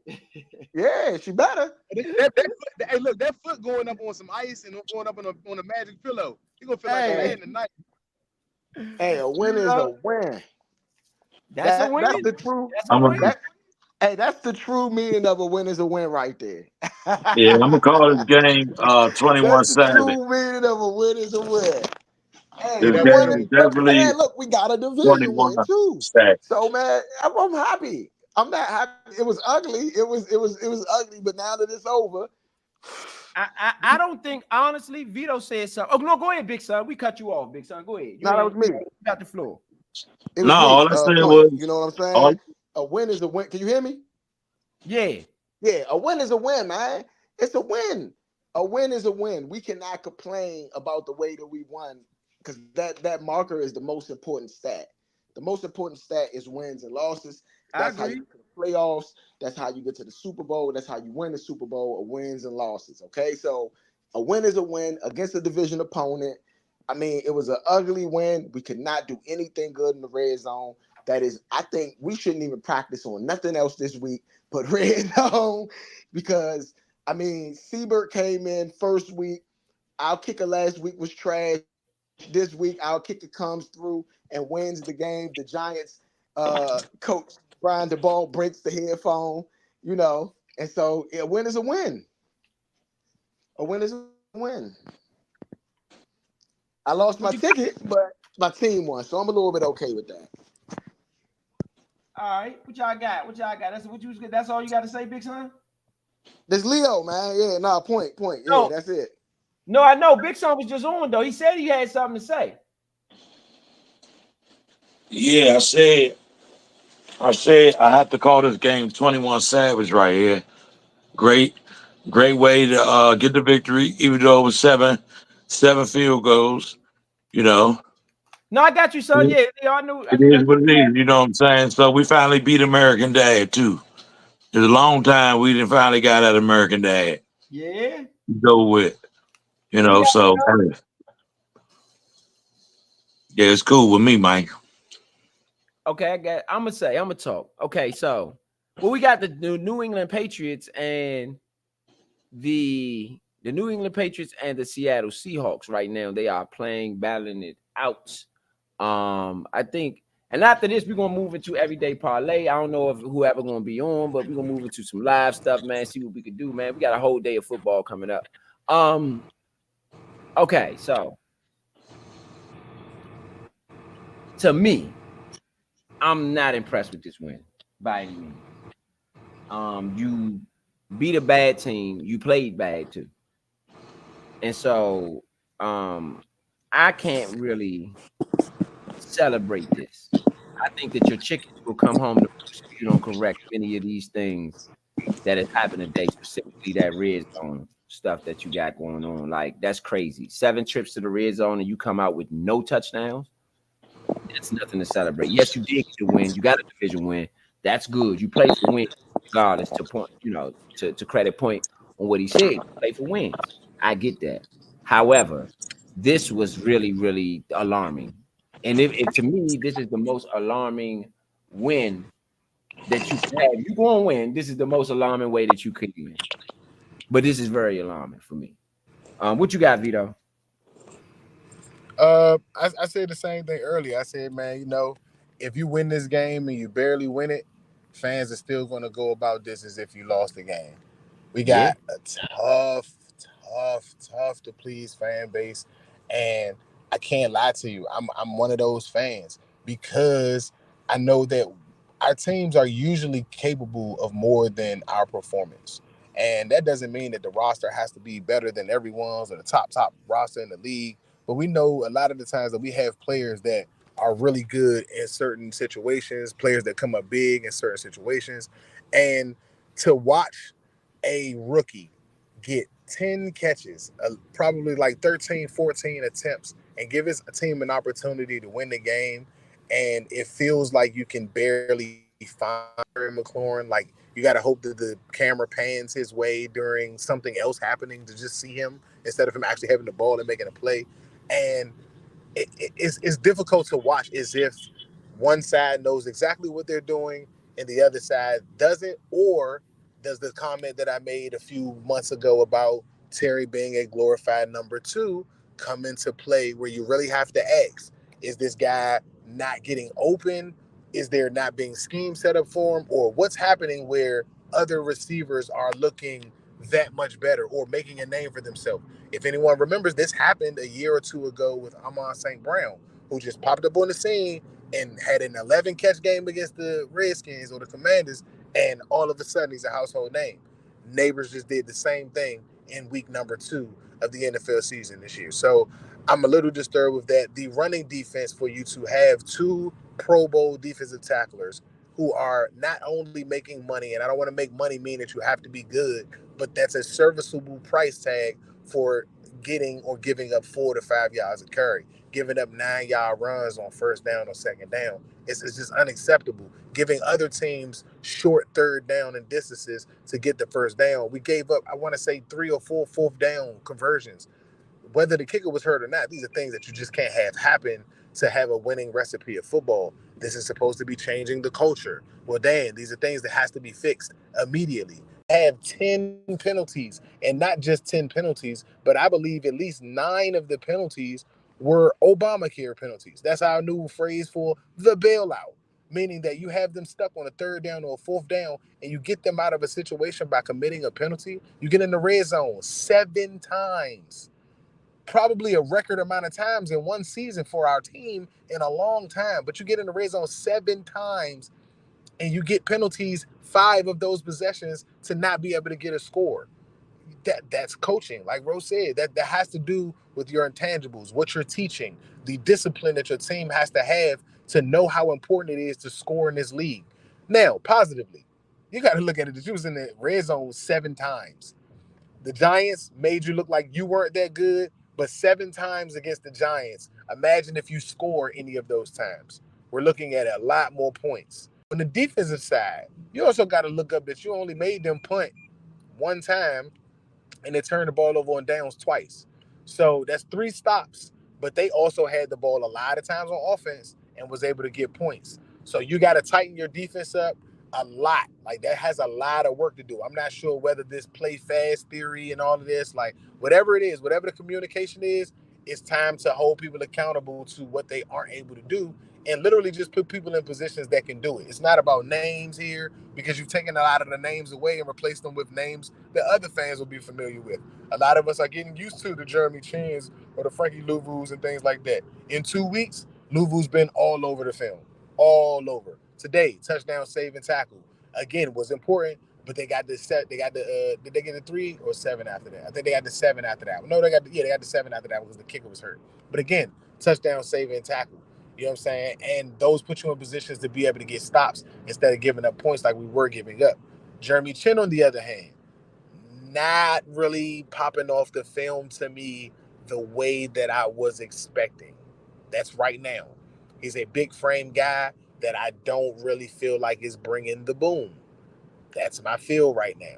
I definitely know for a fact that in the defense we were playing, Derek Forrest was definitely a guy that could come up, fill in a hole, make the tackle, or make an open field tackle without a problem. So having him in a scheme where you want to move fast and you want to be able to get to certain spots because they should be able to react and know instead of thinking about it. I don't know why he's not getting more chances. There's been rotations of guys at other positions, and I don't see why that's not one that you could when Jeremy Chin gave up a touchdown this week and gave up a touchdown last week. That blown coverage that we put on Sandstrill that was in Jeremy Chin's zone that was just standing in the middle of the field and watch a fade route run completely by him without being in the area.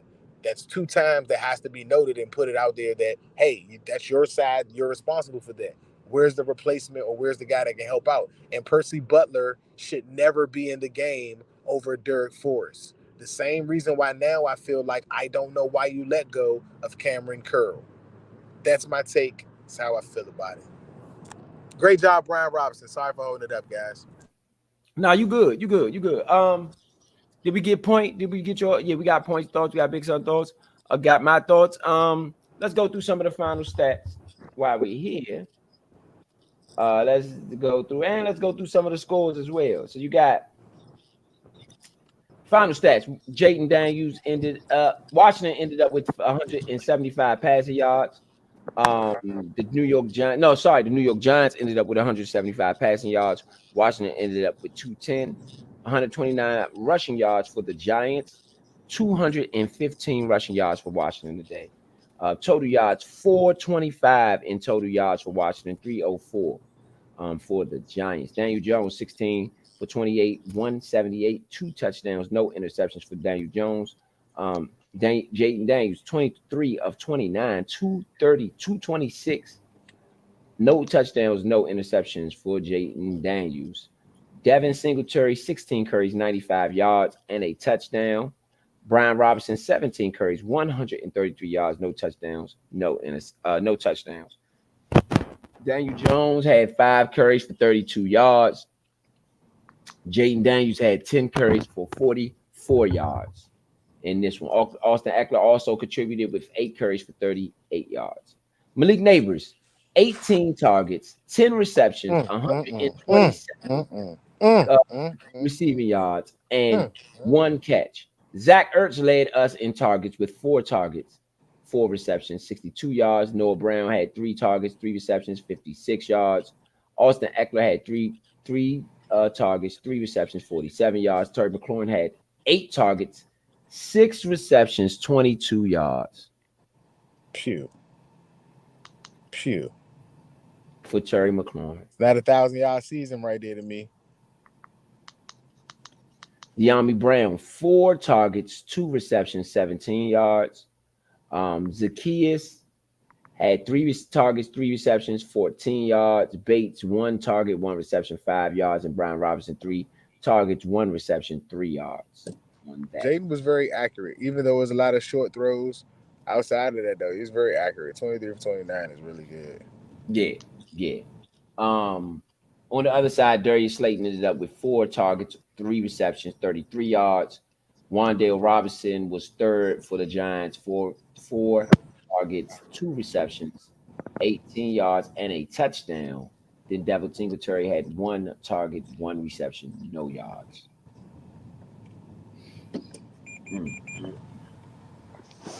All right.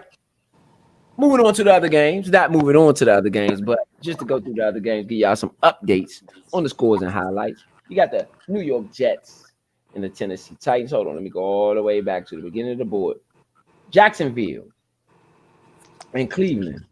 The Cleveland Browns topped the Jacksonville Jaguars 18-13. Green Bay Packers topped the Indianapolis Colts 16-10 on that one. LA Chargers beat the Carolina Panthers 26-3. The Baltimore Ravens lose Oh no, they are. It's 1 second left in that game. Baltimore has the ball. They are down by. They might be getting ready to kick a field goal, see if it go to overtime with Justin Tucker. So we'll hold off on that one. The Dallas Cowboys get mollywopped. It's a 99-yard reception to the Jet, 97-yard reception to the Jet against San Francisco today. 97-yard reception. He threw it from out of the back of the end zone. The Jet catches it and runs all the way to the end zone. And he gets hurt on that play. Hamstring, it looks like. Oh my goodness. You got to keep him healthy, whatever y'all do. Anyway, the Dallas Cowboys get mollywopped in their own building to the New Orleans Saints. 44. Megatron is not going to be able to kick that. They on the 41-yard line of Nah, that's it. That's it. They missed it. Yeah, that's not. The Raiders took the dub. The Raiders upset. And the Cardinals are up on the Rams right now, 7-0. The Baltimore Ravens are 0-2, ladies and gentlemen. 0-2 with Derrick Henry in the building. We all picked them to do very well this year. With Super Bowl slump. Yeah. And he didn't get in the end zone today. They kept Derrick Henry out the end zone. Yeah, the New York Jets beat the Tennessee Titans 24-17. Aaron Rodgers comes back and does what he does, of course. Seattle Seahawks win against the New England Patriots 23-20. Minnesota Vikings and the San Francisco 49ers. That's what we just was talking about. Minnesota is up on San Francisco. No, they won. Game over.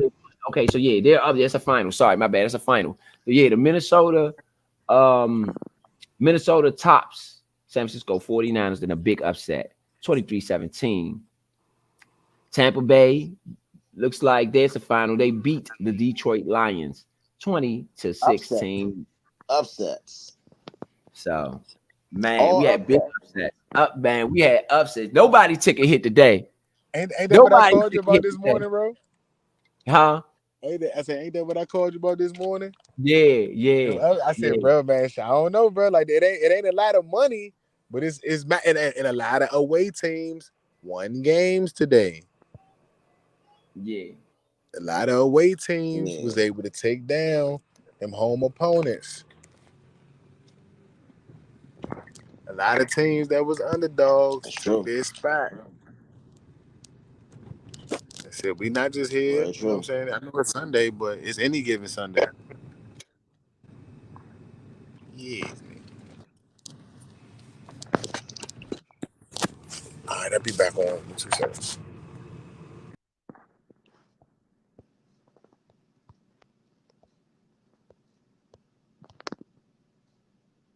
Upset Central. Welcome back to the NFL. This is Upset Central, man. Welcome back to the NFL. We got a lot of people on with us, man. Shout out to everybody out there listening in Twitterverse, whether it's Facebook, wherever you at, the Twitter, YouTube. You know, I can't even get my words together, man. It's so wild. Washington gets the win against the New York Giants. You can't hate on that, man. We got the win, 7 field goals. Yes, we weren't good in the red zone. Yes, we did have defensive troubles today. Yes, Malik Neighbors was unstoppable. However, it still added up to the kicker trumping everybody and us getting the win because we had a bad kicker who did not get hurt, and their kicker did get hurt. So, I like to say shout out to my cousin Curtis. See, I got airways now. He probably wouldn't answer the phone if I called him. But shout out to you though, cuz you called me out last 1, 2, 3, 4 losses of y'all, and I've answered the phone every time. So if you hear me out there, what up? Yes, indeed. We got some 4 o'clock games coming up. Yes, sir. What do you guys think about those? If anybody got, got to change over to everyday parlay in about 3 minutes. So we're going to, matter of fact, in about 5, I guess, we'll go into final thoughts on this Redskin game so that we can jump on the everyday parlay and try to get some live going on and see if we can win some money on the live tip tonight. Okay. My final thought, I'm going to say that, like I said, a win is a win. Okay, so that's the first thing I'm going to start with. I want to give a big shout out to Brian Robinson, Roll Tide, of course. because he came up big today. He had over 100 yards on the ground. He didn't need 20 carries to do it. He was very impactful. I want to give another big shout out to our kicker, Siebert. Yes, I learned your name because guess what? Today was your day. You were the guy. You was the man. You came through. You got all the points for the team. When you were called upon, you answered every time. You answered every time when you called upon. When you were called upon. So I really, really, really like that. Uh, Jaden Daniels. Okay, this is your team. If I'm the quarterback of this team, I'm not necessarily happy with getting in the red zone and not scoring 7 straight times. Maybe once or twice, all right, cool, we didn't have that great of a day. But 7 times, I got my team downfield, so that's a positive and a negative, a bittersweet thing because that means I can get my team in position to score. I have to score when we get down there. We have to score, okay? So the good thing that I think came from out of this is that we can win. We can win. Okay. We were all talking about a tanking season, and right now we don't look great.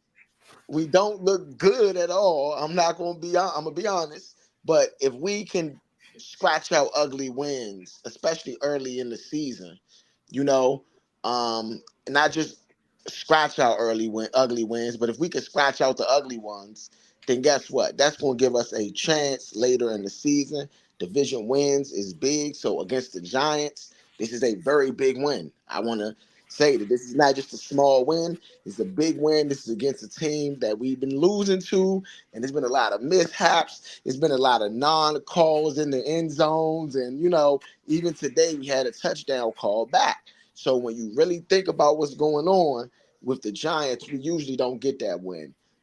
So can we continue to build on this? I think that's what is going to be taken away from this game. It wasn't pretty, but we got the win. Can we continue to build and get this win? Okay. All right, what you got? Who next up?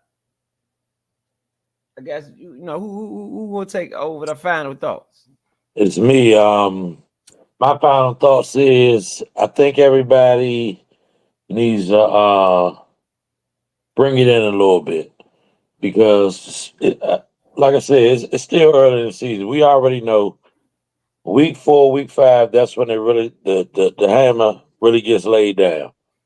So when the hammer get laid down and we in the games and we shouldn't be seeing games with 7 field goals, you know, I'm gonna allow that for this week 2.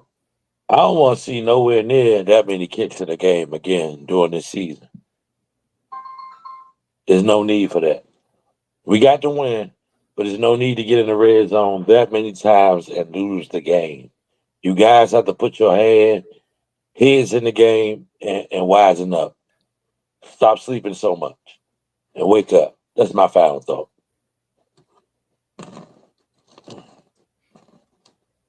What you got, Vito? You still with us? Nah, Okay. V. Oh yeah, V ain't with us. Okay. Yeah, V not. Okay. So let me Yeah, he get right this. back.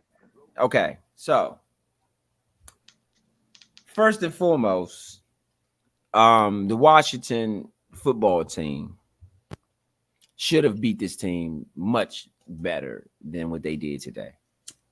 Period. The penalties in the red zones are atrocious. Like it's not only did it's not about you not scoring in the red zone. It's about the way you didn't score in the red zone. It was mainly penalties.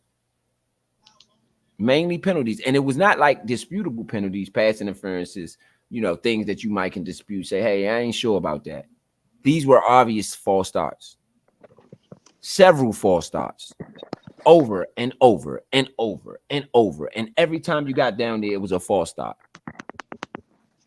I'm not going to be the dead horse. Anybody who understands anything about football knows you can't do that and expect to be an offense that scores enough points to win consistently. That is what it is. Malik Neighbors carved you up like a spring or like a Thanksgiving turkey. Yes, he did. Malik Neighbors made our veteran secondary, because there's no rookies in our secondary. Malik Neighbors made our veteran secondary look like school kids. He was unstoppable until he stopped himself.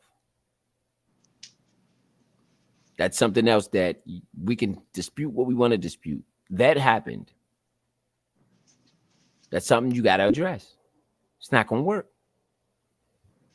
It's not going to work.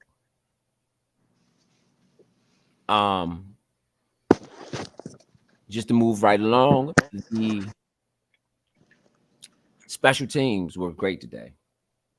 And even with the offense, I don't think Tressway punted today at all, did he? No, he did not. This is the first time. So I will give the offense a little credit. This is the first time in a very long, I can't remember a Redskin game where we didn't punt. I legitimately can't remember a game where we didn't punt. So that is progress. But that red zone, you got to fix that. You got to fix that. Period. Brian Robinson, if anybody goes and looks at any of the games that we had and any other things that we did prior to this, when it comes to the Nature Sports Network, whether it's Workhorse Wednesdays or Major Mondays, then you know that I said on several occasions Brian Robinson will have his best season this year. I think we put on display this today. You know, it was put on display why he would have a good season. He breaks tackles, he runs hard, big guy. So I think that's a weapon that needs to be exploited throughout the season.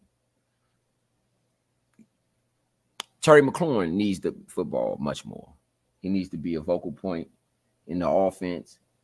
You got to find a way to get these receivers involved. He's the captain, at least of that receiver room. And they are underachieving and underperforming right now.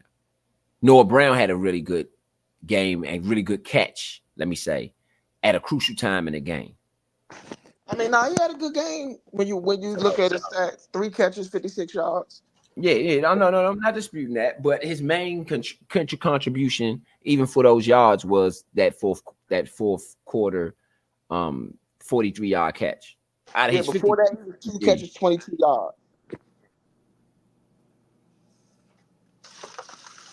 So Noah Brown, you know, McCaffrey wasn't involved at all. So it's just something about that receiver room.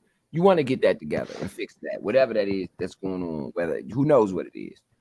Again, with the offensive line, way too many penalties, way too much holding, way too much of everything.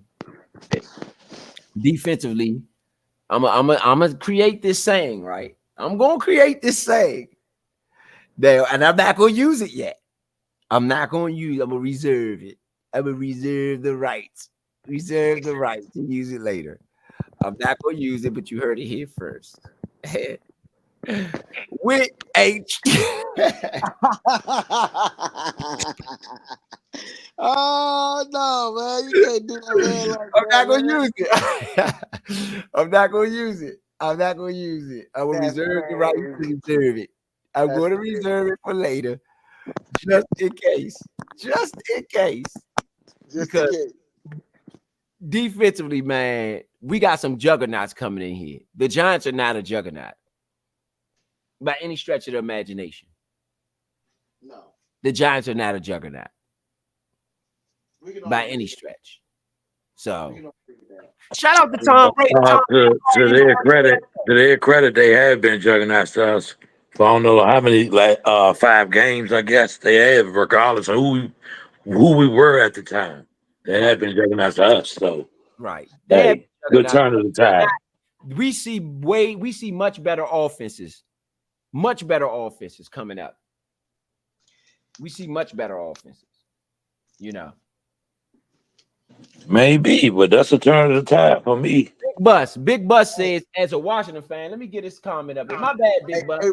Yeah, Big Bus says, as a Washington fan, I don't know if it's mental or what I'm tired of. Hey, Hey, we do have Dan Quinn's press conference coming up after Rose final thought. Just letting you guys know. okay, well, I guess we got some more Redskins on the show then. We got some more Redskins then. I was doing final thoughts, but hey, might as well jump into the post game, and we'll mix the post game in with the everyday parlay. You know what I'm saying? Yeah. Betters, and we'll make sure we keep something on the board for y'all as well. Now, Yeah. back to what I was saying. Big Bus said, I don't know if it is mental or what. I'm tired. Hey, bro, man. Honestly, though, I'm gonna say this. It's just that for one, I can't gauge this game. I know you played bad, and I believe the Giants to be a bad team. Leo, on your own board, your own power ranking, where did the Giants rank?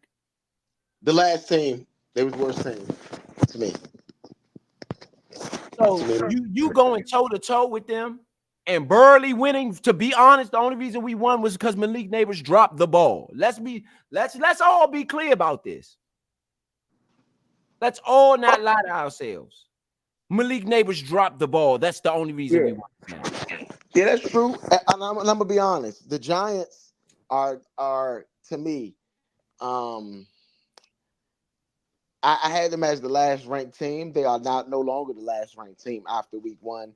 Carolina is, and Carolina will stay the last ranked team after week two. So Right. I get it. I definitely get it. Alvin Kamara tore the Cowboys up. He had, it looks like 3 touchdowns.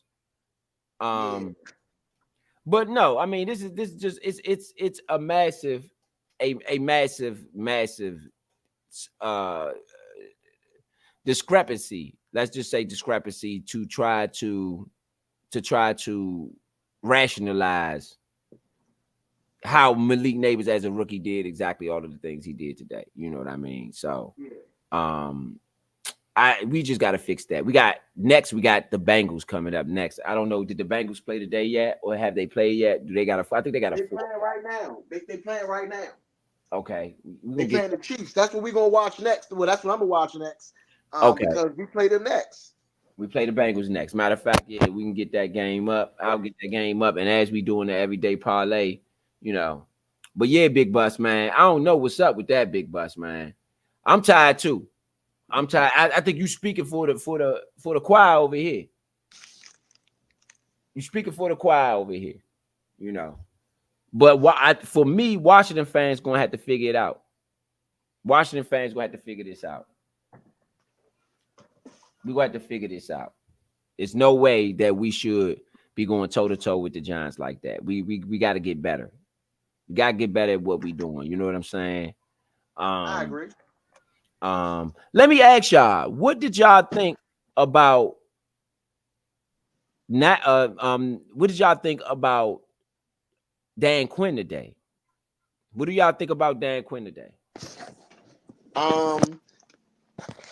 I don't know what to think about Dan Quinn today. I want to see what he did. That's why I'm trying to go to the press conference to see what he was thinking. Because, I mean, realistically, I look at it like this.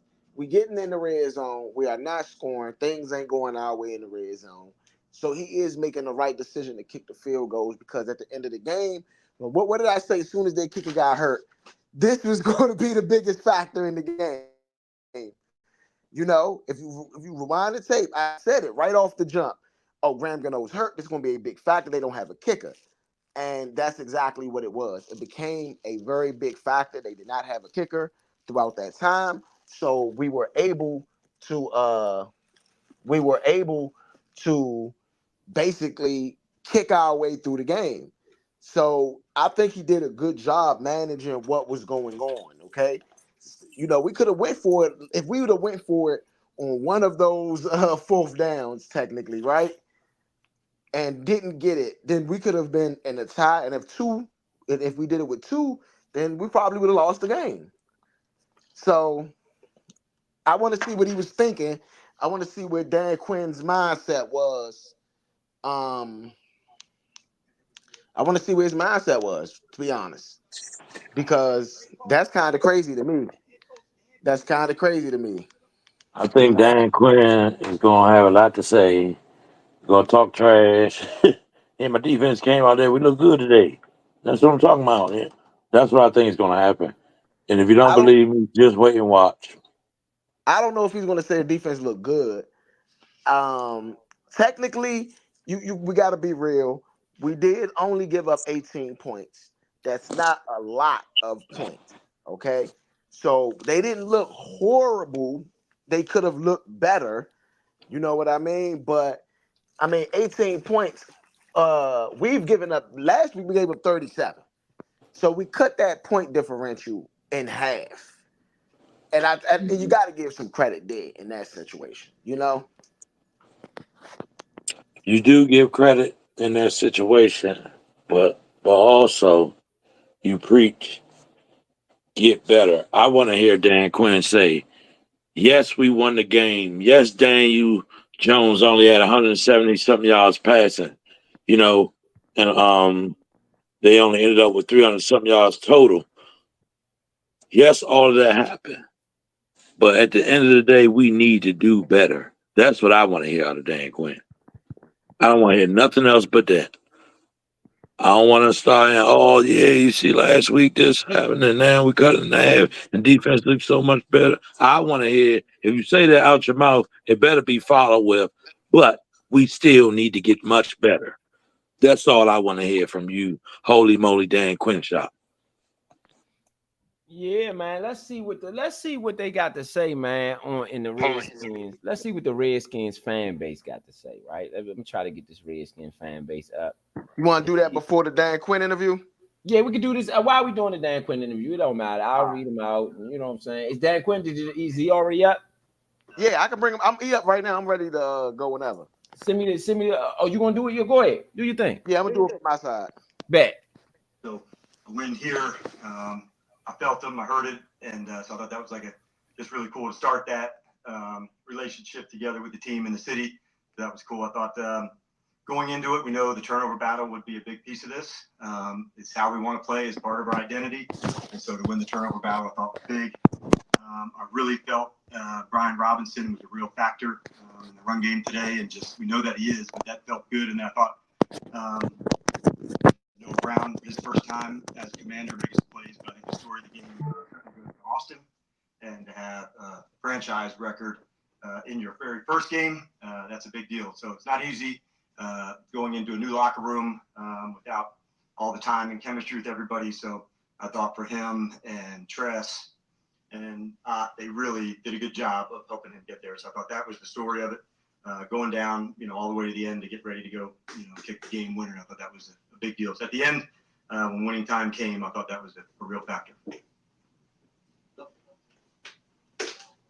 The win knocked out of them.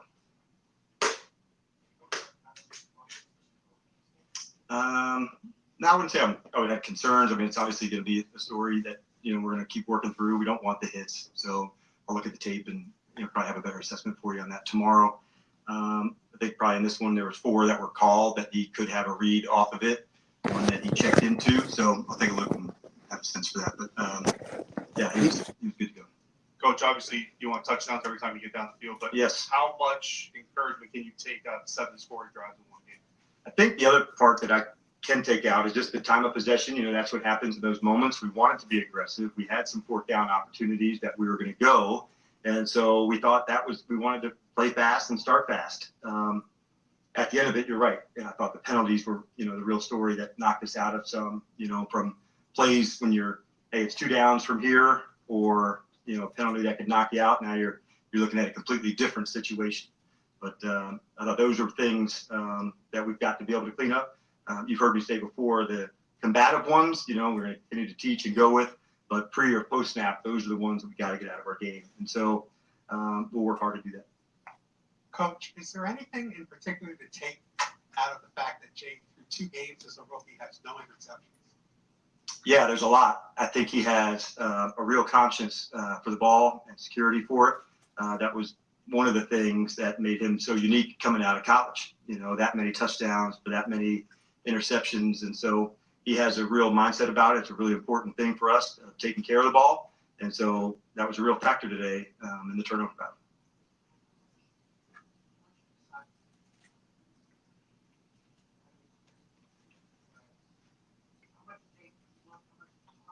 Yeah, zero tape. That's all Adam right there. And I did him afterwards, like really good job by him and his staff.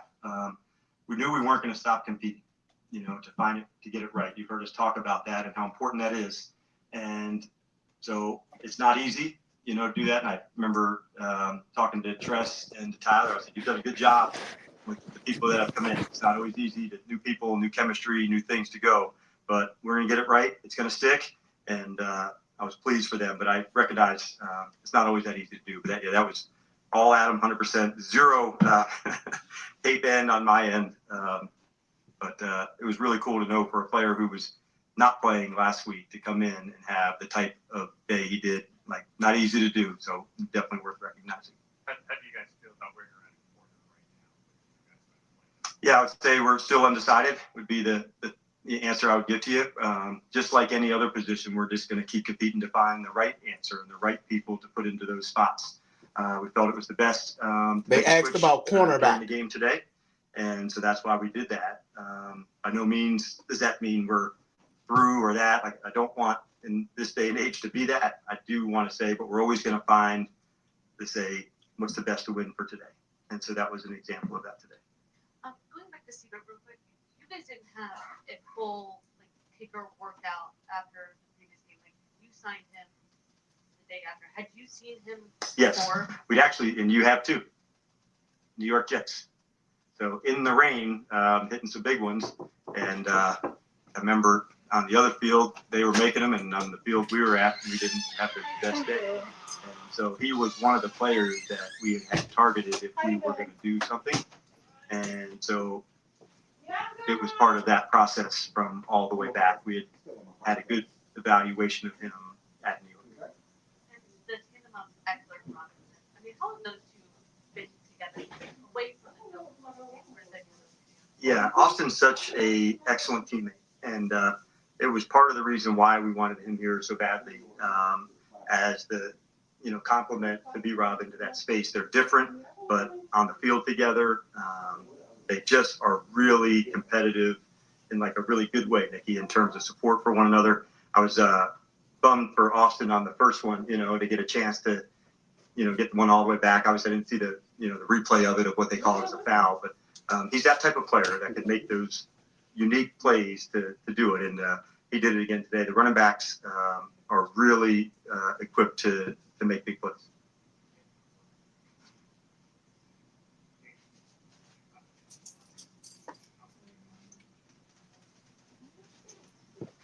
The audio is not good when the people are asking the questions, so that's why Dan Quinn sounds like he's talking to himself a bit.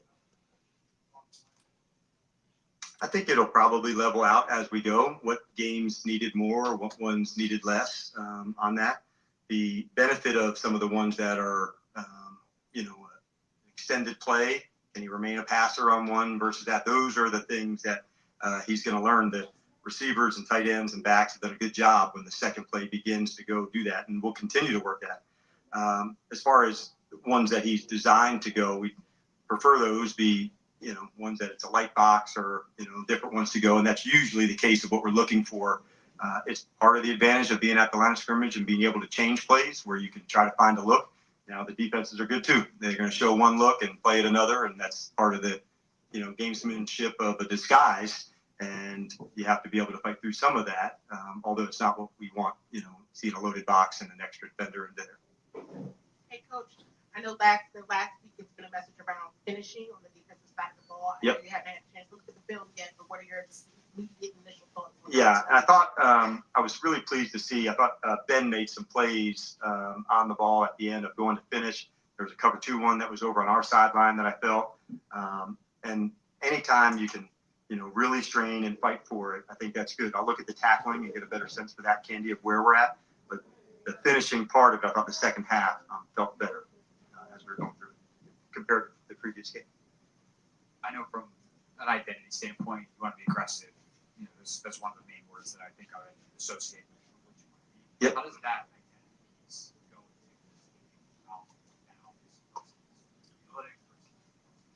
this? Yeah, I think it's probably a little bit of both as you're going through it. So we do want to be aggressive. So we communicate, what the situation is, what we would do into that spot, and then we kind of go through the week thinking that, what would be some third downs that would turn into fourth downs to go. So we like to give the play callers the information early to Cliff. So that way, if, fourth down, it's a go at this number or this number, and it's a kick at this one. So my main job is making sure Cliff knows exactly when and where. Same thing with Larry, compared to a punt or a field goal at those numbers. So that way, we've already planned for that during the week. I don't want the game day ever to be a knee-jerk reaction. Hey, go for it, or get emotional about it. I want to be calculated, and this is, the decision we were going to make, including at the win. Do you have to go for a 2 to go win it, or take it into overtime? Those plays, you want to say, yeah, we've got a good call for that moment, and if it comes up, we're going to go nail it.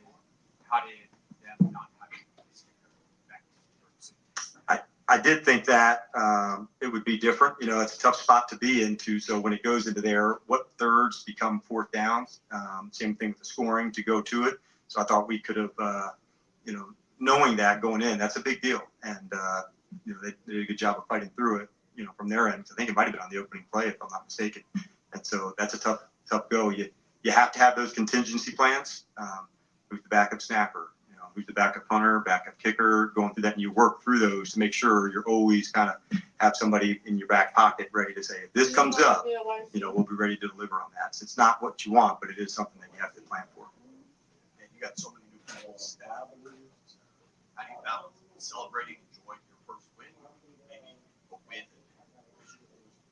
Well, I think we want to treat those two things the same as best as we can. I think the players saw last week there were lessons to learn, but the sky wasn't going to fall on Monday, and I was going to have a meeting and talk about it. And I'll do the same thing going into tomorrow to say on both of those, there's lessons to learn. And now can we apply them and go through it? So I think what you'll see is a really consistent approach by the team to get a division win. Like we talked about the importance of that and what it means. And I even showed some film of what the old history of this, to know where you want to go.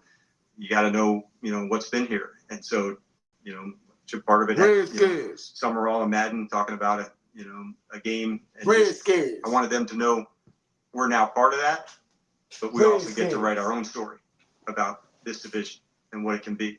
And so that was my message that I wanted to share to them last night. It's an honor to be a part of that, but it's a bigger honor to create your own story. But you do have to know where you've been to say, to recapture, that kind of energy takes a lot. And we're up for that challenge. Fan base.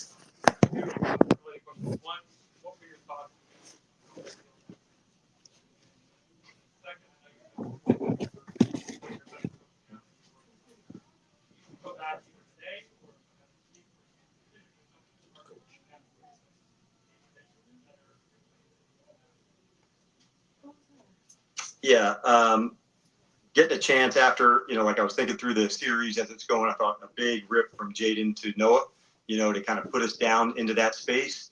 And now as we were going through the clock scenarios of what would happen, getting on the ball, getting the ball centered to where we'd go. And then I just took a couple of deep breaths, like, all right, Austin, like, here we go, man. So just watched it from our sideline, but a little bit further down the field. And I thought it was true right when he hit it. So that was awesome. Gave Adam a big hug. Was pumped, that as much as didn't go well last week, we knew we could be a lot better than that in our game. But not to take anything away from Tampa. I want to make sure I'm super clear on that. But we did have to play more like us. And I felt like today had more of that, as opposed to me doing things. I think in game, that's where, I got to make sure I'm really clear. And I was today, with the guys going, kicking, the scenarios, the penalties, really making sure that the game and clock management part is on point. That's my best way to affect the team and our play style. And I'll go do that. And with all that said, all right. Brian Robinson. Yeah. That was our head coach. Brian Robinson's next. Brian Robinson. He had a hell of a game today, over 100 yards rushing. He's approaching the podium Coach today. Dan Quinn, after his first win as the head coach of the Burgundy and Gold. Now we await our running back. Yes, indeed.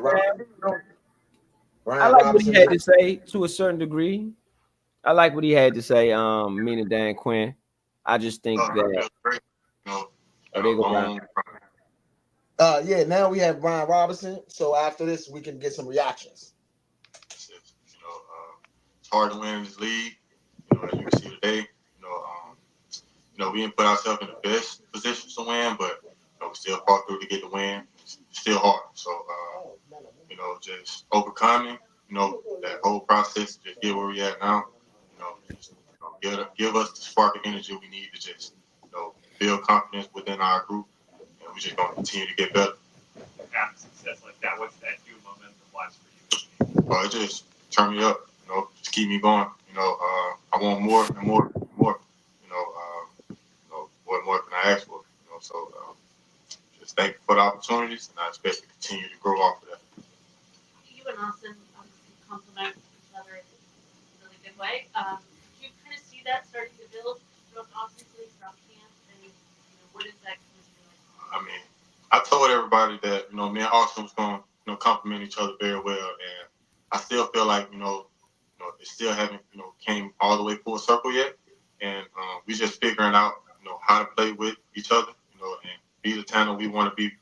And it's been 2 games in, and we gave guys a great idea of what we're going to be, and so much more to come.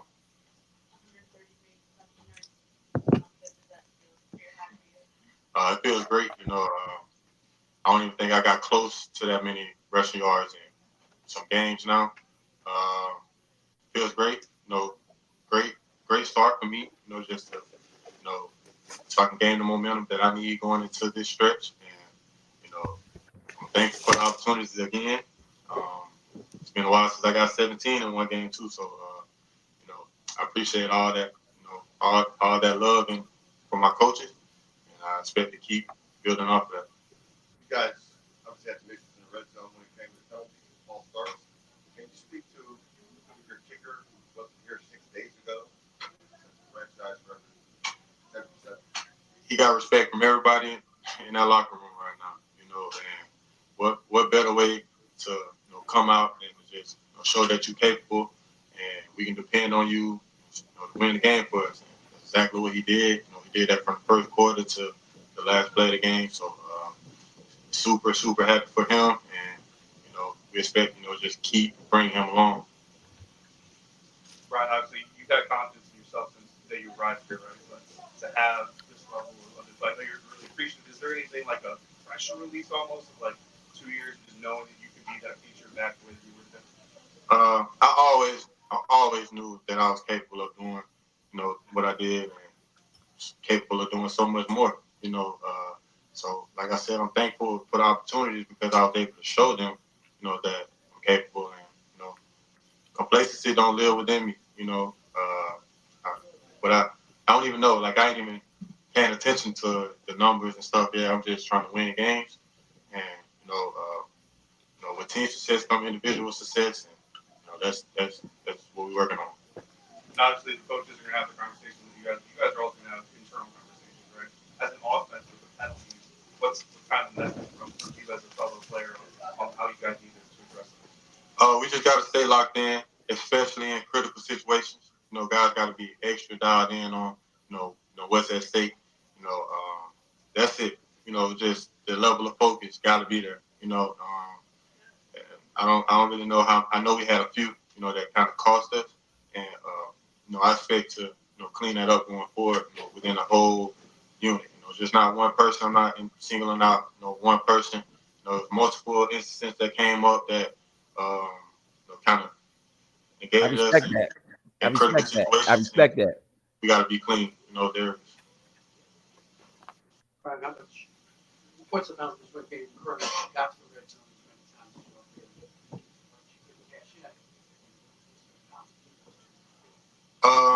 you To get points, that matters too. Obviously we want to finish in the end zone, but at least we was able to finish our drives with points. That kept us, in a good situation. It kept our momentum in a good spot too. But obviously, scoring those touchdowns is critical because we put that game away, longer time ago. So we just got to be extra focused, in those critical situations.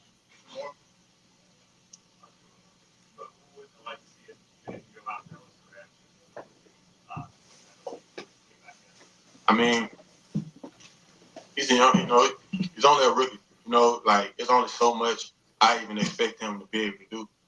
So like for him to put his body on the line, multiple times and go all out just to get the first down, like, I'm gonna be there to pick him up. And if anything else he needs, from me, So he's a tough dude, and he's just continue to show that, over time he's gonna continue to show how tough he is as a player.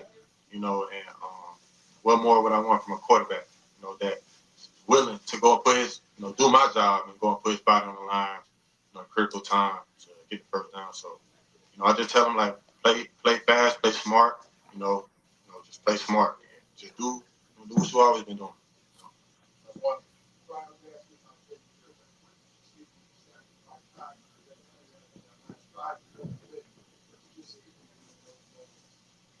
I never seen him, he hasn't been phased not one time, by anything that negative that happens. I haven't seen him, his energy, go down or anything. He's as positive as anybody on his team, even in the most critical times or when things are backed up. He's a great leader in those situations. He's able to, fight through as our quarterback, to help put us in a better situation. Brian Robinson. No, I haven't. And we got Austin Seibert. Kind of welcome myself to the team and win a football. Oh, I apologize about that. We're gonna bring you some of the rest of that during Monday, so we're not gonna give them everything today, if that's okay. All right, no, it's cool. Yeah, it's cool. I liked several things about Brian Robinson's interview. Yes, sir. I like the fact that he said that wasn't good enough, because it wasn't. Yeah, it wasn't. It wasn't good enough. Yeah. And so I definitely like the fact that that's what he said. Big Son, you want to chime in on Brian Robinson interview? Did you hear it? I was trying to hear my signal kept on messing up. Okay. So I'm trying to move around a little bit. So I really didn't hear. All I really heard him say was the way Jaden Daniels played, lifeless like that out there. He, just would throw himself out there and take the punishment. He was there to pick him up. He's gonna be there to pick him up. That's his teammate. You know what I'm saying? So I respect that about Robinson. He definitely has the Bama pedigree. That is definitely what they are all about. So you gotta respect a person who has pedigree like that. Agreed. So I definitely respect Brian Robinson, and not to mention my man has come back from an injury where most people would be slowed down. He got shot in his leg. That's not an injury. That's not an injury to take lightly. I'll say. So I got nothing but the utmost respect for Brian Robinson as a football player and as a person. Okay. Go ahead. I like the fact that he said it wasn't good enough. I just think that they won the game, so you got to give them credit for that. But man, it just wasn't good enough. That wasn't good enough. That wasn't gonna work. Just the penalties, especially the penalties. So it's small things that could be cleaned up that may make a big difference. But I do think the offense is trending in the right way. But I did predict that in the preseason. I said I think it's going to be a running team. I think that the offense is going to be a little bit further ahead of the defense. Defense ain't all the way behind, but they got some major problems in the secondary. Yeah, they got some major problems in the secondary. Yeah, I can agree with that. I can agree with that wholeheartedly. The secondary does have major problems. Man,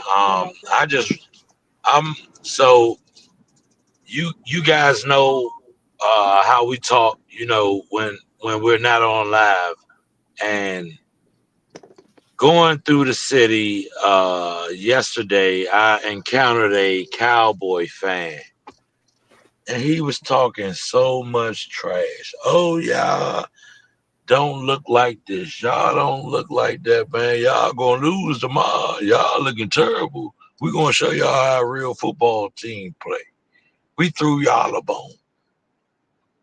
I didn't see no Cowboy fan, no Cowboy hatred toward us today, as I usually see every day, all day. It's different. It's different now. And why? Because we have a W and they just got thrashed. Like we got thrashed last week. Reality is setting in. Any given Sunday it can happen. I just saying the fan, like we're talking like that's not good enough. I just saying the fan, say, man, it's just the beginning. Y'all look good. He's not a Washington fan. Let me correct you. He's not a Washington fan. Say, man, y'all look good, bro. It's just the beginning. That's what he said to me. I don't know if we. I don't know, man. I'm not so. I'm not. I'm not. I'm happy that we got the win. So that's the first thing because I think that win right there is very important. Getting your first win as a coach, getting your first win as an new organization. You know, GM getting his first win, new quarterback getting his first win. I mean, that's a milestone thing, even though it probably wasn't the way that you wanted it. But at the same time, you got the win. So I definitely think that's a good milestone right there and it's something to be proud of. But I don't know, man, how confident I am right now looking into the future with that.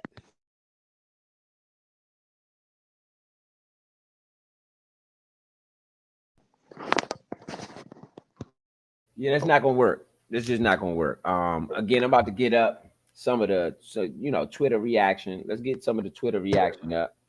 Shout out to everybody out there listening on Twitter. Get some of the Twitter reaction up on the game and see what some of the fans think. Right now, of course, we have Big Bus, came through, and his comments right there on the screen. Just wanted to show some love, and he said he's tired. That's what he said. You know, that's what he said. So let's get some comments up and see what some of the fans had to say, man. Let's see what some of the fans had to say. Get Big Son back in. See what some of the fans had to say today, man.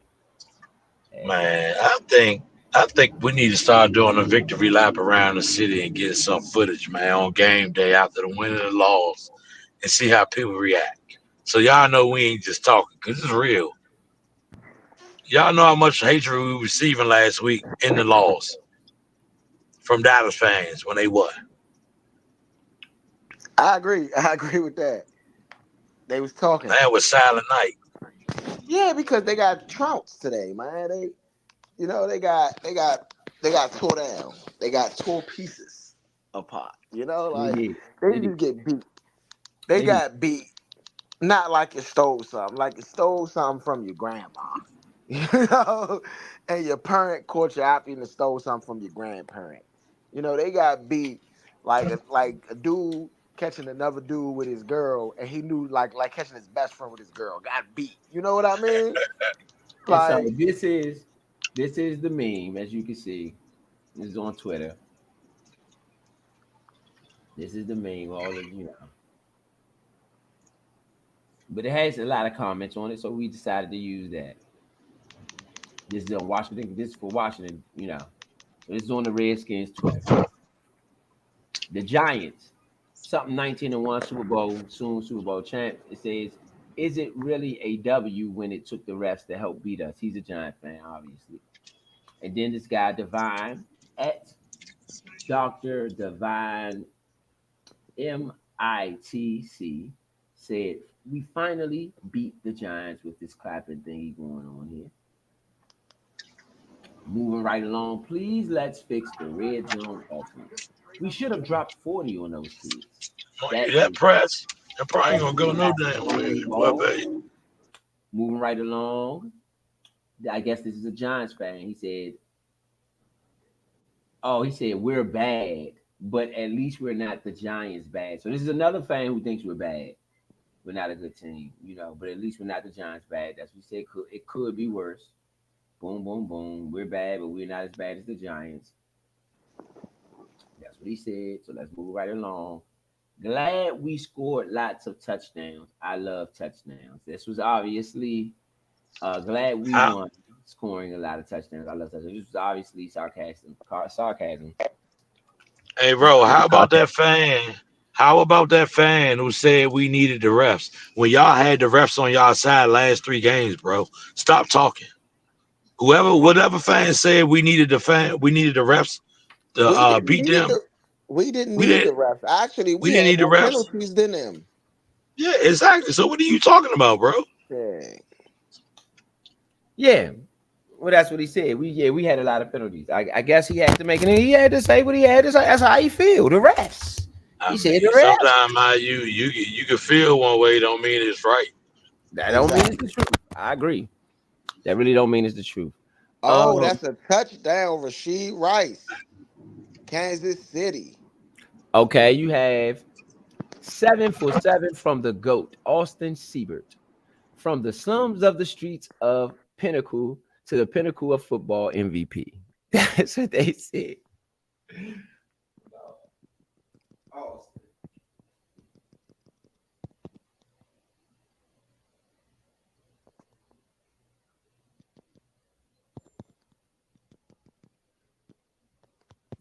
So, okay.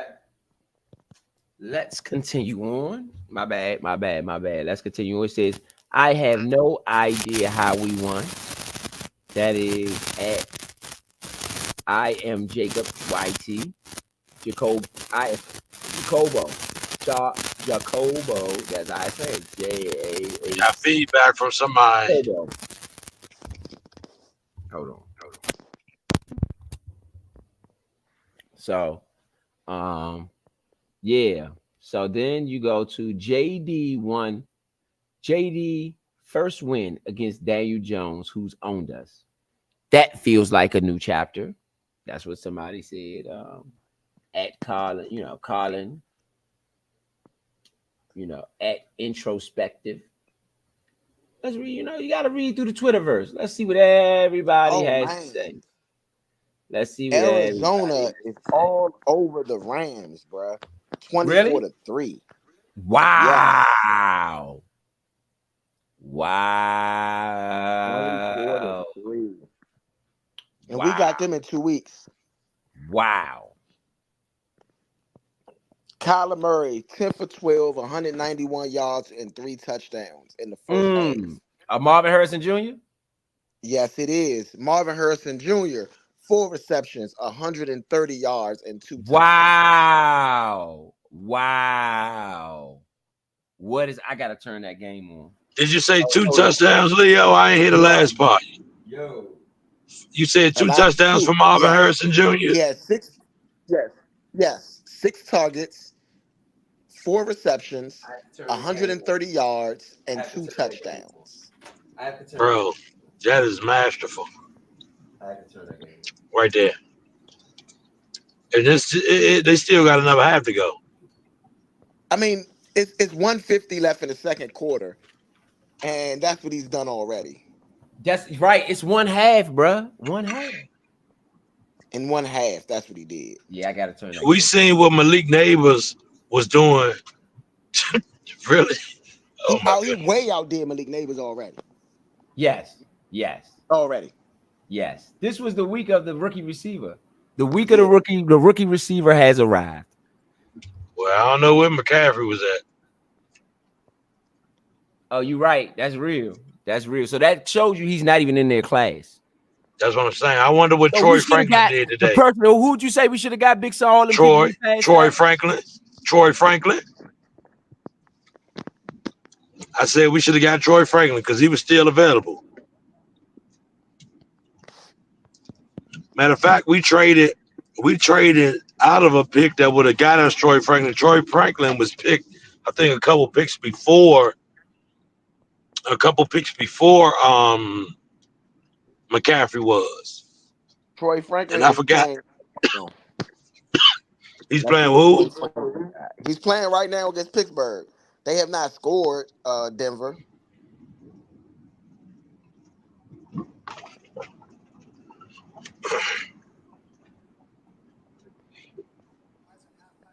Yeah, I gotta go ahead and turn that game on. Cause that's wild. That's wild. That's wild, bro. Troy Franklin doesn't have a catch.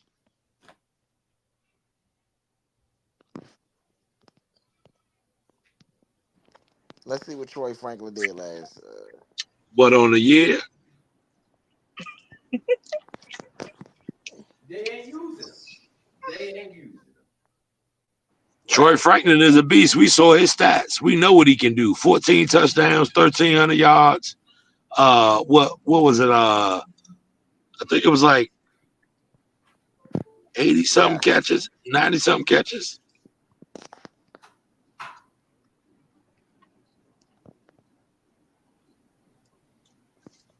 Yeah, he has not had a catch all. He has not caught anything all season. And who is he? What team does he play for?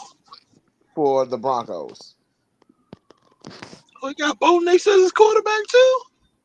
That was his quarterback. That's what I'm saying. What? I don't know. There's something wrong there. Something definitely ain't right. I don't like the brew and the stew right now. Man, so I got that Arizona game up. It is 24-3. The Rams with the ball in their own territory. 1:23 left in the second quarter. 3rd and 8. Matthew Stafford back to pass, throws it over the middle. It is a catch. First down. So yeah, man, we go back to the Rams. I just wanted to update y'all. The Rams is on. We're gonna keep y'all updated, man. This is the post-game show. Live studio runners, man. Y'all know what it is. And I'm gonna give you Cincinnati and Kansas City. So and I'll give them Cincinnati and Kansas City. So we'll still have some we still will call some of the game a little, both of the games actually. Yeah. Shout out to John Camerano who liked our post, got his page going up. Yes, indeed. And Macondra, I believe that's her name. I'm sorry if I got your name. Shout out. Yes, indeed. Shout out, man. Shout out to the new follower, man. Thank you for following. Like, share, subscribe, follow. We are here for you. Here on the Redskins Nature Sports, baby. Y'all know what it is. Yes, it sir. says, you, bro, Jazz says, yo, bro, make the entire O-line run effing bleachers. That's what he said. I guess they're tired or something. He felt like they were tired. We like to get all your comments in, so we'll go search for them and see who had to say what. Make sure that we highlight the fans. It's always this is a fans network. This is a network for the fans, a network for the people. We ain't the establishment, we the people. Oh, Matthew Stafford over the middle to Cooper Kupp. Cooper Kupp down to the 16-yard line. 16-yard line, man. They are in business. They about to score. Hey, what's the line on this? I might take the Rams to come back. I might get them now. What is the line? What is the line?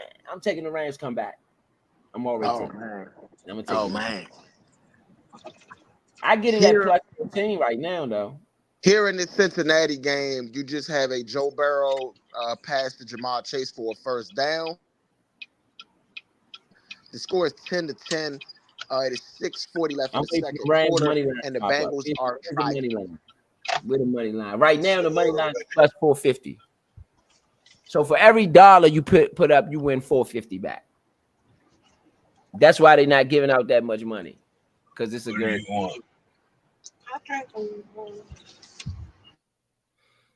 Shout out to everybody out there listening, man. We're going to go back to the Redskins post games. Wow, so sweet.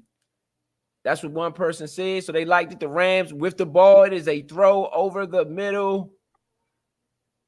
Man. And Matthew Stafford got them in business. They are in the red zone.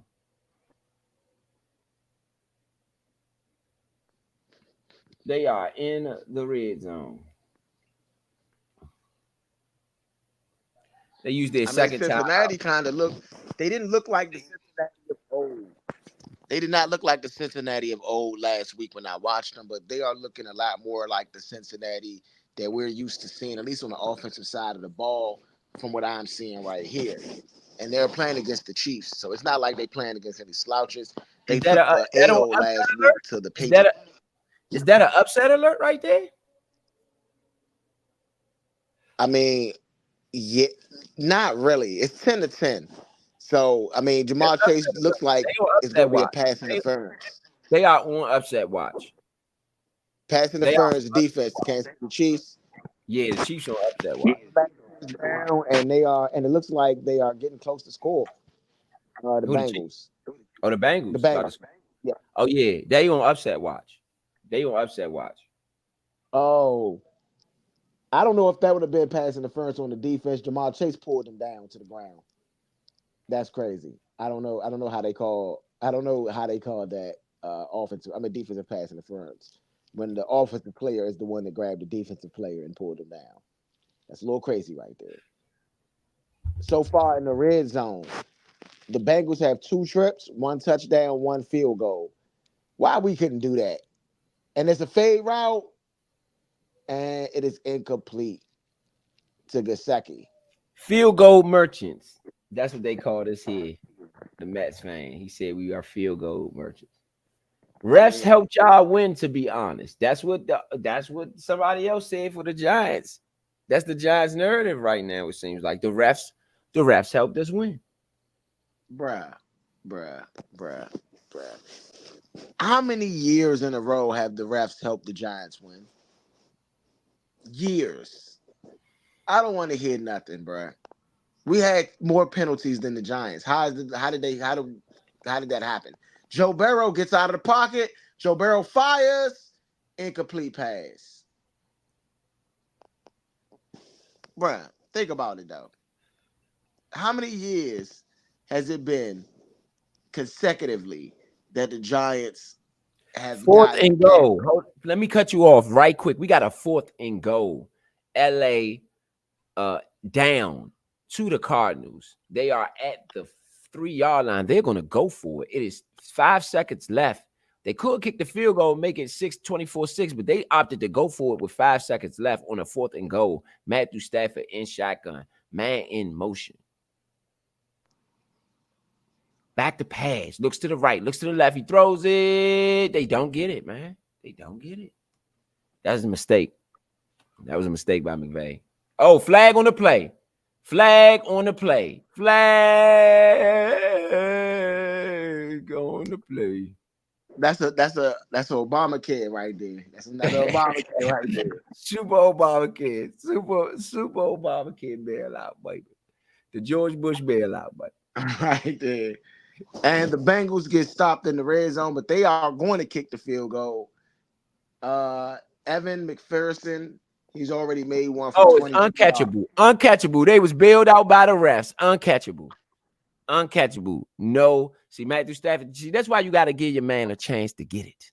It's one play left. It's what you going to do? You going to run it back? Just throw it up to the guy. See if he can get it. That's true. That's it. Throw it in there. It's a Hail Mary, basically. At that point, it's a Hail Mary. I'm going to see if my guy can outjump your guy. Yeah. That is 1,000,000% a mistake by Matthew Stafford.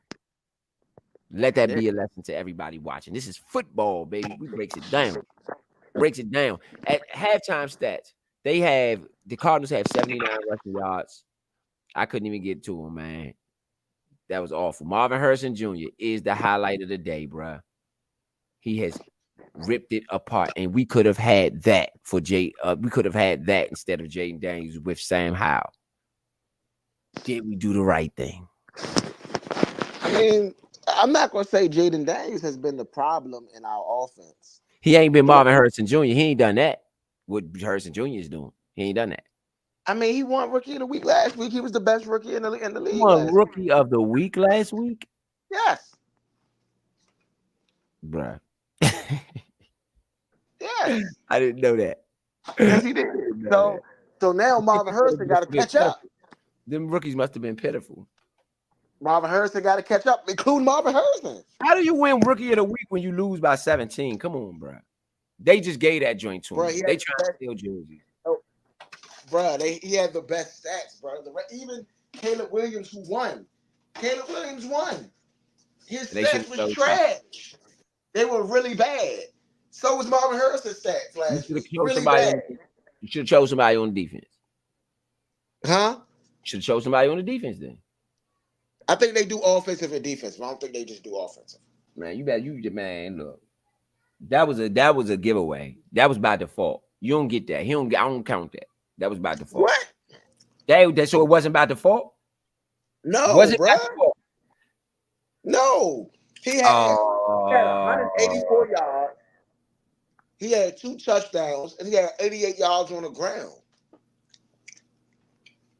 That was by default. No. And a lot of that was garbage time. Bruh, we talking about individual feats. The second touchdown was a garbage time touchdown.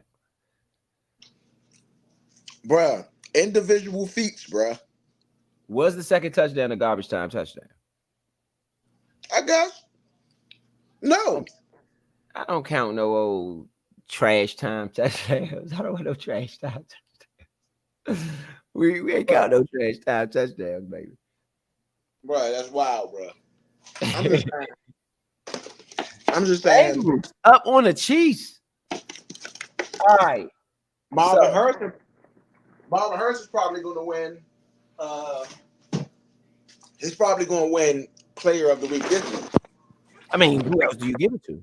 I mean, Neighbors would have got it if this didn't happen. If Marvin Harrison ain't do what he's doing right now, it would be Malik Neighbors. How do you know? What did Bo Nix do? Oh, he's Bo Nix hurt, right? Oh, no, Bo Nix ain't hurt. What did Bo Nix do? He's playing now. Taylor Swift in the building. Right, Taylor Swift in the building for the Chiefs. For the Chiefs. For the No, Caleb Williams played tonight. They played the Texans. Oh, yeah. Dallas Cowboys. How about the Cowboys? How about the Cowboys? How about them? That foot put in your behind. Put that foot in your behind. Kicked you up out of New Orleans.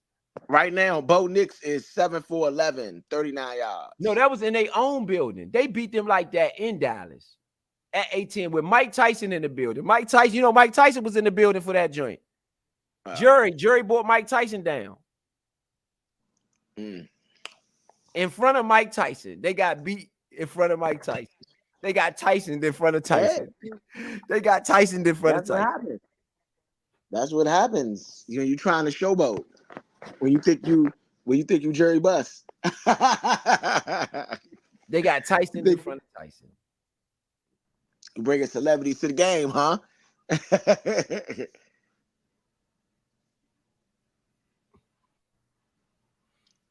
Yes, indeed, man. Yes, indeed, man.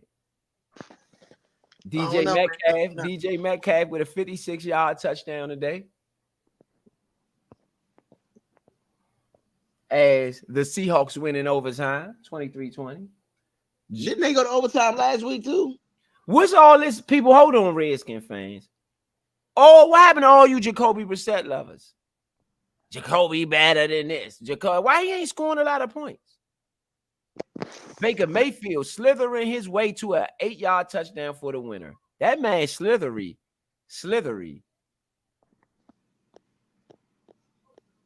Minnesota Vikings. Sam Darnold, 97 yards. Yards to the Jet. To the Jet on San Francisco. Y'all let that man go. 97 yards on y'all, man. 97 yards. Hey, but shout out to number 80 for coming through the block. That's how I got him in there. That's why you got to have blocking down the field. So when your man get out in the open, like on a big run, as receivers and as other players, you got to run down there and block. And that's a fumble, Kansas City. Oh, my goodness. And it looks like Cincinnati got the ball. Ooh. J.K. Dobbins hit this man with a hesitation. Bagheads, the bagheads in Carolina, they brought the bags out, the paper bags, the paper bag heads. You might be right. They might not win the game this year. I am trying to tell you. They might not. Though, if they let Bryce Young stay in there, they not. They gonna be on my. I don't even think it's Bryce Young. I think it's the whole think team. it is. I think it's the whole team. He's terrible, man. He's terrible. But I think it's the whole team. Kyler Murray to Marvin Harrison Jr. Man, that was a great catch by Marvin Harrison Jr. back of the end zone. Kyler Murray, Marvin Harrison Jr. looking on a bomb. Oh, Marvin Harrison got behind the defense. Yes, he did. Run. Oh, touchdown. Easy touchdown. Marvin Harrison Jr., man. 24-3. They putting the foot in the Rams. I thought Cooper Kupp supposed to be the superstar receiver. Oh, he got hurt. He got hurt. And they already missing Puka Nacua. You know, Puka Nacua hurt. Yeah, Cooper Kupp got hurt in that game too. Cooper Kupp got hurt too. Oh man, that blew my ticket. Damn, that just blew my ticket. He just limped off the field. He might come back. God. He might come back. It looked like something. It was a non-contact injury. He might can come back. That's not good. That's not good. Now you sometimes tweak something. Tweak. I don't need him tweaking nothing. Hey, we got Marvin Harrison Jr. and Kyler Murray. Ain't that who coming to town? No, we got Joe Burrow coming to town next. After that, we got Marvin Harrison Jr. We got this same show. Coming to town. Over and over. We got that same show coming to town. Think about it. Malik, we had to go against Mike Evans. Yep. And Chris Godwin. Yep. And then we had to go against Malik Neighbors. Yep. Now we got to go against Jamar Chase. Yep. And then we're going to have to go up against Marvin Harrison Jr. They better get this secondary together. Yes. Or it's going to be just like last year. What? Yeah. Let me ask y'all this. Big Son, you still on? Let me see if Big Son's still on. Yeah, I'm still on here. All right. Let me ask you this, Big Son. Let me ask you this. Is this really a difference from last year? Like, really, let's be honest. Are we seeing something different than what we saw last year? Yeah, but it's kind of hard to explain it because the difference that we're seeing is not. Man, it's like half a dozen in one hand, six in the other. It's like you won the day, but you didn't win. It's like you got crushed last week, you know, but outside of the rep, we talking about people, refs helping and all of that. Outside of the refs helping, if the refs didn't help, you still probably would have lost that game last week. So you're seeing a flip side of what we're really supposed to be.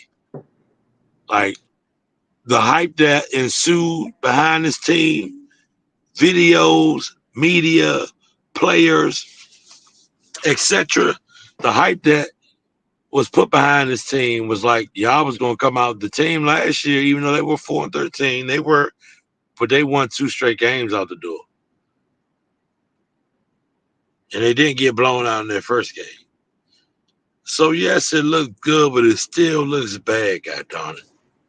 And I don't know how you can put that. Yes, it looked good, but it still looked bad. That's all I can say. It's just a ball of confusion. It's like things have changed, but they haven't changed. It's like, you know, you're moving forward, but you're not. You don't feel like it looked better than it did last year? I mean, I do. Like I said, we went up and down the field like it was nothing all game long. Now they punt. I can't remember a game, another time or the last time we had a game with no punts, but still we didn't score that one touchdown. I mean, we was literally had the tip of your nose on the end zone and couldn't get in. Like, I don't understand. Like, so yes, it looks good. Point, I agree, but it still look bad. It do. You know, we broke a record today, but it still look bad. I do think it looked better than last year, though. I can't agree with that. in a sense of week 2, We broke a it, daggone field goal in record. a sense of Field week goal 2, record. it was kind of like a reverse of changing of the guard. So last year we came out game 16 and 20, we won. Next week we played a game. It was like what? That score was like what, 35-32. It was a big high scoring game, you know. So it all it was to me was last year they came out 1-2 straight, was looking like something. This year y'all lost one, won one. You looking like something, but it still don't look straight, you know. So I'm just gonna sit in that honesty of what I see and not what I want to see. I agree. If that makes any sense at all. I agree. So we're gonna compare since we comparing last year to this year. Since we comparing last year to this year, let's go for the gusto. Let's go for some juice and see exactly what the stats was from last year and see what they was from this year and see if it's really getting better or if this is really getting worse. So Donald, let me make a breaking announcement. Donald Trump had another assassination attempt today. What? He is safe and sound. News reports are flying in, and they said he is okay. Oh my goodness. Yeah, I seen that almost an hour ago, I think so, but I didn't want it to, Break the news. bring an uproar and change our swag. But they say the assailant was detained immediately. I read the report and everything. He was detained immediately, so he's dealt with. So in last year's game, Sam Howell was 27 for 39, 299, and 2 touchdowns. He was sacked 4 times, right? And so let's compare that to Jaden Daniels this year. Let's just say, let's show you. No, Sam Howell definitely had a better game than Jaden Daniels. What? What you talking about? What are you talking about? That's not even fair. That was why they fair? Because hey, Big Son, we always talk about whether we getting better or not, don't we, Big Son? Yeah, always. Hold on. You got to put this in retrospect. So why can't we do it? Why can't we do it like this? Sam Howell was after we played the Giants in what week last year?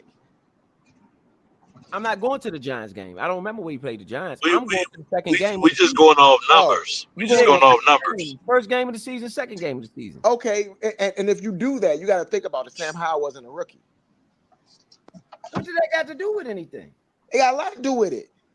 Is this team right now better? Nah, my thing is Jaden Daniels is a guy who's been in college for 5 years playing football. Sam Howell played how many years of college in football? 5. Jaden Daniels is older than Sam Howell.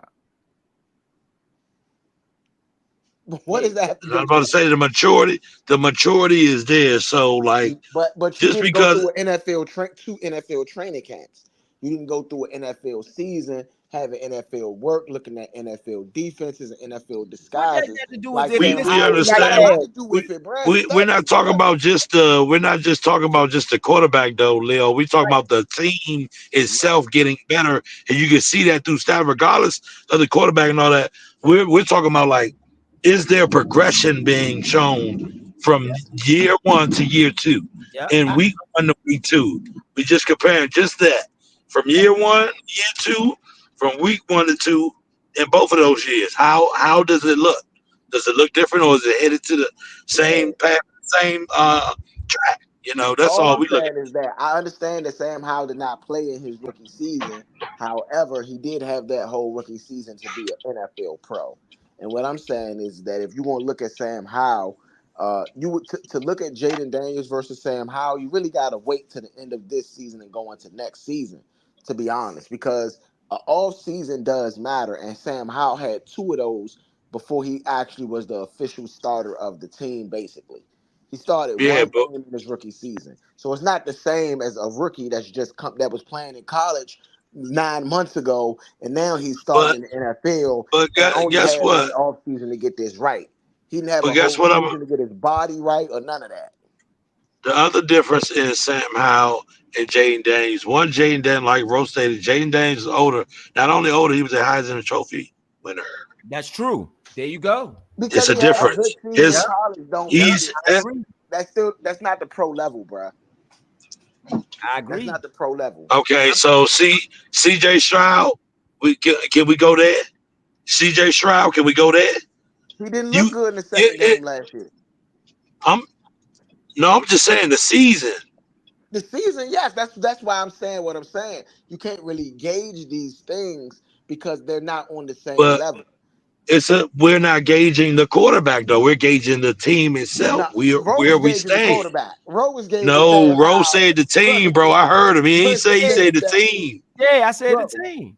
Rowe, was you not gauging Sam Howell versus Jaden Daniels? No, it's everybody versus everybody. Okay. So Okay. we gonna go from quarterback to running back See? to receivers. All right, cool.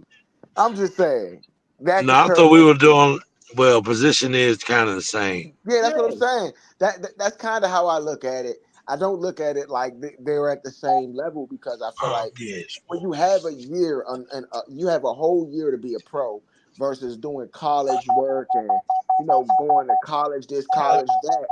You in the pros now. That's what you get to do all day. Kyler You get to Murray work is out. You back, get to man. watch Kyler film. Murray is back, young. Kyler Murray is You back, know? bro. Yeah, I think he is too, though. Look at what I'm seeing out there. He looks fast. They got James Conner. They might be something to reckon with. They might be underrated.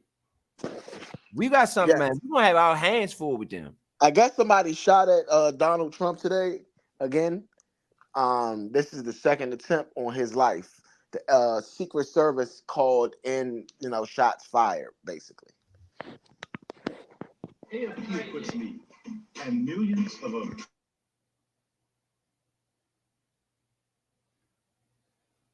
Second and 4 for the Cardinals. They're already in field goal range. Handed off James Conner. Oh my goodness, he broke it. He's at the 10. He's at the 5. He's down at the 5-yard line. Oh my goodness.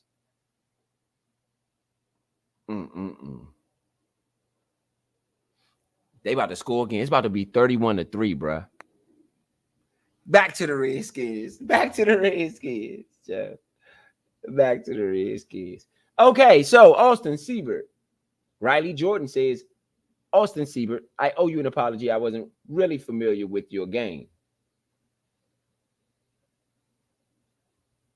Austin Siebert for NFC Special Teams Player of the Week. I think that's a lock. Yeah, that's a lot. That's an easy lot. Yeah. This is the funniest. This is the funniest post of the day, probably. I don't got nothing being funnier than this. Giants versus DC United.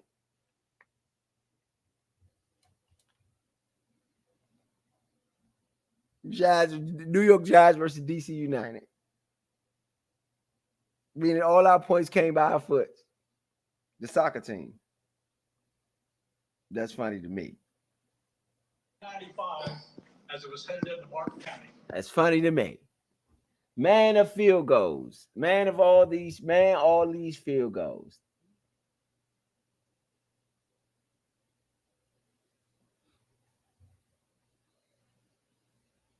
Oh, okay. Says, oh my gosh, we won.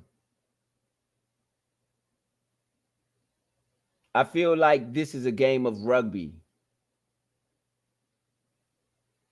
Siebert the GOAT.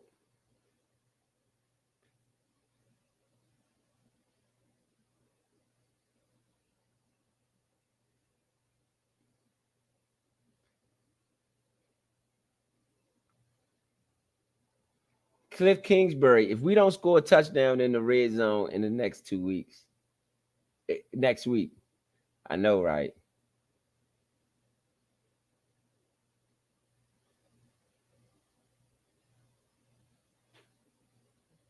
I know, right? It is what it is, man. Let's continue on. Let's continue on, man. I wondered if they got a Jaden Daniels interview. Let's see. Hey, point, check and see if they got Jaden Daniels interview up. If you can.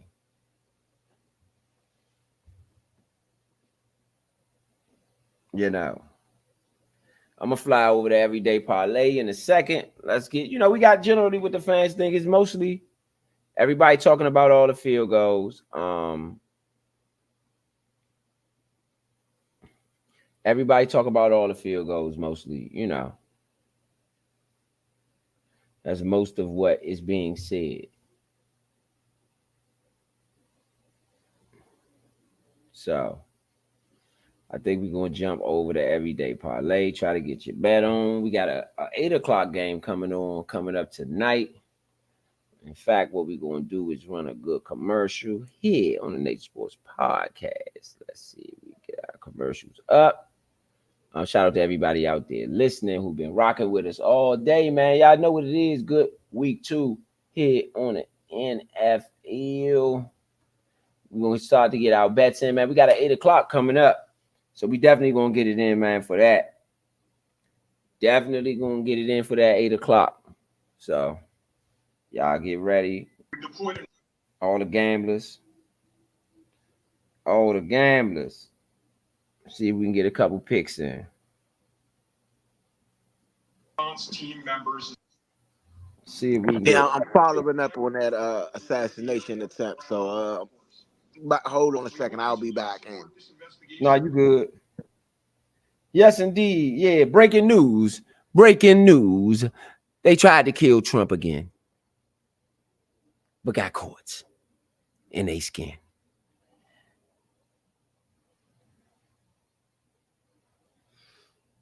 Stupid people. Stupid, man. Chill out. Everybody chill out. Ain't no reason to be doing the most. Here on the Nature Sports Podcast, you are here for the Washington Redskins broadcast. The Cardinals did score. It is 31-3. And we're going to transfer over to Everyday Parlay in a second. Let's pull this commercial up. We going to get it going. Y'all know what it is, man. Y'all know what it is. Shout out to everybody out there listening. We'll get the Everyday Parlay up. The Rams with the ball down 31-3. 10 minutes left in the third, though. They got some time. They just going to have to find a way to get some stops. That's the first thing to a comeback. People think it's on offense. No. The first step to a comeback is you got to stop the bleeding. That's just like anything else. If something out, you get a cut or something, what you do? You stop the bleeding. That's how you start any repair. First thing you do is you got to stop the bleeding. So once you start playing defense and you get you one stop, and you can't focus on 5, 6, 7, 8, 9, 10 stops. You can't do that. You lose like that. Easy losses. Because you're so busy trying to get back in the game, you're doing things you normally wouldn't do.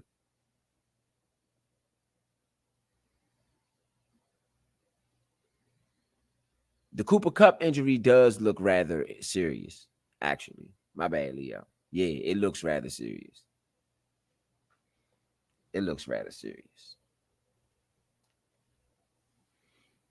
So, I don't know if he's coming back. I don't think so. Matthew Stafford, back to pass from the 31. It is a catch to the 39-yard line. I would be in hurry-up offense here, though. They are not. I would be in hurry-up offense here. And I would equally, they are in hurry-up. Okay, so they know what they're doing a little bit. I'll be in hurry-up offense. I would equally run and pass. I wouldn't run on downs where they think I'm going to run. That's an easy win. So I'm just going to look right now. It looks like a run. Hands it off. Oh, he fakes the handoff, and Matthew Stafford keeps it, and he's going to run for it himself. He doesn't get it. Look, dumb. It looked like a run. That was stupid. What did I just say? I'm not going to run on downs where it looks like a run. This is 3rd and 1. They're expecting a run. That's exactly what you got. I would have did a screenplay or something. It's high percentage. And then you're going to let Matthew Stafford run it. You gave him no options when he did do the naked bootleg. It's 4th and 2. I don't think you should go for it. I think you should punt it, play defense, and try to, yes, that's what you're doing. You're punting. And try to get the ball back because you're in your own territory. Play defense now. You're down 31-3. One stop at a time.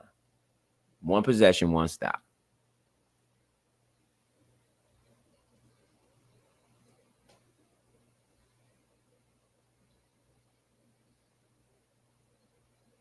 Rondale Moore for the return.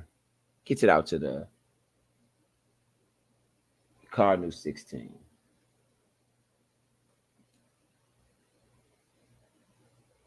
Big Son in the building. Point B in the building. Uptown Vito. Yes, sir. Yes, sir. This is the Nature Sports Podcast, man. Y'all know what we doing, how we do it. To get it done. All right.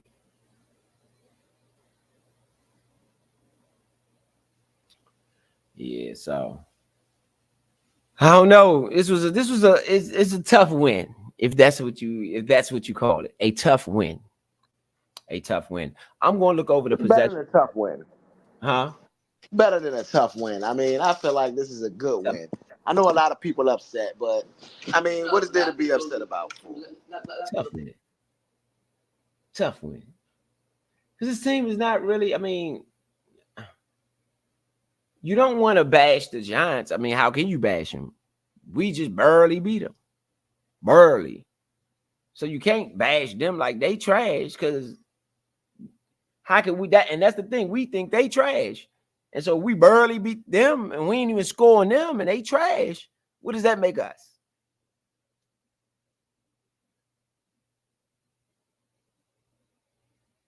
And that is why the fans are upset. Because we view them as being poo.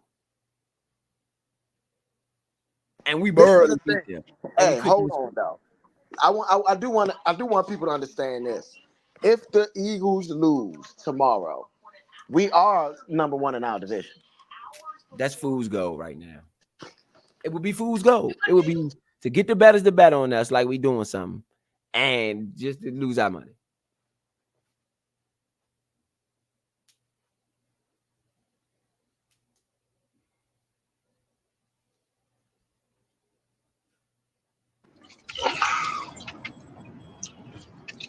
Yeah, your record should not mean people go out there and sell the farm.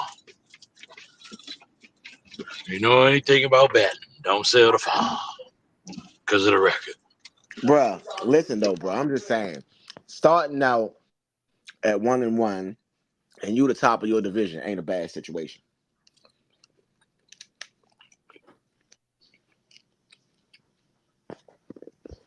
Yeah, for sure. I feel you, bro. There ain't nothing wrong with that. I'm not arguing that at all.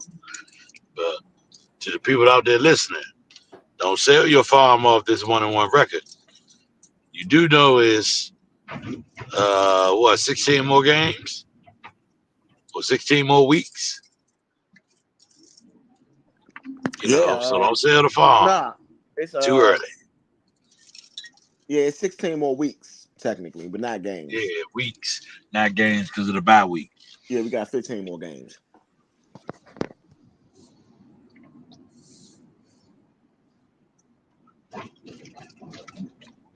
So Big Son. Yeah. We play the Bengals next week. What do you think that we gonna need to do to beat the Bengals?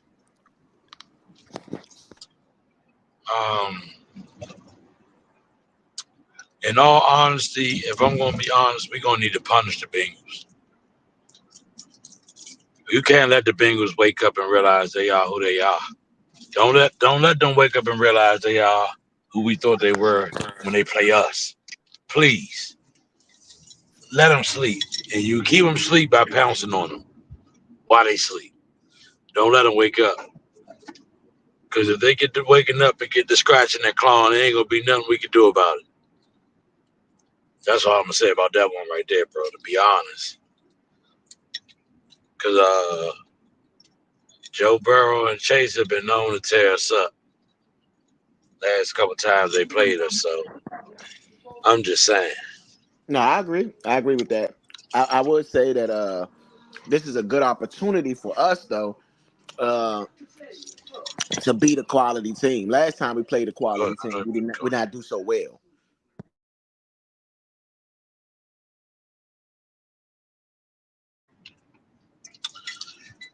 Yeah, I mean, yeah, this is a good test and opportunity. Yeah, to come up the ranks because what we got from Michael Davis today, man, I don't know. Is that sustainable for until Forbes come back, and even when Forbes come back, is he even sustainable? Is that going to be Well, sustainable? I would suggest anybody that had a lot of bad stuff to say about Forbes to go back and look at his week one tape. His week one tape wasn't as bad as we thought it was.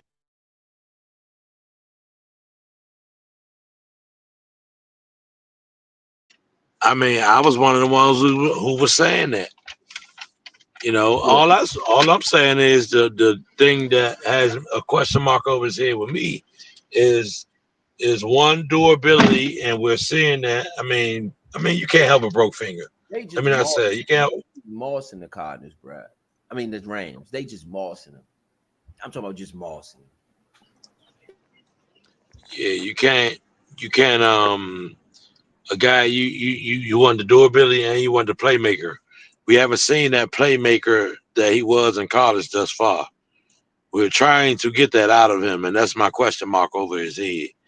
Not how good he's playing or anything like that, but can he get get out of that rut right now? You Because feel that's like what it's a great rut? players do. Huh? Do you feel like it's a rut, or do you feel like that's just what he is? No, I feel like it's a rut. I feel like it's a rut. I don't think that's who he is. I think so. Like when you're used to playing a certain brand of ball, and then you get indoctrinated into this whole other thing that you don't really get down with, it's not your strong suit, is not what you thrive in, perhaps. Sometimes that can put some roadblocks ahead of you, and getting the roadblock ahead of you means you have to maneuver and you have to do things different. And sometimes doing things different requires you to learn how to do those things different that you didn't know about. So I think the brand of corner, why we seen a sudden change that we seen is because this is I think Joe Witt and them guys is the type of teachers, or people that cater to what he do. The system caters to what he does best. So I think that's why we see the sudden change overnight. Like last year, he didn't look this good. Well, I'm not gonna say week one because last year week one he did look all right last year. It start. So, but we will see now where that progression takes him.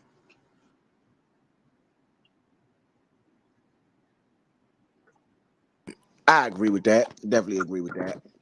I mean, looking at it right now, the Cardinals look really good. I mean, They're playing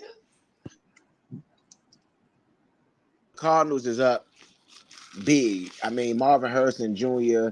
has just been showing the Rams that they can't check him, and so I mean, hopefully we don't got to deal with that with Forbes and with Davis. And you know what I mean? Jamar Chase Well, is another one of those guys that we got to check. We got to play next week. You know,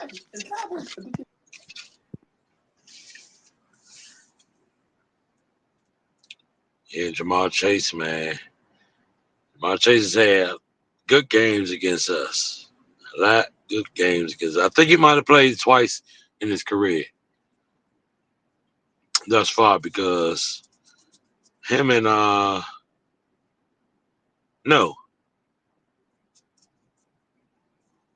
I don't think we played them back to back years. Because what year did Chase come out? Did he come out before Barrow or after Barrow or with him? they came out. They came out the same year. Joe Burrow was Okay. number one and Chase Young was number two Yeah, overall. so no, I'm talking about Jamal Chase. Jamar Chase came out the year before, I believe. If I'm not mistaken. Okay, so that means he's been in both of the games. Yeah, I remember him having decent games against us in both games.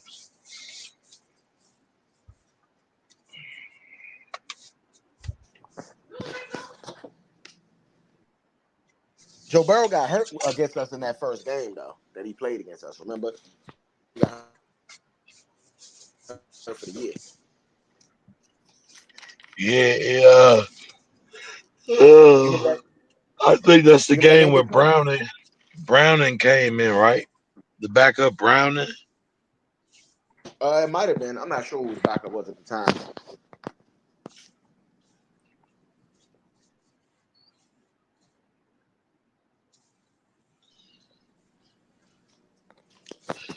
Yeah, but right now, just to keep y'all updated, it's some games going on right now. Arizona all over the Rams, 31-3. I mean 34-3. Excuse me. Mm, Pittsburgh is up on top of Denver, 10-0 in the third quarter. And that's the end of the third quarter in that Arizona game. 3:27 left in the third, 34-3. Uh, Arizona all over the Rams. Then you have third quarter, 12:44 left in that.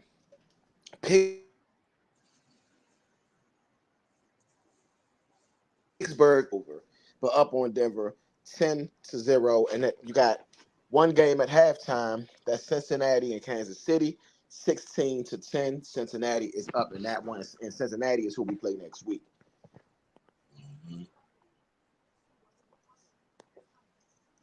So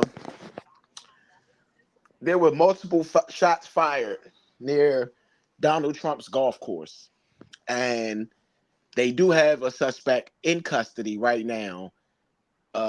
Breaking news. I did, say something about it 20 minutes ago, but now that I got enough information on it.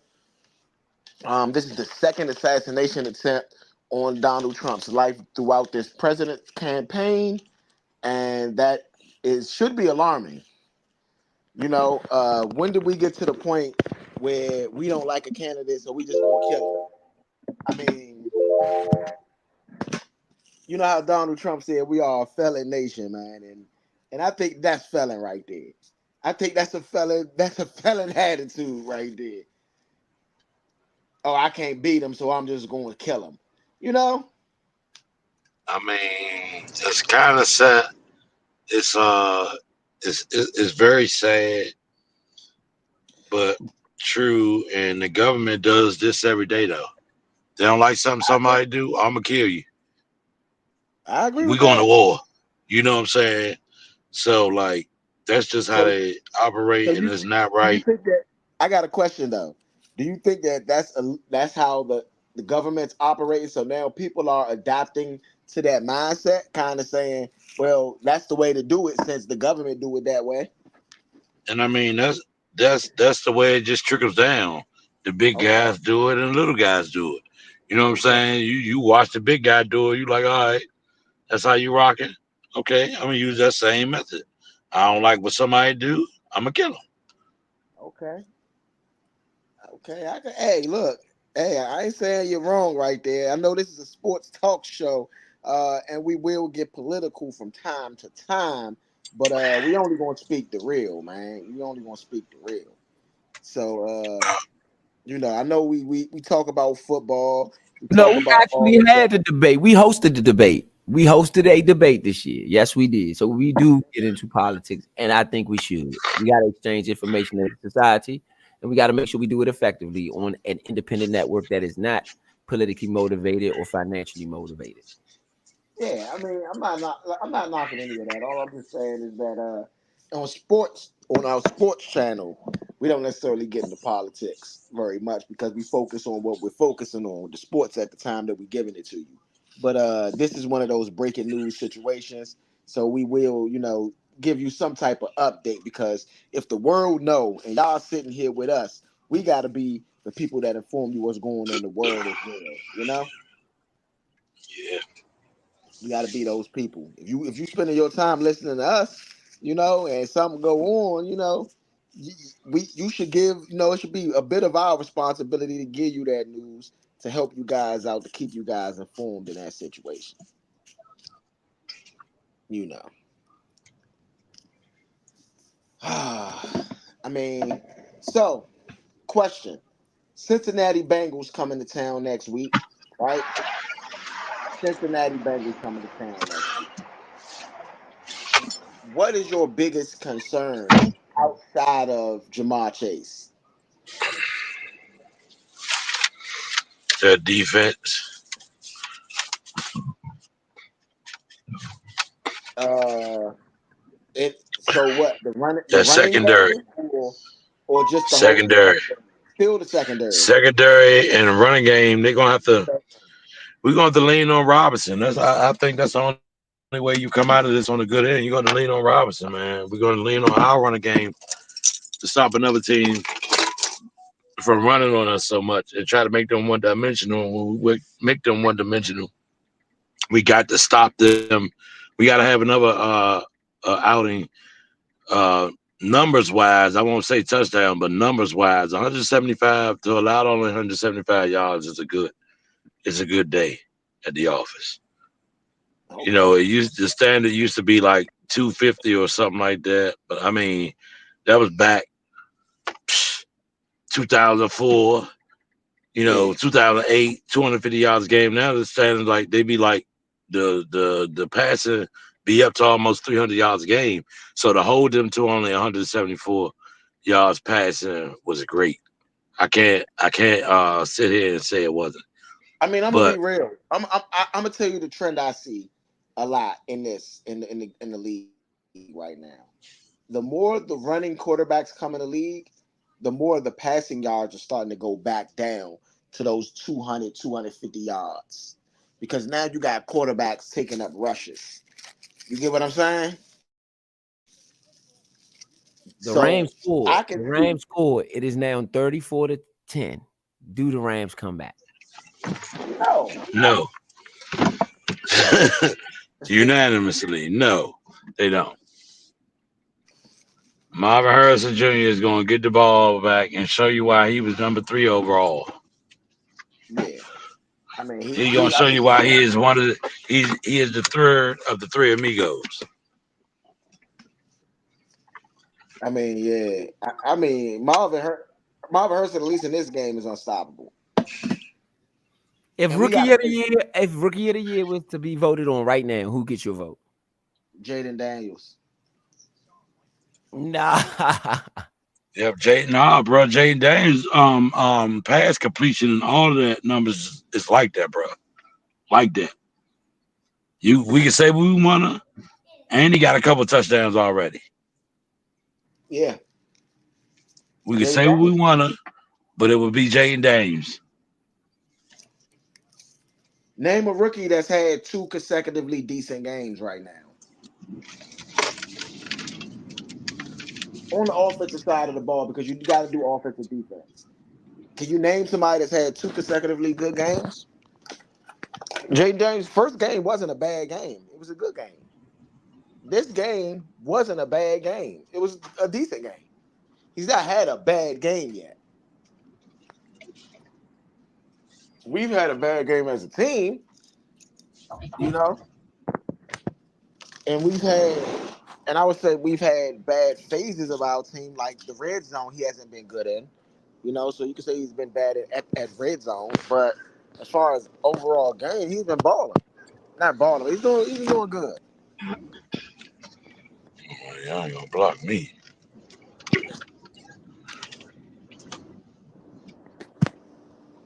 Is there another rookie right there that you can say is done what he's done so far?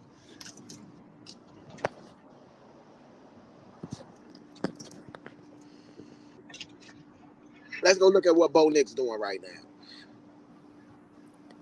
I'm just saying, Marvin Harrison Jr. the game ain't over yet. Let's see how that's just game, though, bro. That's just this game. It's not. Did he do that last week? Did he have a good game last week? Jaden Daniels had a lot of rushing yards as a quarterback. Yes, I agree, but his passing yards wasn't good. Was what? His passing yards wasn't good. They was like 180 or something. That was last week, though. That's what I'm saying. He didn't throw the ball that much. He barely had the ball. That's what I'm saying. So either way, bro. But we're looking at the games too, right?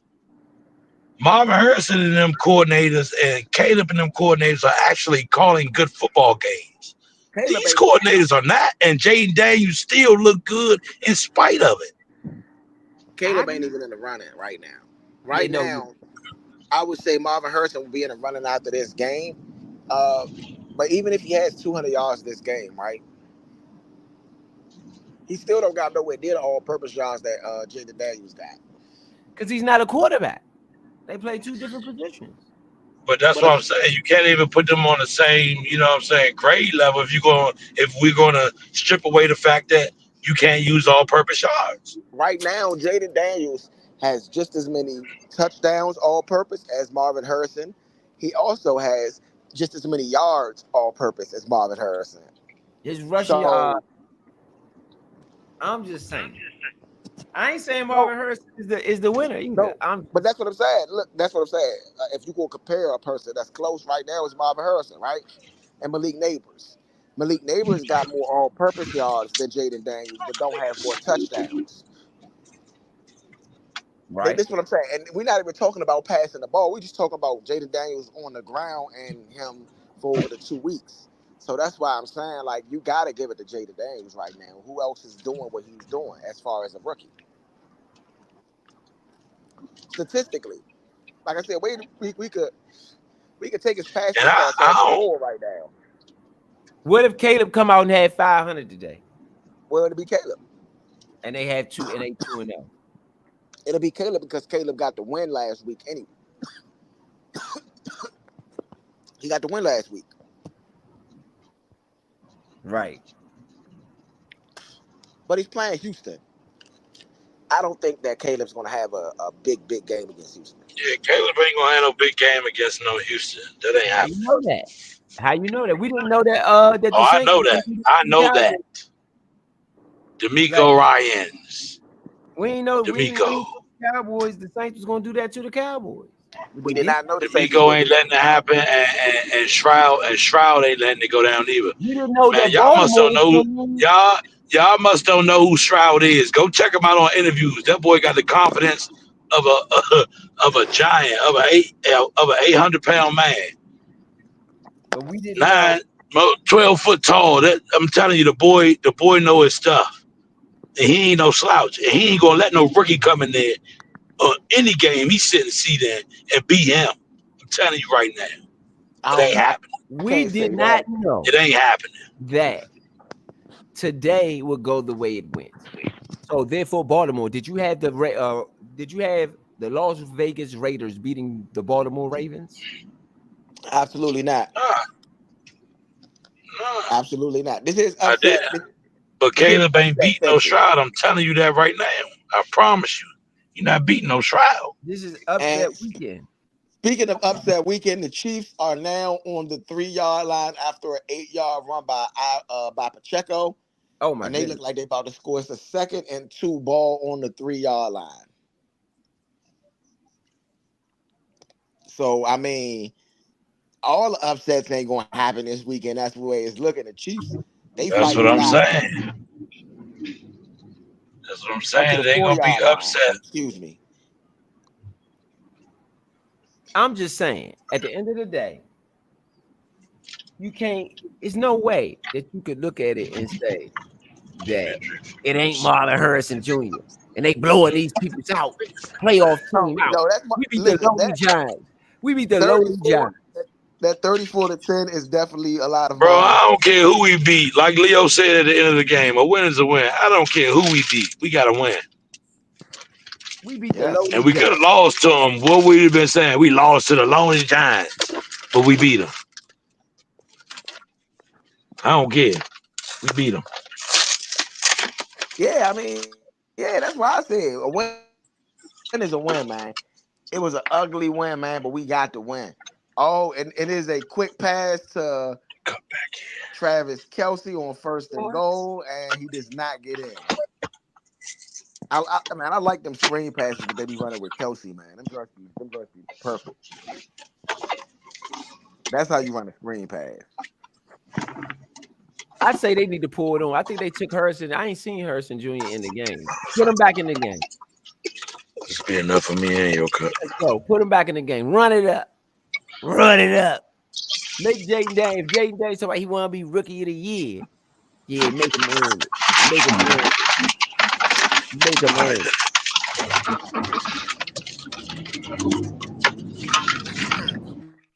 Make him earn it. Yeah, make him earn it. Make him earn it. Make him earn it. I think they earning it, man. I think they earning it. This guy 85, man, for the Cardinals, man. Let me get his name. This guy, man, he done made some good plays. I think it's McPhee. I think that's what his name is. Can't see his jersey. Yeah, man, that guy 85 for the Cardinals. I think he's a tight end. They're using him. So that's anybody who is into bets looking for props. There you go. That's a gem right there. We watching the game. As we watch the game, we'll give you some gems.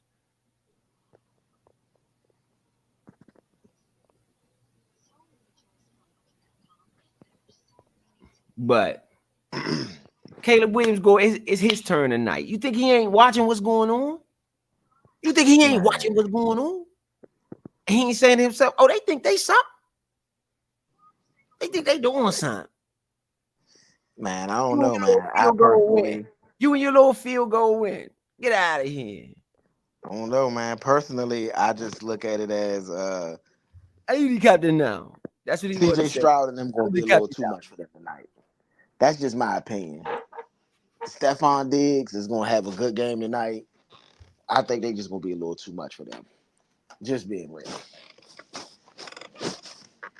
They're going to be a little too much. I'm the captain now.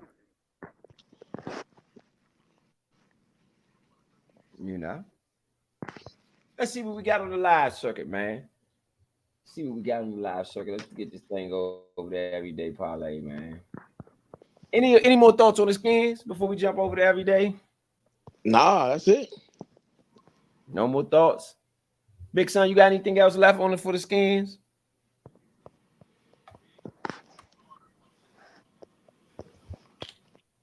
Big Son. Oh, maybe. Nope, I ain't got nothing else for the scans. I'm good. I ain't got nothing else. All right, baby. Let's get the money in now. Let's get the money in, baby. Let's get the money in. Hold on. Get this thing. The Chiefs just scored with Juan Yates Morris, the backup left tackle, catches a pass from Patrick Mahomes. Oh, they did. Oh, man. They did. Oh, man. Left tackle. Yes. He goes out as a tight end and catches a easy pass from Patrick Mahomes. That is crazy. They giving the ball to the left tackle for a touchdown. That's crazy. And they just took the lead with that extra point. So the score 16-17 here in the Kansas City-Cincinnati game. I'm going to take Cincinnati to come out on top of it. It's like, nah, I don't know. Come out on top? Nah, I don't know. Nah, bro. He ain't beat Joe Burrow. Y'all don't want to keep saying Joe Burrow beat Patrick Mahomes. Joe Burrow beat Patrick Mahomes. It's like his whole legacy is because he beat Patrick Mahomes. Yes, it is. It absolutely is. And guess what? That don't mean he gonna beat him today. That don't mean he gonna beat him today. I'm just saying his whole legacy is built on him beating Patrick Mahomes in the playoffs. And they keep showing Taylor Swift. Look, they keep showing Taylor Swift every time something happens. Oh, they do. He like Buster Douglas. That's like Buster Douglas, Mike Tyson. That's what it is. I mean, the whole legacy. When you say Buster Douglas, what's the first thing you think? Mike Tyson. You're absolutely right. His whole life is surrounded around beating Mike Tyson. His whole life, his whole existence. It's for fighting to beat Mike Tyson. I mean, Is that a good thing or bad? Do I feel flattered, or am I like, oh, why is my joint got to do it? How do you feel about that? Something like that. Yeah, Man, I get it. Dak Prescott had 293 and 2 interceptions. Is what he had today. But guess what? Didn't I call trash? Didn't I say Dak wasn't going to be the starting quarterback? You did. Marvin Joe Harrison Burrow Jr. taking the shot deep. He got a man, and that is a big play right there. Who caught it? Burton. Oh man, Joe Burrow. To the most Watson, football deep. knowledgeable, faithful, most caring folks in the world, the Redskins faithful. The whole stadium is shaking for the second year in a row, the NFC champion. Redskins 24, 49ers 21. Credit to Bobby Beathard. You touched on it earlier. Jack Kent Cook, not only that he'll pay the kind of a salary it took to get a Doug Williams, but also they're almost one-to-one in coaches. They have more coaches than anyone by far in National Football League. Griffin roll right. Touchdown Redskins. Welcome to RFK Stadium, where again we are live. Just as we were yesterday at Candlestick Park in San Francisco, we are 30 minutes away from kicking off. And here in this stadium, they have sold out for Redskin home games for every outing since 1966. You know, they are 7-0 in playoff games here at RFK. In fact, you've got to go way back 44 years ago to when the Redskins last lost a home playoff game in this city. There it is again. Jimmy Smith. There's a Super Bowl record as he takes it out to the 40-yard line. Breaking Marcus Allen's mark. Same play, left side. 20 for 197 now.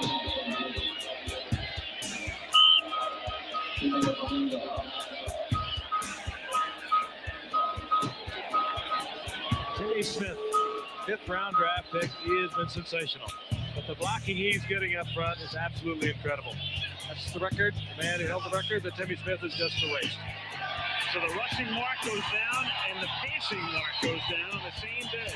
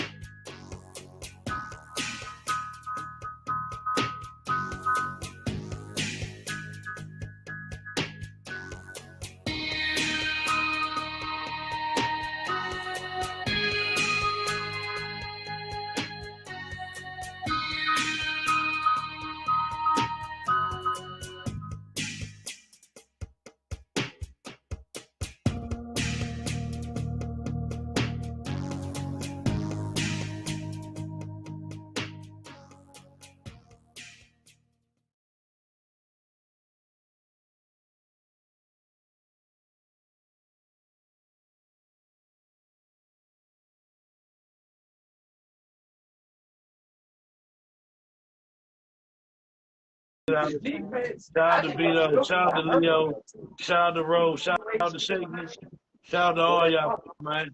For real, this was one of them classics right here.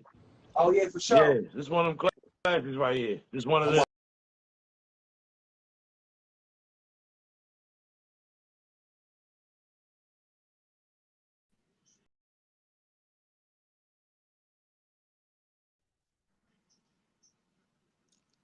Yes, indeed. Yes, indeed, man. Y'all know what it is. This is the everyday parlay, man. Get your bet on. We got some 4 o'clock games coming up. Big Son in the building. Point B in the building. Y'all know what it is. How y'all doing y'all best today? You know, for this is new audience, new movement, new everything. So how did y'all doing your best today? I did not win any of the bets that I made, but I did a different method than I'm going to be doing all season. I did all 5 picks today. I said I'm picking 5, see if I could win decently big on one of these 5 picks. I did win bets, however, I didn't cash any of the bets. Jaden Daniels actually was the one that I won all of my bets in the game, in our game, except for the Jaden Daniels bets. 1 touchdown anytime and over, 52 yards. So not too upset, but the Terry McLaurin that cashed. When I looked at the Zach Ertz receptions that cashed, Austin Eckler over 18 rushing yards cashed.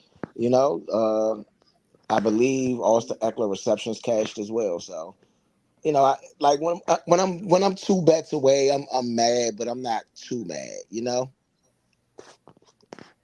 All right, all Uh, right. but like how I had I just got to go through and actually check. I do that usually on Mondays. So I go through and check each bet and say I won or I lost on this bet or whatever the case may be. I still have some active bets right now. Um, and right now I could say my Kansas City bet looks pretty good.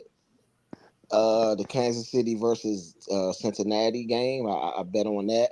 I had Patrick Mahomes for over 2 passing touchdowns. That's already cashed. I had Chase Brown for over 2 receptions.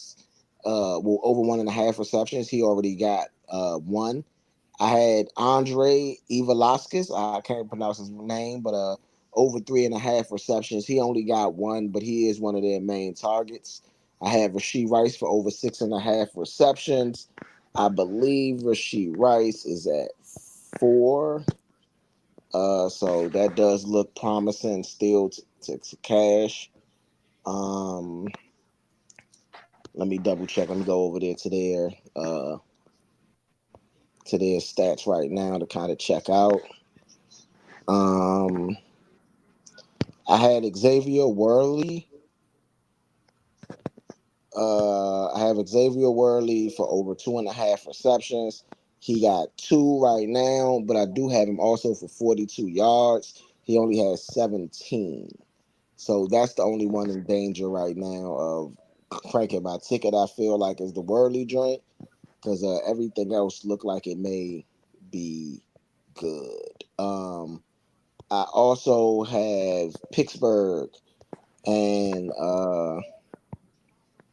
excuse me. I also have Pittsburgh as one of my I got to bet on each game. The way I bet for the early this season is I bet on each game. I bet on Justin Fields to go over 160 in passing yards, and he's at 117 right now. Um, I bet on George Pickens to go over 4 receptions. He has 2 receptions now. He does have 3 targets. I bet on Pat uh, Frittermuff. I don't know how to say the man name, but I bet on him to go over 3 receptions, and he got 4 receptions now. Uh, and so those look pretty promising. And I bet on Greg Dolch to go over 2.5 receptions for the Broncos. And right now he got one, but he does have 3 targets. So he could have been over that 2.5 already if he would have caught the 2 targets that he had. And Cooper Cup, you said he went out on injury. So let Yeah, me go to that game. And the Cardinals are just smashing them 41 right now. It's about to be 42 to it's 41-10. dang, So I mean, this is dang, getting embarrassing. dang. This is getting Them Rams embarrassing. fans gonna be pissed. Would you fire Dan Quinn for Sean McVay? No, If Sean McVay but became available, would you make a no, play? but I would hire Sean McVay as my offensive coordinator, and I would fire Cliff Kingsbury. Man, he would. You couldn't. He wouldn't dare. What are He you? would. What are we talking about? He wouldn't dare. He'll come back as a coordinator. I don't see it happening. I do. I see him if he gets fired as a head coach. I see him going somewhere. Same thing, Dan Quinn. Dan Quinn got fired as a head coach and went somewhere as a coordinator. A lot of head coaches get fired and go somewhere as a coordinator. Nah, I don't see that happening. I Man, can't see that happening. it depends on what his options is as well. What will be his other options? We talk about Sean McVay, Super Bowl winner, bro. Sean McVay might end up going to Carolina, maybe. Come on, what? Man, he'll go to one of the Dallas. He won't go to Dallas. Why wouldn't he go to Dallas? I don't know if they fire Mike McCarthy after this year. He better win. Joe Burrow trying to give some Joe magic, and he does not get it, and that's going to be 4th and goal. Joe Burrow, man, he going to be I can tell this right now. We thought Baker Mayfield was a problem to sack. Joe Burrow probably going to be a problem, bro, to sack next week. I mean, his scramble drill was just crazy right here. Boom, boom, got around him, boom, and he's still firing the ball. Yeah, so I had Trey McBride for over 5.5 receptions. He cashed on that. I had Greg Dortch for over 4 receptions. He got 2. Oh, they go for it on the 4th down, and it is a catch. Velasquez, that is what's up. That's exactly what I needed. That's what I'm talking about, Bengals. Let me go back and check that bet and see where we are at there, because that is good for me. Please don't call it back. It's 22-17. The Cincinnati Bengals are up on the Kansas City Chiefs. Oh, that was a great route right there. Oh, man. Great route. Oh, my goodness. The Cardinals about to score again. He just broke it. On a 3rd and 9. 1st and 10 Cardinals. Dog. This is getting embarrassing. Ugly. Oh, Cincinnati Bengals missed the extra point. He did not miss one last season, McPherson, and he missed the jump today. 40 attempts last season and made them all.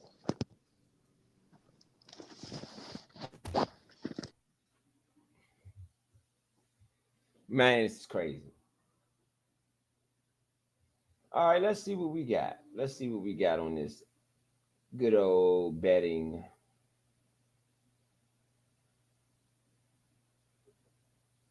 Good old betting side of it, man.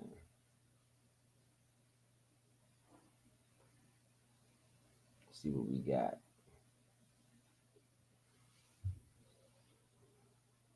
See, the Cardinals about to score again.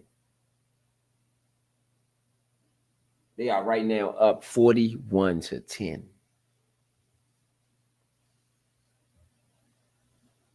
At home on the Rams. Nobody guessed that.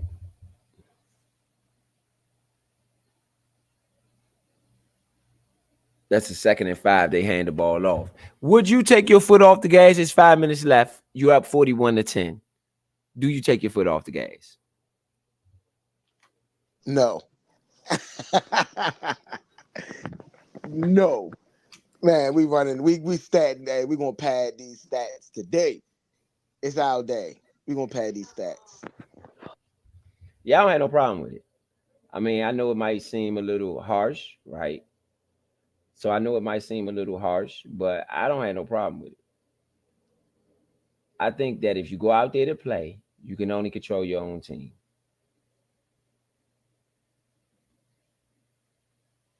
That's always my kick. You can only control your own team. Yes, that's true, but I mean, you can help dictate what the other team does, though. Yeah, by not letting them beat you like that. Run it up on if you mollywop my team, you got the right to run it up. Because guess what? If I decide that day I want to run it up, guess what I'm gonna do? You're gonna have to be mad. Call me what you want. What do you call a person that does that? A bad sportsmanship, man, or something, man. You know, you have this bad sportsmanship. I mean, what is it? What rule is that? I'm beating the crap out of you. I can't beat you even more. Where did this rule come from? It is bad sportsmanship. It's bad sportsmanship. Why? If I'm winning, why I can't win the way that I want to win? What if I'm not satisfied with 10-15? Maybe I needed to be 57-2. No, you don't need it to be that. You don't need it to be that. Maybe that's when I realized, okay, I've won the way I wanted to win. Oh, Justin Jefferson hurt his quad in the win against the 49ers. That's what I said. I said on that play, on that long play, he did. He hurt his quad. Maybe a mediocre win doesn't satisfy me, bruh. That's your bloodthirst, bruh. To me, a win Why is a is it win. bloodthirsty? Who said it's It's a bloodthirsty to bloodthirst. beat somebody? I mean, you're not physically beating them. Now I can see if you're a boxer and the guy really can't defend himself, and you, That's basically what it is when you beat somebody that bad. And you just tee it off. That's a different story because you're physically hurting someone. But if Bro, I'm but that's playing basically basketball, the same thing. huh? That's basically the same thing. It's not. It's not because you're not physically beating anyone up. You're just scoring touchdowns on them repeatedly over and over. If I would decide what if I say I want, like last year with Miami? What did they beat the Broncos? Remember that game? 84. Yeah, that was crazy. That was crazy. Guess what? Their brand, it helped their brand, didn't it? We It was all just knew who the Dolphins disrespectful. was. It was just disrespectful. That's all. It helps your brand. It gets people talking about you. So essentially, it makes you money. I get it. I get what you're saying. I just want to know. Oh, that's an interception. The Bengals. That is Patrick Mahomes' second interception of the game. I just want to know. It's a flag on the play. It's a flag on the play. I want to know who made the rule up. Flag on the play, though. That's all I want to know. Who made the rule up? Who made the rule up? Yes, that is a flag on the play.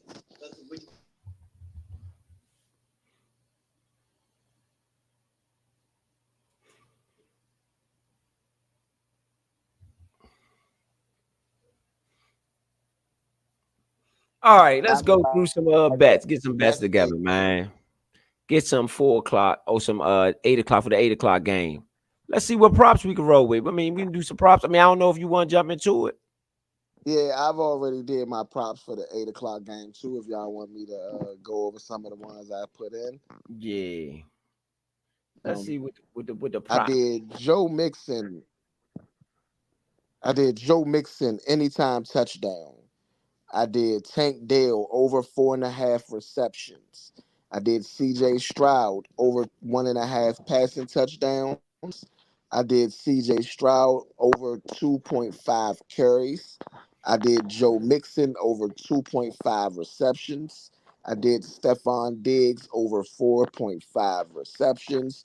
And I did Stephon Diggs over 51 yards. If you listen to what I mean and what I said everything Houston because I do not think the Bears defense had to help them a lot last week. I don't know if the Bears defense is going to be able to do it this week. I mean, I agree. Now, I was going to put in one for the Bears though, specifically just for the Bears. You know, it wasn't a lot of stuff I loved on the Bears though. But I mean, right now, I'm thinking it's going to be Houston all over the Bears. Ooh, that is a crazy interception.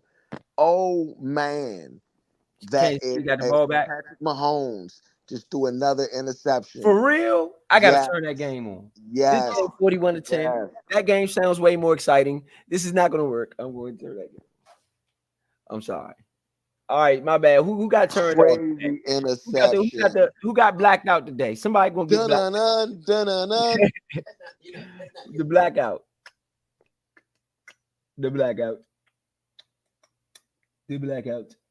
Somebody getting blacked out, man.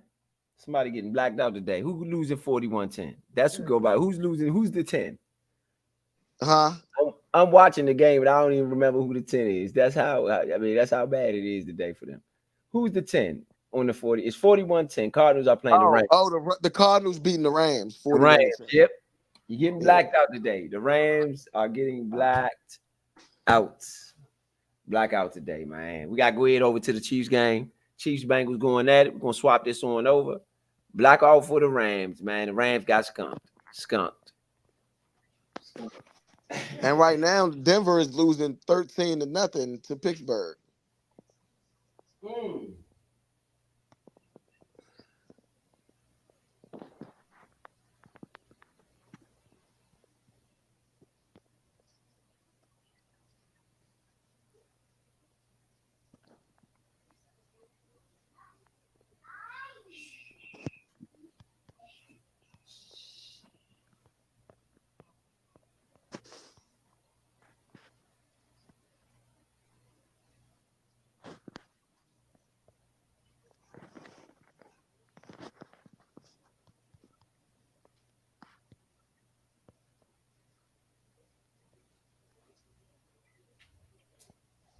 Yes, indeed, man. Yes, indeed. I know what it is. We have the Kansas City Chiefs game up now. I mean, because that's not going to work.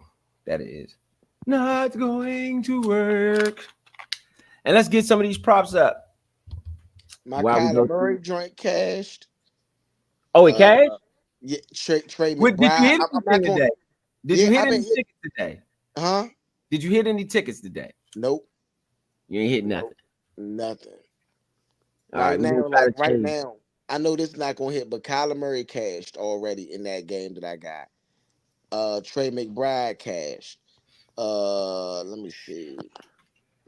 Robinson is 2 catches away, so he probably won't get it. So that's probably like a half and half of 3 and 3. What's the name? That was like that interception is nuts, bro. That interception is nuts. Yes, it is. Wow. Yes, it is. Wow. Yes. Wow. Yeah. That's why I said what I said. That was a crazy interception. That one is going to get some play. And the Bengals are up 22-17 on the Chiefs. This is an upset alert. Yes. You called it when I said that earlier. When I said I was watching the Joan earlier. Yeah. Oh my God, bruh. Well, I'm glad because I'm not tripping over Gesicki getting catches anyway. Yeah, man. Joe Burrow. This guy dropped the ball. Yes, Gesicki in his chest. You can't get a better pass than that. Goodness. You cannot get a better pass than Terrible, man. That man is oh my God. Oh, yeah. Noodle arms. Yeah, don't get a better pass than that. Noodle arms. Oodles and noodles. Oodles and noodles. Fumbleitis. Oh, and he on the bench. They put him on the sideline. They ain't messing with you no more. They playing Patrick Mahomes with Taylor Swift in the building. You think they about to let you beat them? No, Taylor Swift out there. What you talking about? Y'all ain't about to go home and party on us. This is not going to be a happy day for the Swifties. We gonna Swifty whoop y'all right up in this joint. I would be cracking jokes. You think they crack jokes about him dealing with Taylor? Do the opponents crack jokes about him being with Taylor Swift? I wonder. I would. So I would say yes. It's no way. It's no way. It's no way. It's no way. I wouldn't. I would be too tempted. Oh, that's a sack. That's a fumble. And that's a touchdown. Kansas City. Oh, my goodness. I don't know if that's considered. I don't know if that's a fumble, but the way Joe Burrow looking. He was down. The way Joe Burrow looking, it looks like a fumble. He was down. He's walking off the field as if he fumbled. He was down. He's not staying on the field like he didn't fumble. He was down. Listen, bro. He might not know he was down. Sometimes you don't know you're down. Sometimes you're down and you don't know it. Chris Jones, man. Chris Jones. That's the wrong angle, though. You gotta show us the other angle, bro. Here go the other angle. Dang, Chris Jones. Oh my goodness. I don't know. I got to see that. He was down. He was down. That's why they in Kansas City. They ain't trying to let you see it. No. He wasn't down. You can't see. The ball. How do you the see? The ball started moving. I don't know about that. It did. The ball started moving. Let's see. Oh, yeah. That's out. That's out. Yeah, the ball started moving. That's out. That's out. Yeah, the ball started moving. That's out. That's out. Kansas City going for 2. Kansas City, Patrick Mahomes tosses in the back of the end zone. Damn. That was a good attempt, but Kansas City up 22-23. Man, it's a good game. Yeah, this is. Good game. Denver finally got on the board with 3 points. They got down 13-3.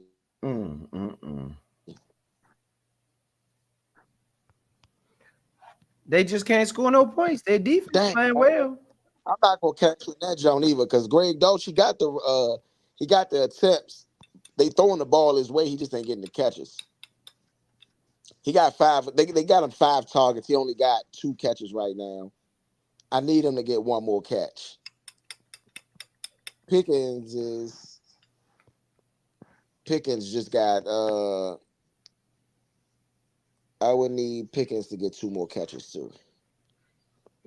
And Justin Fields to get a couple more. Justin Fields to get a couple more passing yards. So I need a lot to go on in that jump. Najee Harris, the only one that look like he gonna cash. Because it look like they gonna give him the ball at least a couple more times. Yeah, so it don't look too good. Don't look too good for my dad, at least. I mean, it is what it is, man. I told myself I was going to shoot for the stars this weekend, but next week I'm going to go normal, I didn't know this upset weekend. You know what I mean? This was definitely upset weekend. Yeah, I definitely get it. Yeah, definitely upset weekend. Definitely upset weekend. I mean, You know even if they don't beat the Chiefs, all of these, like, nobody expected like the Cowboys to get trounced. You know what I mean? Nobody expected, some of the teams to go down the way they did. Nobody expected the Rams to get beat like, like they stole something. No, I didn't expect that. I mean, Marvin Harrison went totally off, man. So that's just a whole nother ball game, man. But I definitely did not expect what we got today. This was upset weekend, man. Vegas already at play, man. Vegas. Hey, that's what you was doing. You know it. You know it. Vegas. Vegas is at play. Vegas is at play. Cheap people out there money. Cheap people out there money. One way or another, it's got to go down. Joe, everybody who was supposed to win lost today. How is that possible? Where the Baltimore Ravens lose to the Las Vegas Raiders, the LA Rams get blowed out 41-10. All these different teams that are normally juggernauts and power. The Dallas Cowboys lose by 40 or 35 or 37, whatever they lost by today, after they look like Super Bowl contenders last week. I mean, what is going on? It is Vegas. Vegas is cheating people out there money. That's what's going on. Y'all better get used to it. Welcome to 2024 as a sports fan. Welcome to 2024. That is what it's about. It's all about Vegas. This whole sports thing has become about Vegas. The whole thing. And how Vegas can keep their money flowing. I don't care, though. As long as you figure out a way to get your piece of the pie and stay out the way you're getting it, you can benefit too. This is the gold rush. The gold rush. Just don't let them cheat you out your money. That's the key. Stay away from being cheated out your money.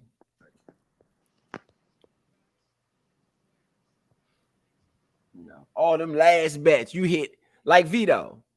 You know, Vito talked about it on air, so I know he don't mind me talking about it. He said he hit 12. Oh, he had a 12 pick. He hit 11.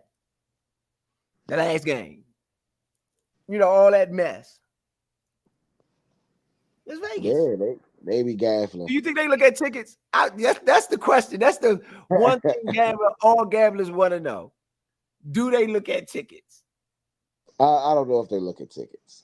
And you think if it's $1 million ticket that's about to hit, you think they're going to do something to stop it? Probably not. Yeah, I don't think so either. Probably not.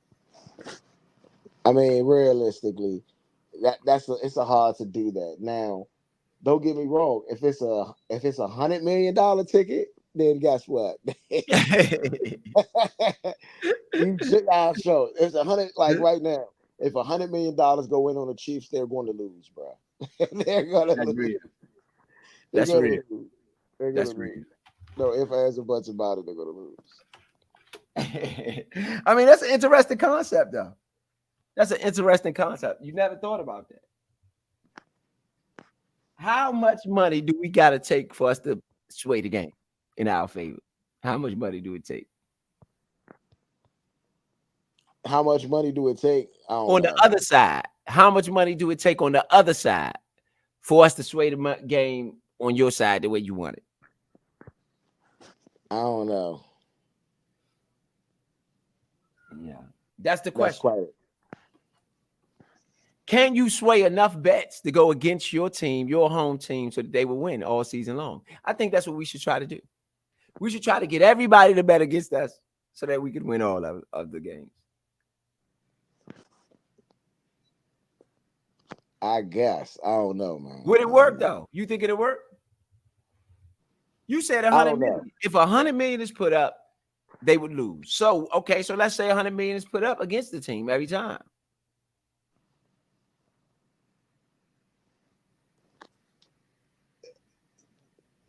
You know, how can you make your money back out of that?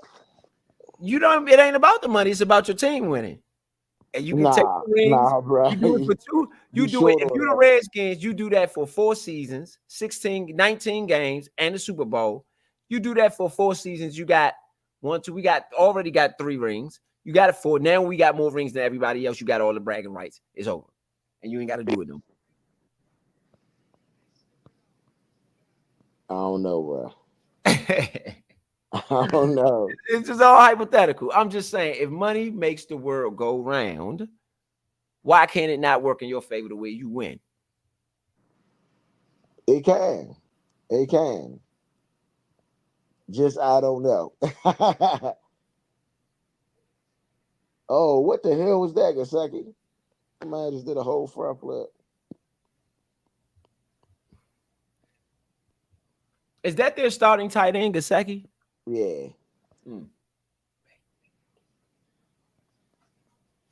Yeah, that's, I mean,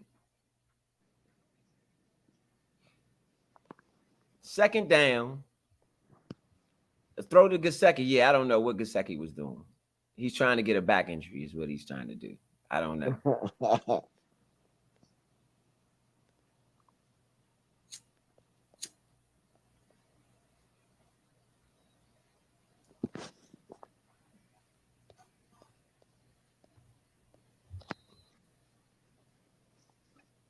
Jaden Daniels goes home with his first win.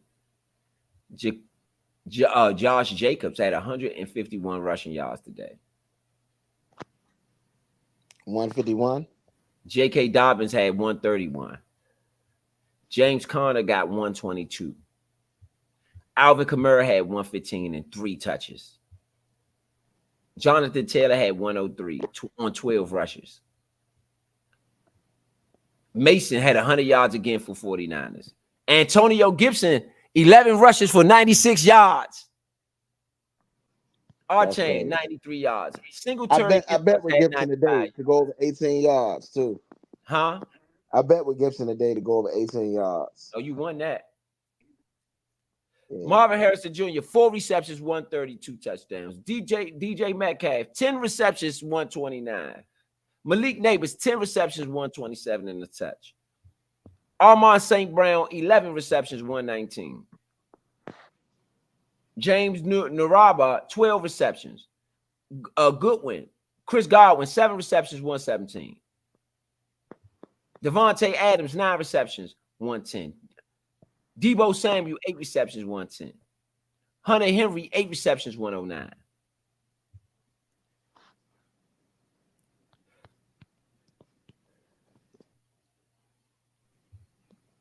Get your parlay on, man. Get your prop on. Quite a bit. Get your prop on. You could have bet with any of those guys. You could have bet with all of those guys and had a 10 pick. That's true. You could have bet with all those guys. And all of those guys are pretty big names. Like you like the names.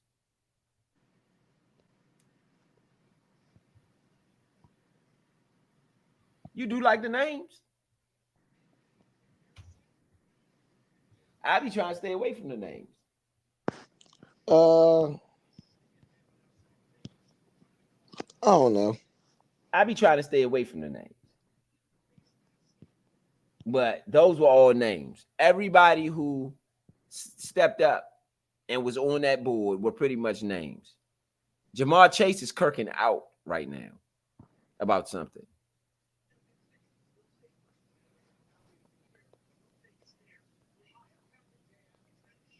You said who? Jamar Chase? Jamar Chase. That's crazy. The new Odell Beckham Jr.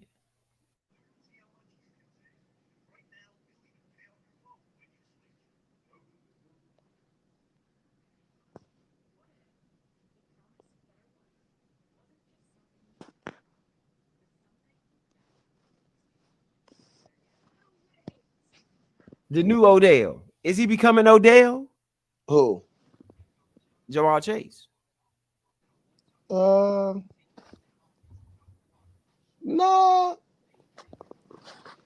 I wouldn't say he's Odell. I wouldn't say he's Odell. Will he be Odell is the question.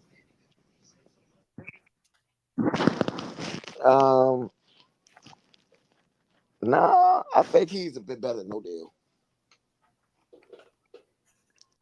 I think career-wise, Odell had a very good, let's say, 3 seasons. He got injured one year and then kind of never been the same. All right. Let's see, man, what we got for these props for this 8 o'clock. Let's get these props up here for this 8 o'clock, man. Try to get a ticket. Or a few tickets, you know. Few tickets. Let's go to the prop. I like TJ Edwards over 9.5 tackles. And I like Jaquan Brisker over 7.5 tackles for Chicago. Those are 2 bets for Chicago that I do like. Okay, so you got Daniil Hunter? Is he gonna get a sack on Caleb Williams tonight? Is he gonna get a sack on Caleb? Yeah. Yeah. I mean, I didn't bet it, but yeah, I looked at that bet earlier and I like it. I don't love it. I do like it because Caleb Williams is the type of person that likes to hold the ball a lot. He wants to scramble around and hold the ball and do all of this stuff except for get the ball out of his hands. Right. He thinks he's Patrick Mahomes. Hey, that's messed up. You gonna say that man think he's somebody? Thinks he's Aaron Rodgers. He thinks he's these guys. I'm not knocking him or his skill. You get what I'm saying? I'm saying that. Now you gonna put somebody else on that man? That man think he's somebody else. He do. He think he Pat, man. I'm gonna be real. Like I get the scramble drill as a part of football, right? Yes, the scramble drill is a part of football, but realistically, you know, people like Patrick Mahomes, he do the simple things first. He don't always go into the scramble drill. It ain't a scramble drill every other play for Pat. You know what I mean? Right. So I think those guys just do it a little too much. They got the talent and the skill to get away from sacks. But if you get the ball out your hands fast and effectively, you don't have to do as much scrambling. And that's what the greats do. That's what a Patrick Mahomes did. And that's what now look, Pat, he pump faked the ball instead of getting the ball out. And guess what? Patrick Mahomes got sacked.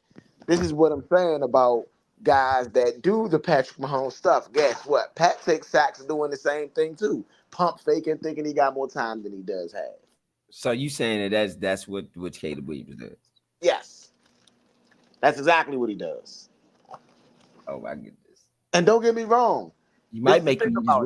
You You the one said he was going to be great. You said he was going to be this. You said I think he is. I think he is. I think he has the talent. He has the arm talent that's out of this world. I really think his arm talent is amazing. I don't give it that. I don't give it that. I don't think it. Bruh, I done seen that kid make some throws, man. Nah. That's what I think. It's ma. I don't know about moi. I'm gonna say that to me, he got good arm talent. Oh, Travis Kelce. Oh, he faked the throw. Oh my goodness, Travis Kelce. You already know Taylor Swift. They about to show Taylor Swift. Look, that's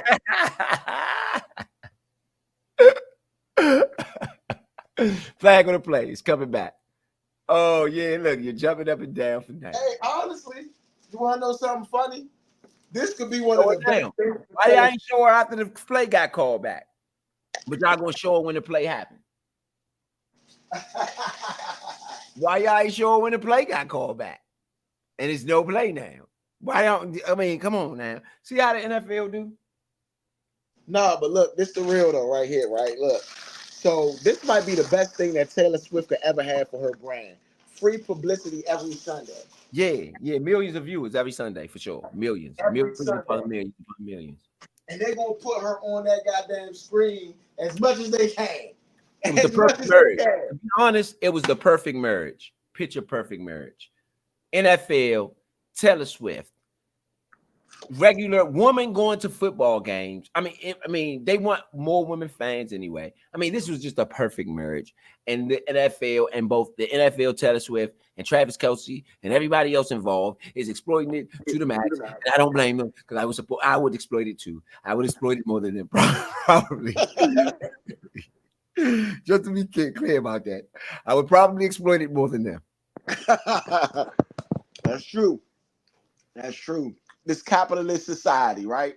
So that's not a negative statement, what I said.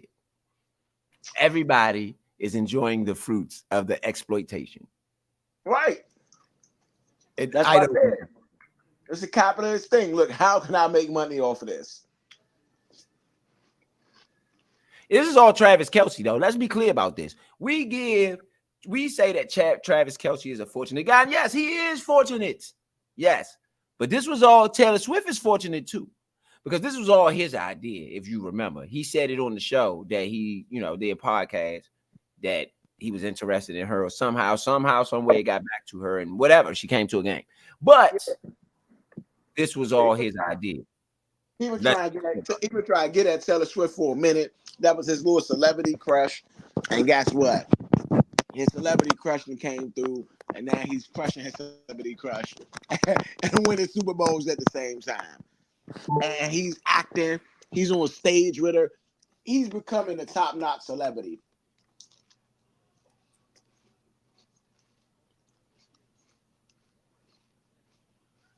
Oh, he's the top celebrity. He's the top athlete in the game right now when it comes to celebrity. He's one of the top ones. He's LeBron. He's LeBron right now. Travis LeBron. That's what I'm about to start calling him. He's no longer Travis. He's Travis LeBron. He's Travis LeBron, though. Travis LeBron. Dang, the Bengals hitting. The Bengals hitting. They don't like this Taylor Swift stuff. I'm gonna tell you now. They not feeling it. We ain't feeling it. You're not going to do it. Taylor Swift. You can't help them win. You're not playing for the Chiefs. You're not on the field, Taylor Swift. I would say it. What if you was a Bengals player? Would you say it? Would you say it? You got a point in front of your girl. I'm gonna whoop you in front of your girl all up and down. I would tell Travis Kelce, I'm gonna whoop you in front of your girl all up and down the field since you like bringing her to the games. She gonna watch you get whooped out here. Would he get mad? You think he'd get mad? Yeah. Yeah. Why? Why would he get mad? Why? I mean, I just keep saying weird stuff like tell her send me some tickets. You know what I'm saying? I Tell mean, the mother I say how I'm trying to be a stepfather. oh my goodness. Now I wouldn't go that far. I Wouldn't would. go that far. I would. But I would talk some trash about how he was going to lose the game in front of his girl. Yes, I think that's acceptable trash talk. Man, forget accessible.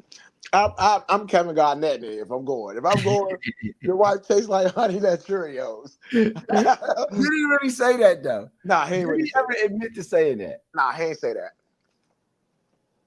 Who came up with that? Who came up They with never said what he actually did. And then why it had, and that's another thing. When you got a celebrity wife as an athlete, how does her name always somehow, some way end up in the locker room or on the court or on the field? Do you invite that in? That's your wife. Do you invite that in though? Is that acceptable trash talk? Yes. Yeah. Everything is fair. Now, that's the thing. Certain people, if you rock with that person, then you probably don't say that type of thing to that person. Y'all cool? You don't say nothing like that. But if y'all ain't cool, well, you know what I mean? We enemies, right? We're enemies. At the end of the day, we are enemies. We are out here trying to win. We are out here playing a game. We are trying to win. We are trying to beat you. If I know that I could say this to you, even if I rock with you, if I know I could say this to you and this would throw you off your little concentration, whatever that may be, which would give me some sort of an advantage, is it my duty to my team to say it? Yeah. So that that's why I wouldn't even call Travis Kelce. I wouldn't even say Kelce. I'd be like, your name is Travis Swift for the rest of the day. Hello, Mr. Swift. That's acceptable trash talk in my you know? That is acceptable trash talk. That is absolutely acceptable trash talk. But I would have less acceptable trash talk as well. I would try not to do it. I would try to see my strategy would be if I can get you in your feelings with the less vulgar trash talk, then I don't have to go to the big boy stuff. If you're whooping my behind out here though, I might have to try some different things. You know what I mean? Nah, it just depends on who I'm talking to. So yeah. I don't care how bad it might get. It depends on who I'm talking to. So if Jay-Z was a running back, right? Beyonce all day. Beyonce all day. I wouldn't talk about like nobody dead mother or nothing like that. Yeah, no, that's right. Yeah, I know, right? That's wild. That's wild. Yeah, I ain't gonna do nothing like that. But Beyonce for sure. For sure. That's wild. So who's playing tonight? It's the Bears, right? Yes. The Bears and the Texans. Yes. All right. So right now on sacks, we're gonna say Danielle Hunter. I'm gonna do a group ticket. We'll just do a group ticket. Let's put something together and see what we can get out of it. Does Danielle Hunter get a sack? I guess yes. You said Danielle Hunter gets the over on the sack on Danielle Hunter. If I had to, like I said, I like it. I don't love it. Montez Sweat. Does he get a sack? Does he get a sack tonight? I would say against CJ Stroud, I would say no. That's not a bet. I'm much more willing to accept that I'm much more willing to accept that there will be a sack, at least 1 to 2 sacks on Caleb Williams. Right. I don't know how many sacks that'll happen on CJ Stroud. Okay, so this will be the options then. This is how we will do it. we'll do it. This will be the options. This is how we'll do it. We'll do yes, no, or pass. So I'm gonna pass on this one because I do think Montez Sweat can get a sack on him, but I just don't love it. So I pass. All right, so we got Danielle Hunter. All right, hold on. Let me do this thing. Where's it not rotating?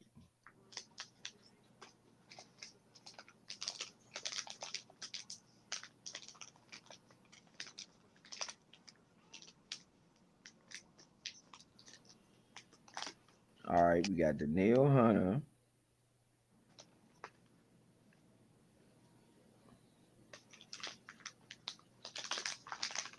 All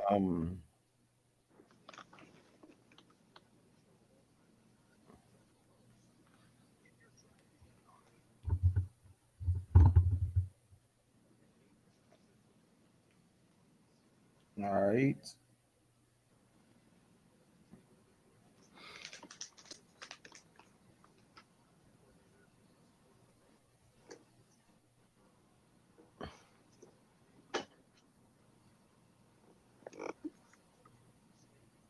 Say Bill. Oh my God, bruh. Catch What? the ball. I can't pronounce his name, Velasquez or whatever the case may be. He blowing my ticket, man. He the only one. Ball, bruh. Right in your hands. Catch the ball. God dang. All right. So then we'll go to receptions. Bears Texans. I'll pull up the stat line from the Bears. Ooh, Joe Burrow sacked on third down. They got a punt and give the ball to Pat with 3 minutes left in the game. Oh yeah, this the game right here. You don't get a ball to Pat with 3 minutes left in the game, man. Is Burrow hurt? Oh no, they ain't Burrow. Yeah, they blitzed, man. Got sacked. It wasn't Yeah, on, man. That was just a really good blitz. Spags. Why we wasn't doing that against Daniel Jones? Bruh. Cornerback blitzes. Bruh. Why not blitzed all year? It's like I don't know, bro. I don't know what's up with this coaching, man.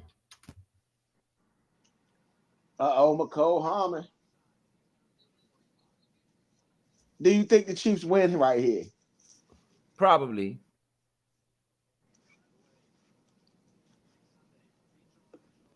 I've seen them do this too many times.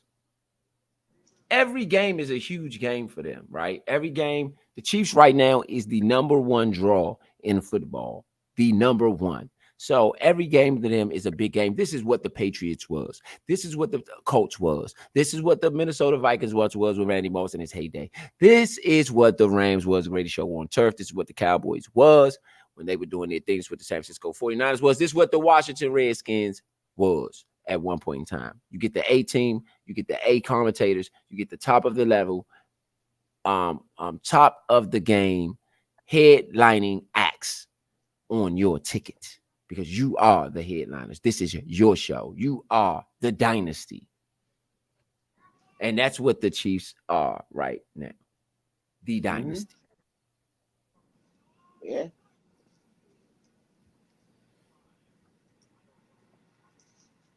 And it goes to Rashee Rice. And now that goes to the 2-minute warning. They get into the 40. I mean, Rashee Rice cashed for me like he always. I've been betting on Rashee Rice since last year when he was a rookie. And I cash on Rashee Rice almost every week. I ain't gonna hold you. Whether it's yards or receptions, I cash on him some which way, shape, or form every week. And I think that more players, and this is for all the gamblers and the bettors out here, I think you just should find your player. And every week, like you know how back in the day, people would have their numbers when they played the lottery. They'll play 2-3-2 every day, or 5-6-5 every day, or their birthday every day, or whomever, their mama birthday, whomever birthday. They would play the kid's birthday, whomever birthday, they would play every day. They'll play their set of numbers. 10 numbers, 15 numbers, whatever it is. These are the numbers they play every single day. Right. Okay. And they would go into the liquor store, the neighbor corner, bakery, or wherever the numbers are being played. They go in there and they look on the board because, they post the numbers on the board in the liquor store, wherever you at. And they got the numbers written down, and it be everybody who coming in. You might be going to get your cigarettes or your beer or whatever you're getting. But mostly everybody who walks through that door at one point in time in American history, they would stop and look up on that board to see if the numbers that they choose every day came out. They want some money. So that's what you should do here. You should take your players and say every weekend, I like these guys. These guys who I see them rocking, whatever the case may be. I'm going to take 5 of them. 5 guys that I like. This is going to be my ticket, my everyday ticket. This is my starting 5. Oh yeah. And that's what I will say that's exactly what I'm developing now. It does take a couple weeks to develop a starting 5 that you can, constantly throw bets on.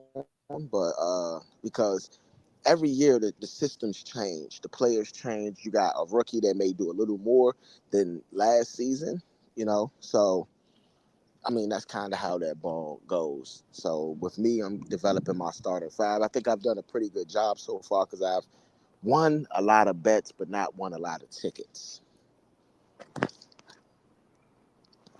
Right, right. It's all about the combination too. Yes. All right, so let me get it. I had to put it up on another board. That board was moving real slow. So I had to put it up on another board. We'll get back to the props. Again, we have Daniil Hunter right now, and then we have a pass on Montez Sweat. I think that's a pass too. However, I do not think that.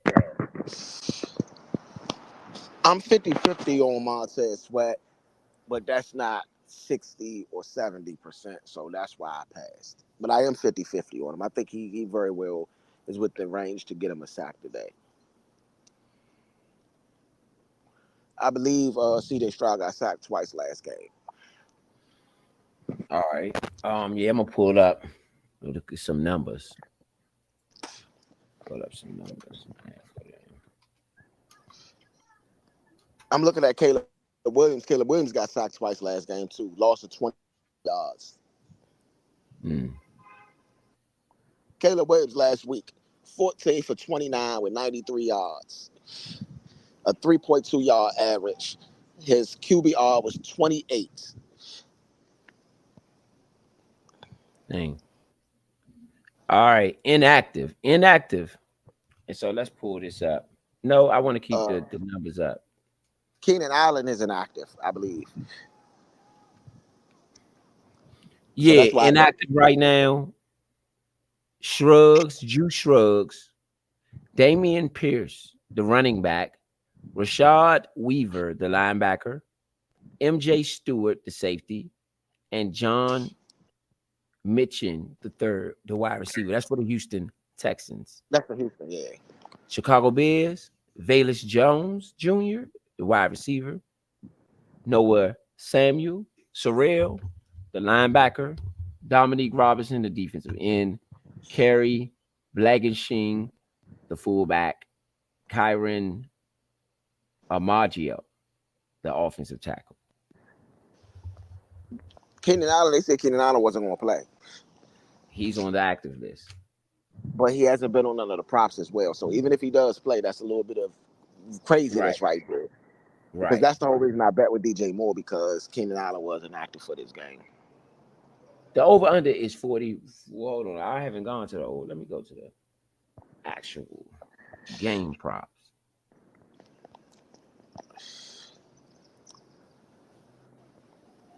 Right now, we can go to the game props on here so that we get to see exactly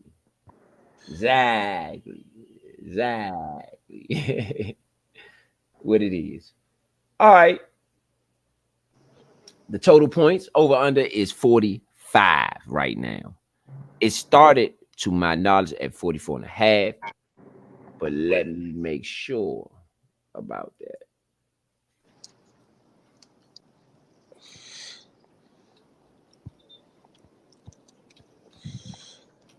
That way we can make a conscious decision about that 44. And this is the Everyday Parlay Show, man. Y'all know what it is. Putting parlays in. We let y'all see the parlays live. Let y'all see it live. It is 4th and 16. It looks like the Chiefs is going to go down in this one. No Pat Magic tonight. Wow, 4th and 16. They might get it. I don't know. 48 seconds left. 4th and 16. I don't know about that. Hopefully it's too early because then I could probably potentially still win on a little bit of my bet. Oh, no. Ivalaskis, because he dropped that last pass. I'm done. Whatever his name is. Yeah. Yeah, I've been taking losses like that, man. It's cool, though. It's cool.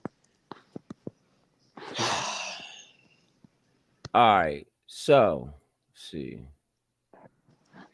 let's see what we got. Denver did kick 2 field goals, but they scored 6 points. So the line history for this is on August 24th. This is September 5th. The line came out for this game. It started at 3.5. It started at 3.5. And so Pat Mahomes drops back. Pat Mahomes scrambles out. Pat Mahomes fires a target. Pat Mahomes throws it. It's tipped in the air, and that's the end. It's a flag on the play. It is a flag on the play. And it's probably going to be pass interference. And that's probably or is it offensive pass interference? Let's see. Oh my God, young.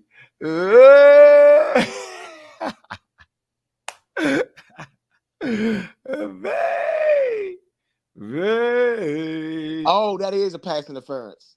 That is kind of a pass interference. He was going for the ball, but he hit the person from behind. Pass interference defense. Yes, that is a pass interference. Look at the play. He got there early. He definitely got there early. He got there early. I don't know if they don't make. I don't know if they give another team that call. Yeah, he hit him in the. Yeah, that he got there. Don't get me wrong. I don't think Rashee Rice still catches that pass, but that's a pass interference. But I'm saying I don't think they give that call to another team in that moment, in this moment in the game. I don't see. I've seen way worse. I've seen way worse.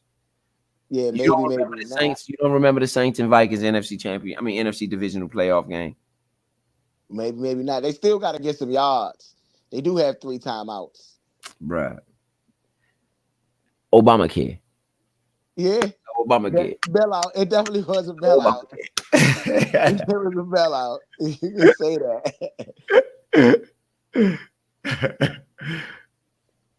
Harrison Buckner.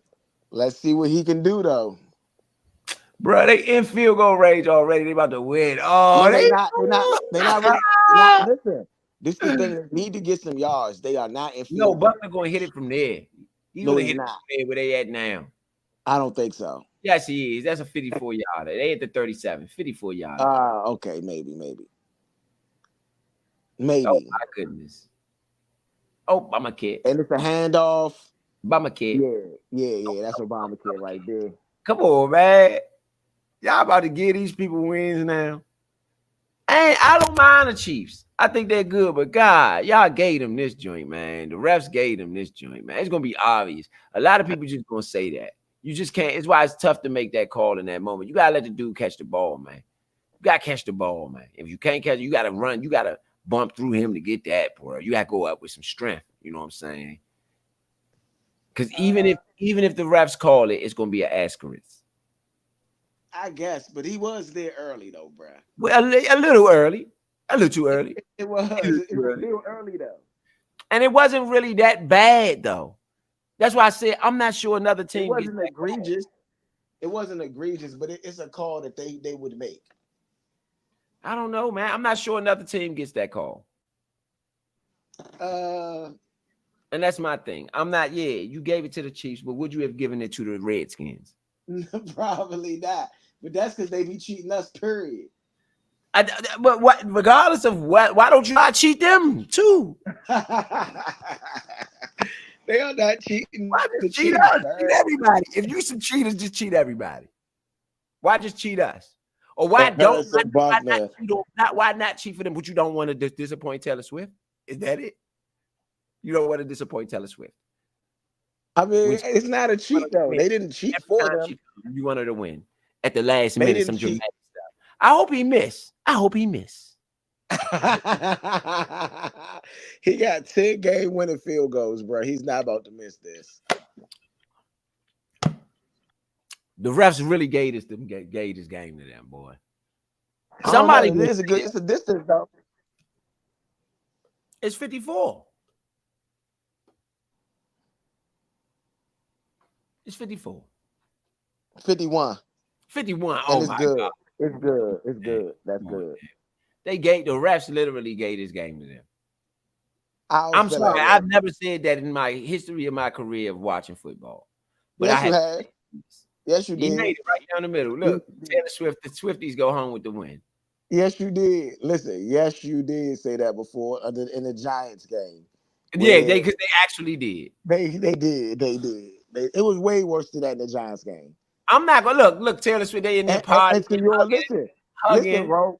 Yo, I agree with you when you say they don't give everybody that call, because it was a call just like that against the Giants, and they didn't call it for us. And everybody was like, "What?" But the NFL came back and said that they should have made that call. And guess what? They're going to make that call. Is they going to give us the win? Are they going to give us the win when you say that you should have made that call? Do you get the win with it? No. So who cares about that raggedy I was supposed to? When you did it, you cheated for Vegas. You cheated people out of their money. Yeah, with the Giants. But this time I can't say they cheated people out of their money because that is the call. But they don't make it for everybody. Yeah. So how do you judge that? We're saying that they should be doing better. They should be doing better. Jamar Chase upset. Joe Burrow upset. All right, so this line started out. The line for this game right now, the current line is, let's see, 6. Houston -6. So the game started out at 3.5. It rose to 5 on September 4th. August 21st, it came out, rose to 5 on September 8th. It continued to rise. September 8th, 9th, it went up to 6.5. September 10th, it even went up to 7. And then it went to 6, back down to 6, 6.5, where it's been the whole. Nope, it went down to 5 on September 15th. And then it went back up to 6, 5.5, then back up to 6. So it's pretty much been 6. Went all the way up. The highest it's been is 7. It's 7. And it was 7 for a short period of time, September 10th, 209 through September 10th. It's the same day. For like 2 hours, it went up to 7. So that could easily indicate that Houston wins by exactly that 7, because that means everybody who betted at 6 would lose.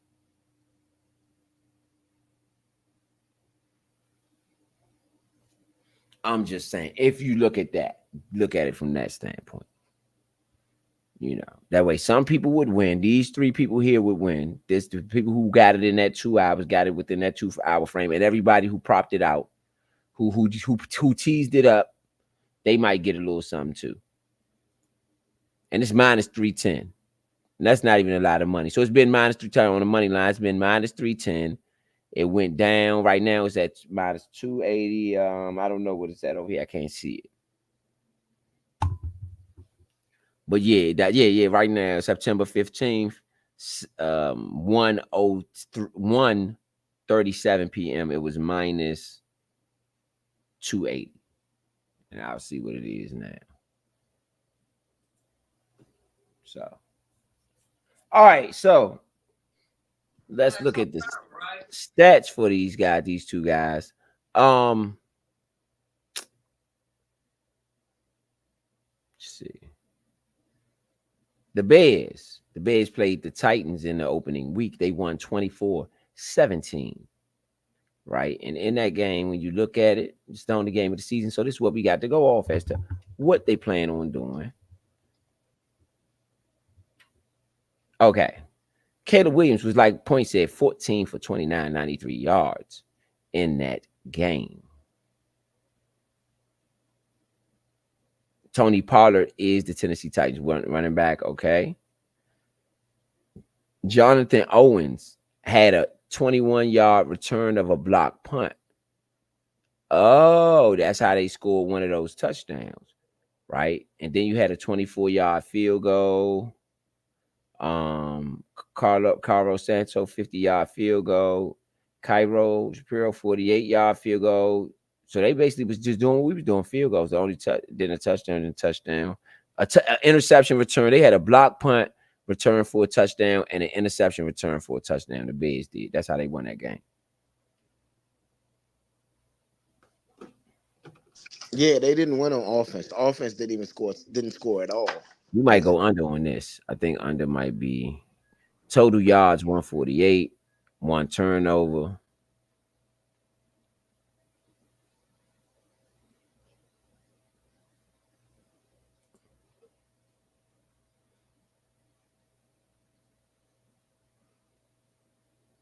All right, then we'll go.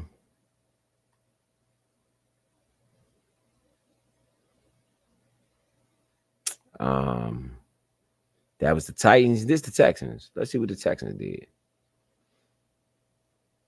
Texans, CJ Stroud, 24 for 32, 234, 2 touchdowns. Joe Mixon, 30 carries, 159 in a touchdown. Woo! Nicole Collins, is that what his name is?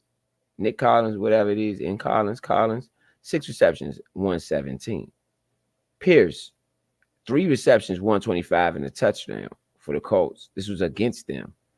Richardson, 6 carries, 56 yards and a touchdown, 9 for 19 for Anthony Richardson, 2 touchdowns and 1 interception. The Texans had 417 total yards, 21 first downs. The line in that was actually 48.5, and Houston was minus 3.5 against the Colts last week.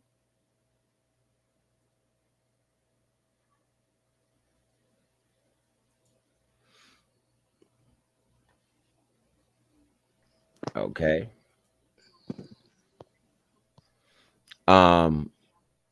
The Texans last week, they had 13 passing first downs, 11 rushing first downs, and then 2 first downs from penalties. They were 50% on third downs, 2 of 2 on fourth down conversion, so they like to go for it. Total plays, they had 76 to the Colts 43. They almost doubled them up in plays. But the turnovers, that's what it was, the turnovers. No, that wasn't them. Yeah. So I wonder if they doubled them up in plays. How is it they still only ended up winning only by 2? They had red zone problems, probably.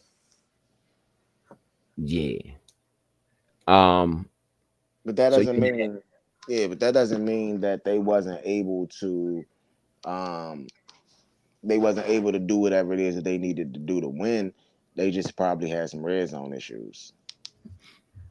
Yeah, I agree. 417 total yards, 303 total yards for the Colts, 10 first downs.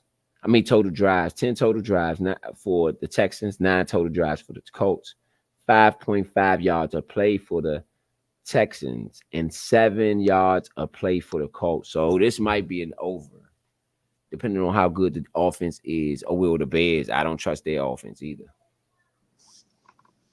Yeah, I really don't trust their offense. It's going to be under more than likely. I think it could be over, and if it's over, that's a blowout for the Texans. That's the only way I see it going over. Yeah, because they did. Yeah. Because Stephon Diggs could light you up himself. That's why I took Stephon Diggs on the props for over receptions and catches. Nico Collins is another guy that could tear you up as well. Because he showed out last week. Right. So it could be another one of those. But as far as receptions wise, I just took him and I took Diggs. And I took Tank Dell for over 4.5 receptions because he had a lot. He had like 7 targets last week. Yeah, I'm gonna see how it look. I just wanted to go over their stats before I made any play. Yes, sir. Passing 22, 24, 32, 40. They was only 9 of 19. There was only 9 of 19. 9 of 19 against the Colts. I mean, against the Texans. So they didn't even get a lot of opportunities, but they was 9.5 yards a pass. Yeah. For Anthony Richardson. The Texans gave up 4 sacks. The Colts only gave up 2 sacks. The rushing yards, the Texans had 203 rushing yards on 40 attempts.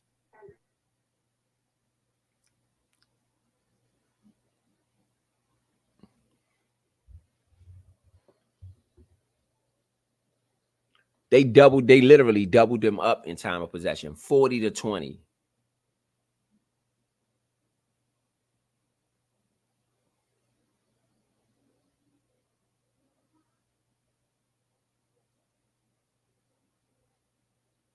So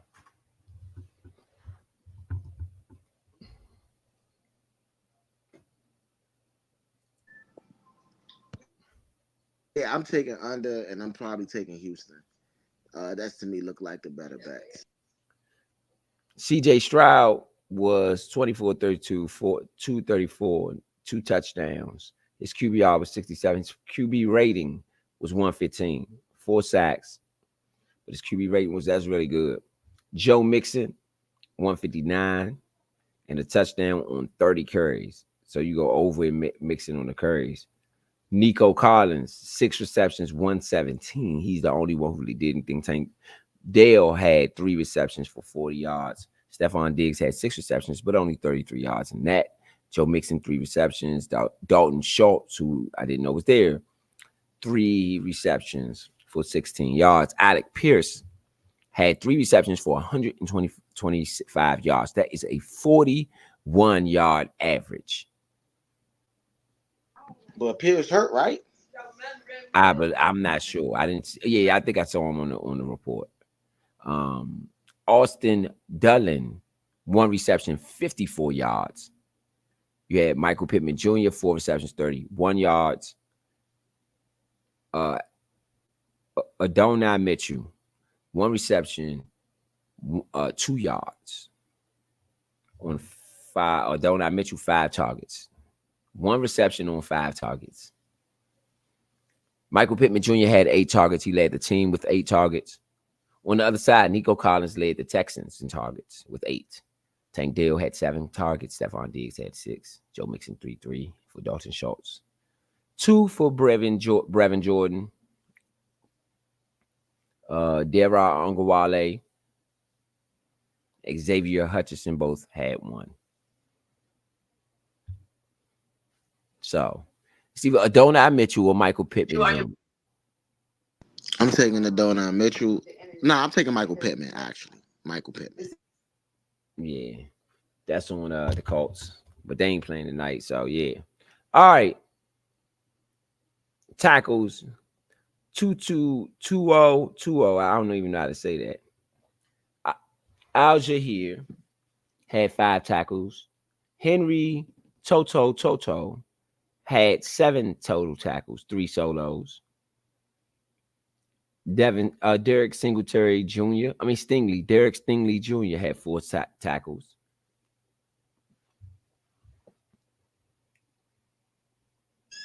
Yes, sir. Yes, sir. So look, uh, like I said, I like Michael Pittman in that a little bit more than Adonai Mitchell, but I do like Adonai Mitchell though.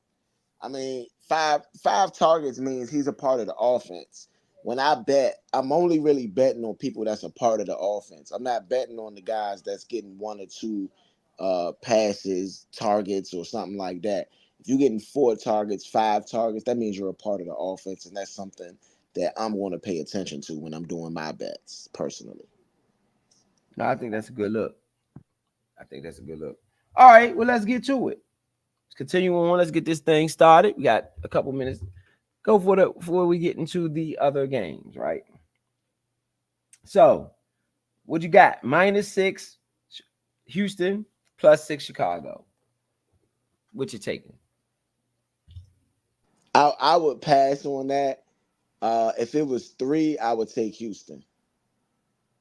But I mean, and if I had to take one, I would take the +6 with Chicago. I think it's gonna be a close game. Yeah. What about the 45 over under? I really, really like the under in this.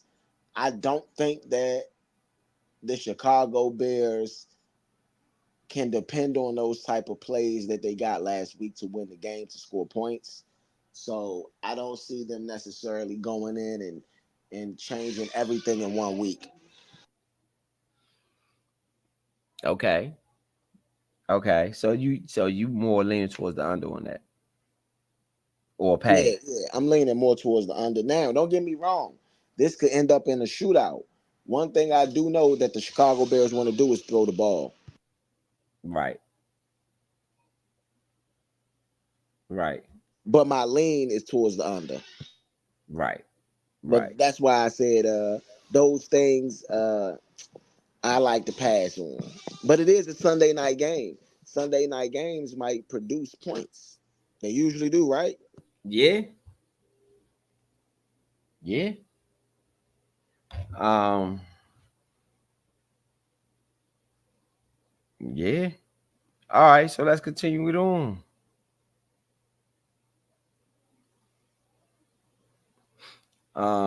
So who you got winning? Who you got winning the game? I got Houston. I got Houston. Houston is clearly to me the better team. So I got Houston right now, but yeah, I got Houston, but I think it's gonna be a close game. I don't know if it's gonna be a blowout exactly, but I do think Houston is the better team.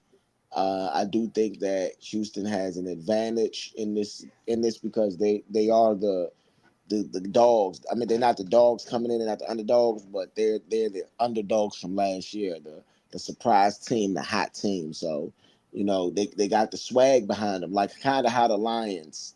I would say the Lions have been, last year, but that's kind of what I think that that's kind of where I think the Texans are right now.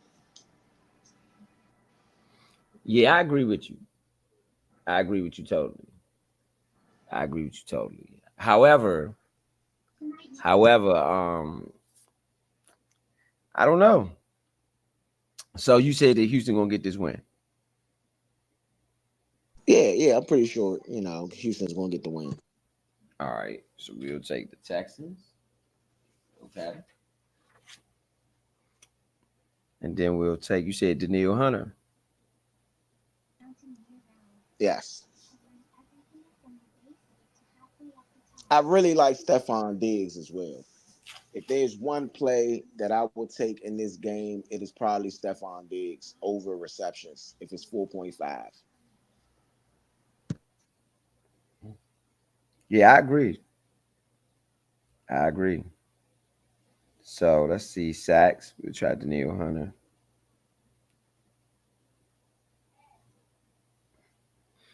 What about 2 sacks for Daniil Hunter? It's plus 400. He's going up against Caleb Williams. Yeah, I'm gonna go 2 sacks for Nah, Daniil Hunter. nah. I'm not doing two. You I'm going not to doing do 2? two. Nah. I mean, don't get me wrong. I think he could get 2. I think he can get more than he can get 3 in a game, but to get more than 2 is going to be pretty hard. Yeah. To get 2 or more is going to be really hard, I think. Yeah, I mean, I don't know. You're going against a rookie quarterback.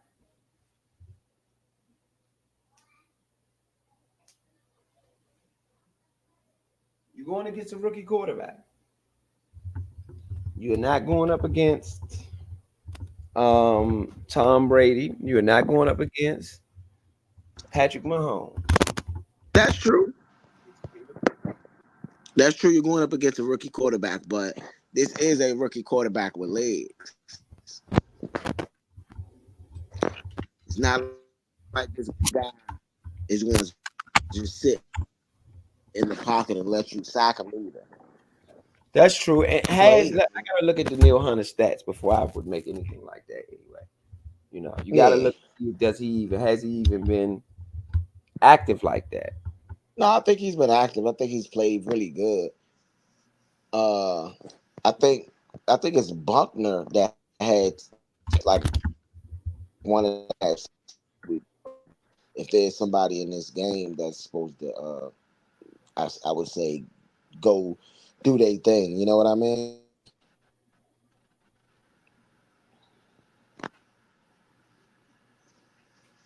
Yeah. Absolutely. So yeah, we're gonna do a group ticket. Group ticket. So we got Daniil Hunter.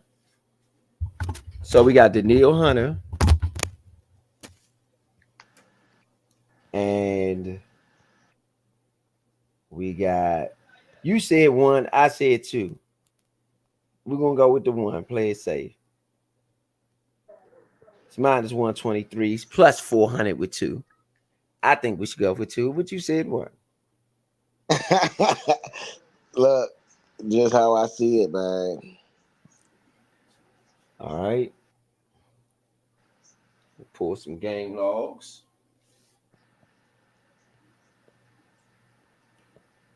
Cole Kmet. Let me see. Hold on. Who they threw the ball to first game? Pull that up.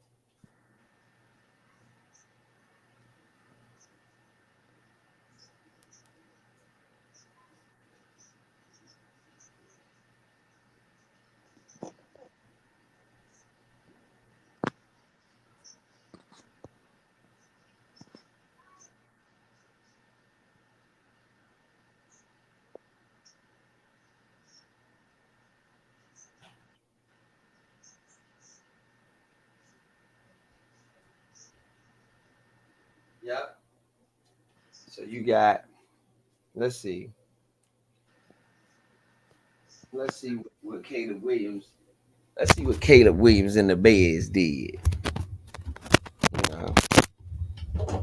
See what Caleb Williams and the Bears did last week. Who they threw the ball to before we bet with them.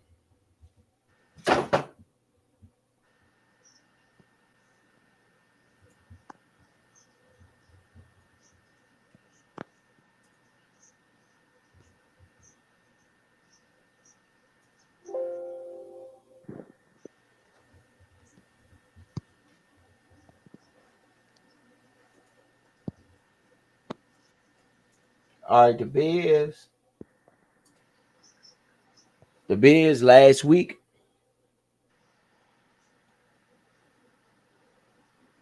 That's good.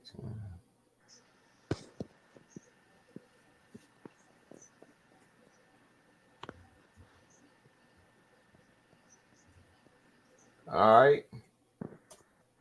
The Bears last week. Pull it up.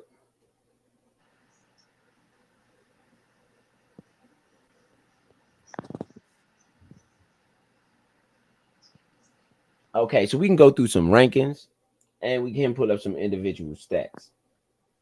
You have DeAndre Swift at running back, the Bears do. He had 10 attempts for 30 yards. Caleb Williams had 5 rushes for 15 yards. I'm gonna run through a commercial because I'm gonna pull something else up. While we doing that, I'm gonna run through the everyday parlay commercial.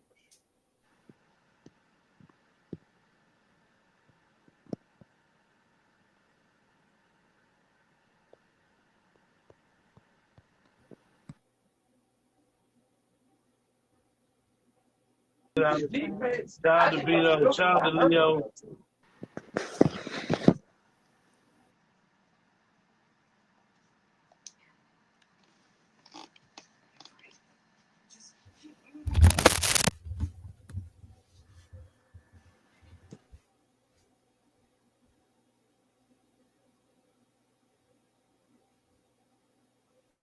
Shout out to Vito. Shout out to Leo.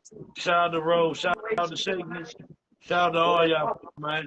For real. This was one of them classics right here. Oh yeah, for sure. Yeah, this is one of them classics right here. This one of them.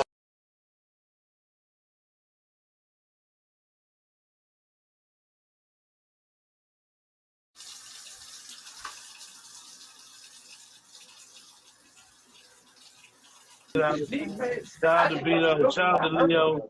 Shout out to Rose. Shout out to Shaky. Shout out to all y'all, man. For real. This was one of them classics right here. Oh yeah, for sure. Yeah, this is one of them classics right here. This one of them.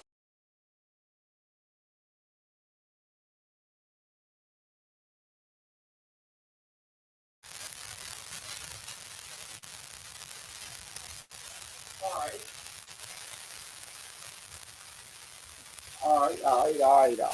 Okay, so going back to the stats.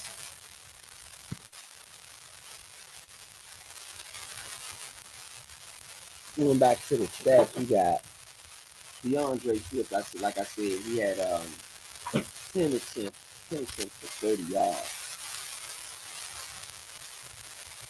Velus Jones Jr., wide receiver for the Bears, he had 2 rushes, 2 attempts for 11 yards. Caleb Williams had 5 attempts for 15 yards. It's an average of 5. But DeAndre Swift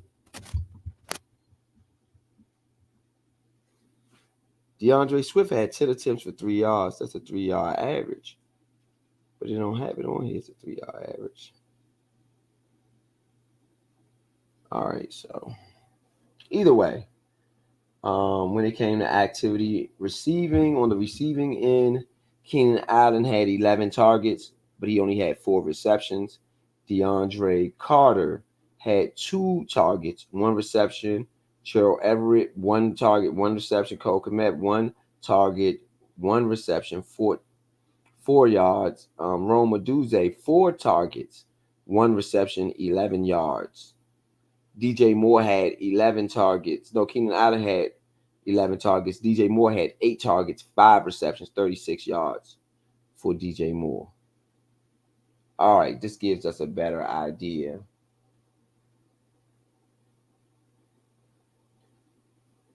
On the defensive side,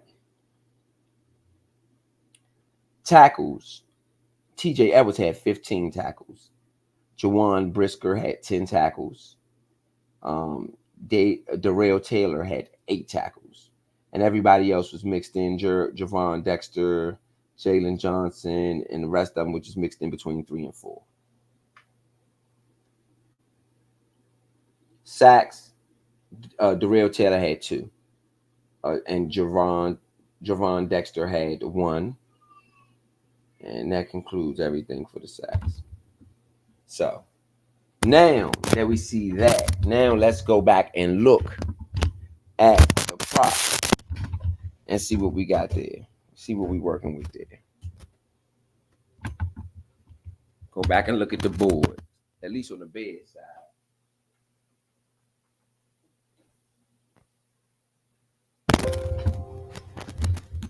And then I'll look at other things within that game that'll tell us a little bit more about the spread.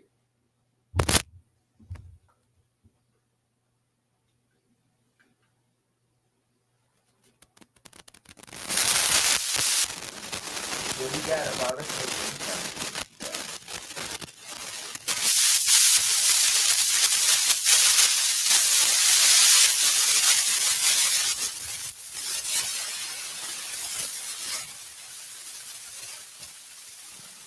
Yes, sir. Yes, sir. Okay, the game started at 8:20. So we started to make our selections at 8:15, maybe 8:10. Game started at 8:20.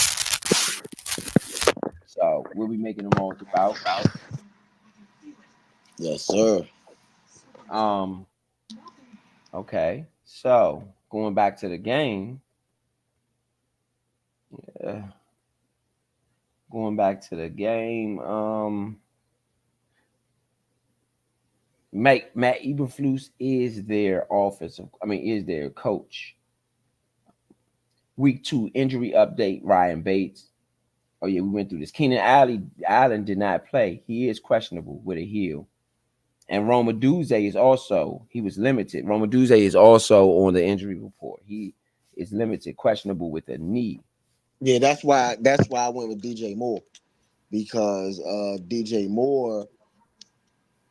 DJ Moore was the only healthy out of the big three that they have over there with the receivers. So I said they probably will go to DJ Moore a lot more than everybody. That's why I didn't put Roma Duzier on my ticket. Okay. Last week, the Bears gave up 140 rushing yards.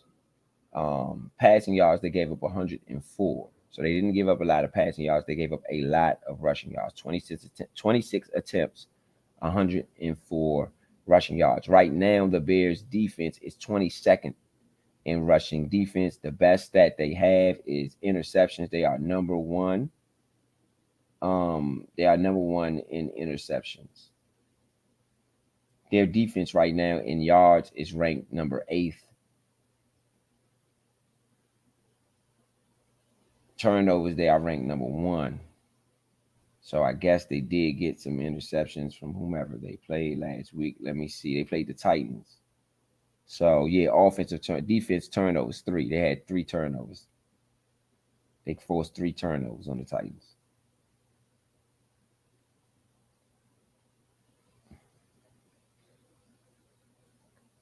And they're gonna have to keep doing that. And I don't know if they're gonna be able to force those turnovers here.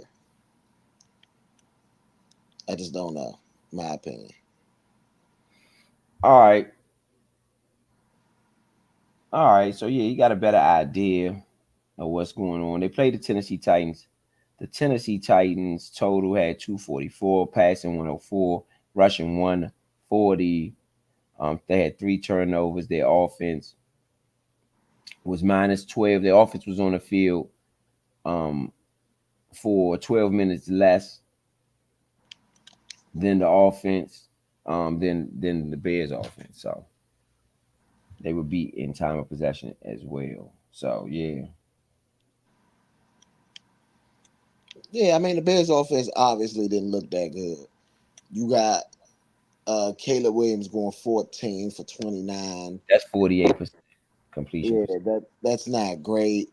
And then on top of him doing that, he So was not exactly great in the other area. Caleb Williams, are we going to bet it under? Uh I would bet under if I was going to bet it. His over under Realistically, is 197. but this the thing. This is the problem with that. Let's say that he completes 7 more passes than he did last week, then that's over 200 probably Okay, easily. well, let's see what the Texans defense did last week.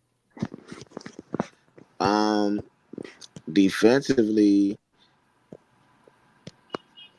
I don't know why that's on both the same thing.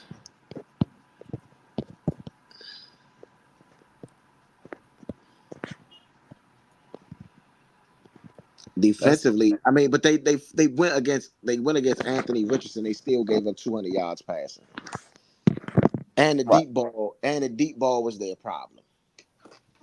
Now I remember I had to get a little bit of a refresher once I seen who they played. Yeah.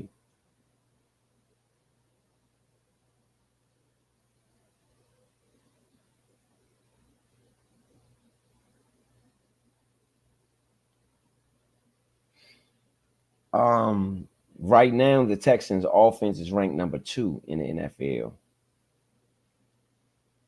In yards, number 7 in points. Their defense is ranked number 22nd in points and number 16th in yards, 16 in yards. Their turnovers are number one on offense. And I guess they didn't turn the ball over. And their defense is 14th in that aspect as well. They're rushing. They're second in attempts and first in the league in rushing. The Houston Texans are. So that play helps you play defense, don't it? Passing, they are in passing touchdowns. They are number 3 in the league. Well, I guess the beginning of this week.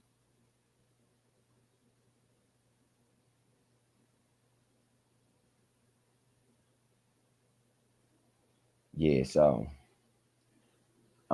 their defense, let's see what they gave up to the Colts. You're right, that was Anthony Richardson. He isn't the best competition.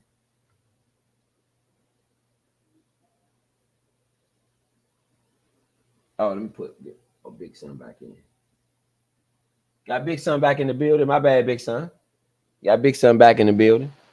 Nah, you good, bro. You good. My bad. Didn't y'all pump that on me earlier? Yeah. So we going over these props right now. You got CJ Stroud. I mean, you got the Houston Texans when they played them. The Houston played the Indianapolis Colts. They gave up 417 total yards, 204 passing, 213 rushing. They passed for 199, rushed for 104.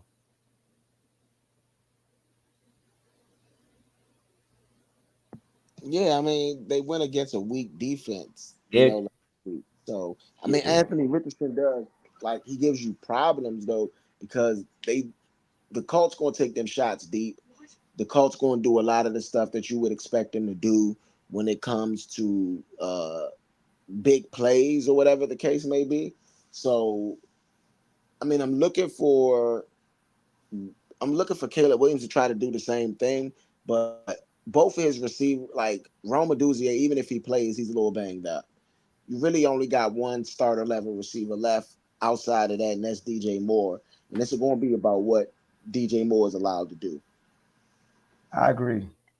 But I will say this: Anthony Richardson missed a Donnie Mitchell on 2 really good plays that could have been big yards. I don't know if CJ Stroud misses those passes. I tell you one thing, I do think it's going to go over. I don't know though. Yeah, I think it's going to go over because if Anthony Richardson can have that type of success. What's the over under on that game, bro? 46. You said 56? 46. Oh, no, he cracking that. Cracking that. You got to think about it. Even if it's a blowout, you still cracking that 46. Yeah. I think so. I think Yeah, I would go over in that game.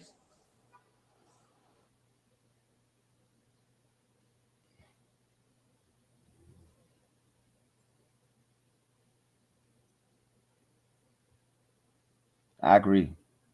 I agree. So you got let me go to the actual game thing from last week. And you got kind of taking a you gotta kind of taking the fact that he just never really had a wide receiver like Diggs. Don't get me wrong, he got Tank Dale. But he ain't had no Diggs. Diggs is much taller. So you can do a lot more with Diggs than what you can do with Tank Dale. Not saying that Tank Dale is not a beast because I did give myself Tank Dale, Yeah, I like Tank Dale in this as well. I don't think that the Bears are going to be able to stop those receivers on the outside as well as they did last week. Last week they played Will Levis. Right. Right. So yeah, it's 46. That's the over. Let me see. Game info last week. The coach won the toy. The coach won the coin toss. Sorry. Um,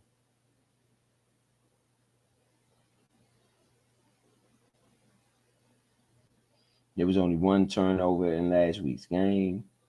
Houston had 5 penalties. They were 7 for 14 for third downs. The coach was 7-5 for 10. You know.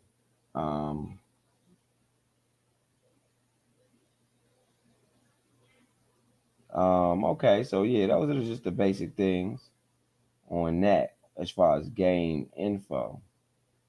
Let's go to player stats.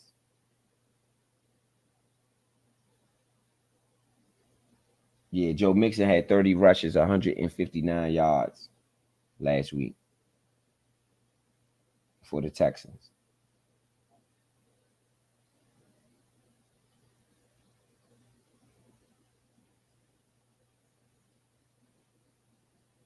Anthony Richardson, 9 for 19, 212.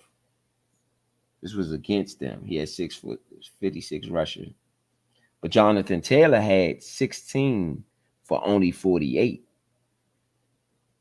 You get what I'm saying? So I'm gonna go under on the running back for who's the running back for Chicago? Or is that DeAndre Swift? Yeah, I'm gonna go under on Swift.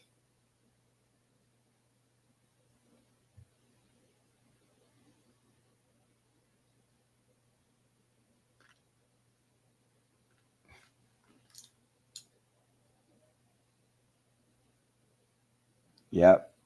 I'm gonna go under on Swift. All right. We at 4. It's 8-10. We still putting them in. We got a little bit of time to get it in.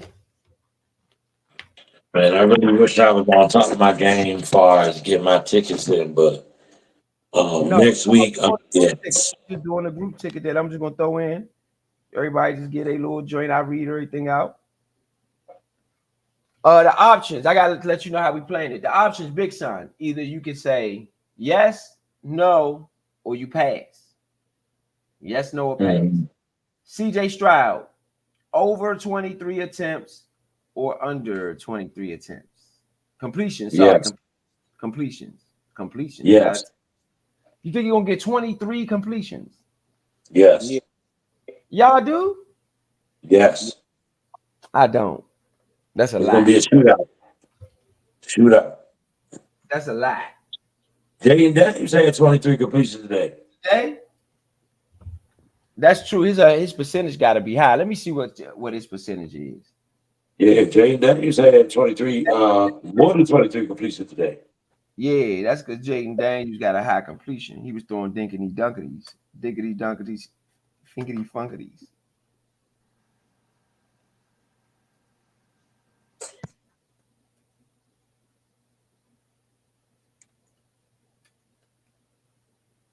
CJ Stroud's completion percentage is 63.9.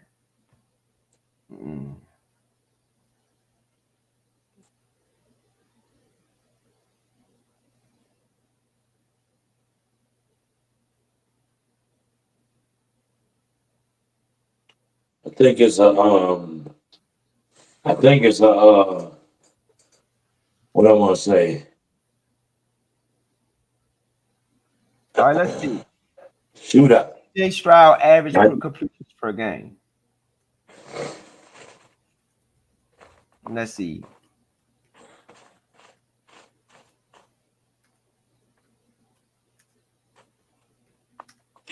But if you got a shootout going on, what you think he gonna do? I mean, he going past it. Let me see.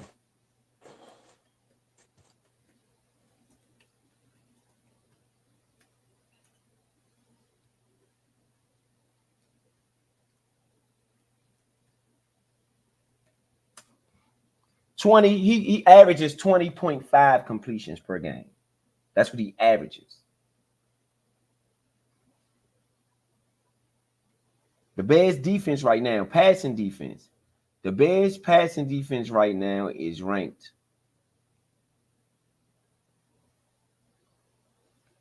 The Bears passing defense right now is ranked number 2 in yards, number 20 in attempts, but number 2 in yards, and number 1 in interceptions. Look, who did the Bears play week 1? Who did they play? And they obliterated. Didn't the Bears obliterate They their played the team that they Titans. played? They played the Titans. The Titans. They The barely Titans. won.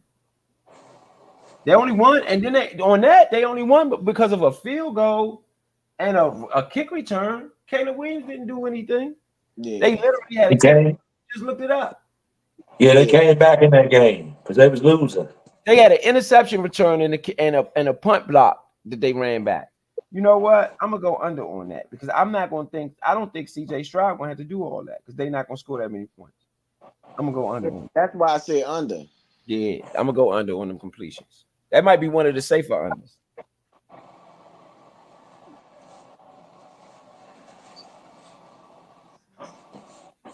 All right.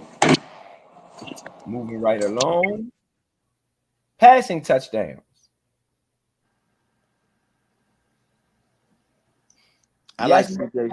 Yes, no, or pass. CJ Stroud over 1.5 or under 1.5. Over 1.5, CJ Stroud. Yes, no, or pass. I like him as I like that as a yes. Yes. I mean, he got to have 2 touchdowns. Yes. I like that. Yeah.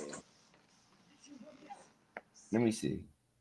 But the Bears passing defense is number 1 in the league. No, they're number 10 against passing touchdowns. The only reason it's number 10 is because they went against Will Levis. They didn't go against anybody that's a real threat to score passing touchdowns on a consistent basis. Yeah. Yeah, I agree. All right, so CJ Stroud had net yards, passing yards. He had only 204 last week. He did have 2 touchdowns, no interceptions.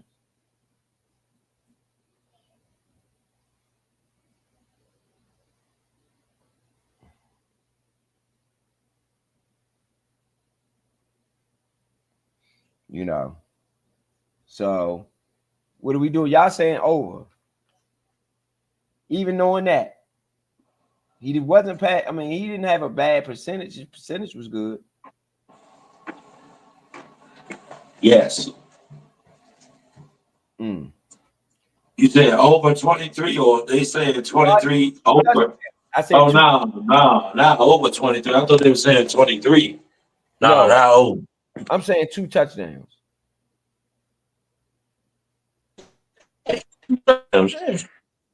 Huh? I'm saying, yeah, for the 2 touchdowns.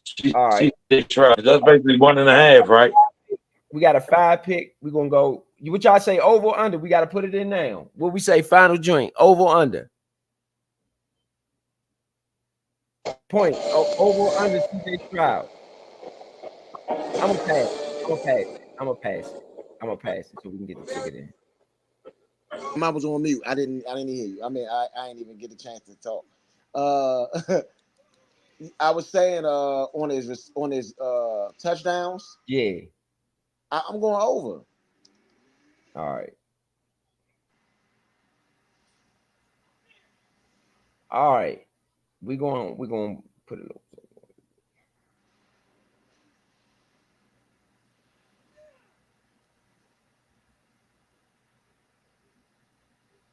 I'm going over on that. Let's see what we got. I think he's more than likely to get way more than 2 touchdowns. I think he got going for 3 actually today, but you know, I think the Bears do got a good defense, but I mean it's 1-on-1. This is a 1-on-1 right now. Him and Caleb Williams, and I know he wants to show Caleb Williams up. All right, so this is what we got. Danielle Hunter to have at least 1 sack. The total points over 46. I don't think it's going to do that after looking at what I just saw. DeAndre Swift We'll have under We can 47. take that overall. Huh? We could take that overall. We don't even have to bet the over. We could pass on it. All right, so let me go. Yeah, all right. Any bets that we unconfident in, we can go ahead and take them off the board. We only got a couple minutes left, though. No, I'm doing it now. So I took that off. What about the DeAndre Swift under 45 rushing yards? Under 47? I don't know about that, but that if you want to bet with it, that's your Let's choice. take it off. Let's take it off and let's see what we got. Danielle Hunter, CJ Stroud under 23, and Danielle and Houston to win. All right. If you wanted to add anything, I think that's cool though. Go ahead, do it in because it's 1 minute left. I know. Go ahead. Just go ahead, throw it in.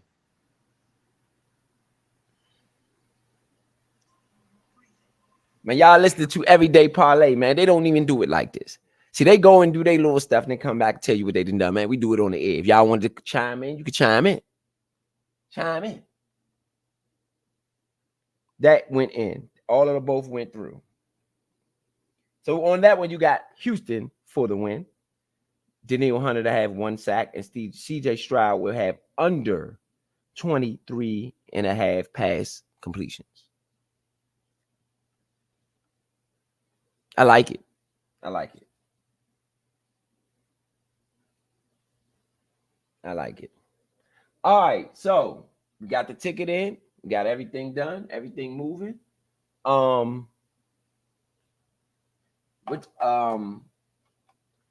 y'all want to do, the first quarter or what? Y'all want to do the first quarter or what y'all what is it like? You know, we can, you know, how long we rocking or what's that? Or y'all want to move in final thoughts? What y'all want to do from here? Because the game is about to start. We can move in the final. I mean, I'm comfortable with final thoughts. That's up to y'all. I mean, whatever. All right, let's move into final thoughts. Final thoughts on this everyday parlay. You know, this really was a thing that we wanted to get the bets in and walk through y'all how we do a ticket. That's what we did after the games. So you want to have something like this go on here and there after the Redskin game. Y'all already know how we do. We do 1 o'clock games, so we can run through some of it. So yeah, let's go into final thoughts. Everyday parlay, all the other games. Anything you want to say? Y'all got the floor. Swing it around the room. I just want to say to all the people out there betting, make sure that you vet these bets. Like we looked at all of these stats and percentages and everything. Bet your bet and look at what went on earlier in the day. See what was lost and see what could possibly be won. Always look for the upper hand. We're gonna give it to you here on Everyday Parlay. That's all I got to say.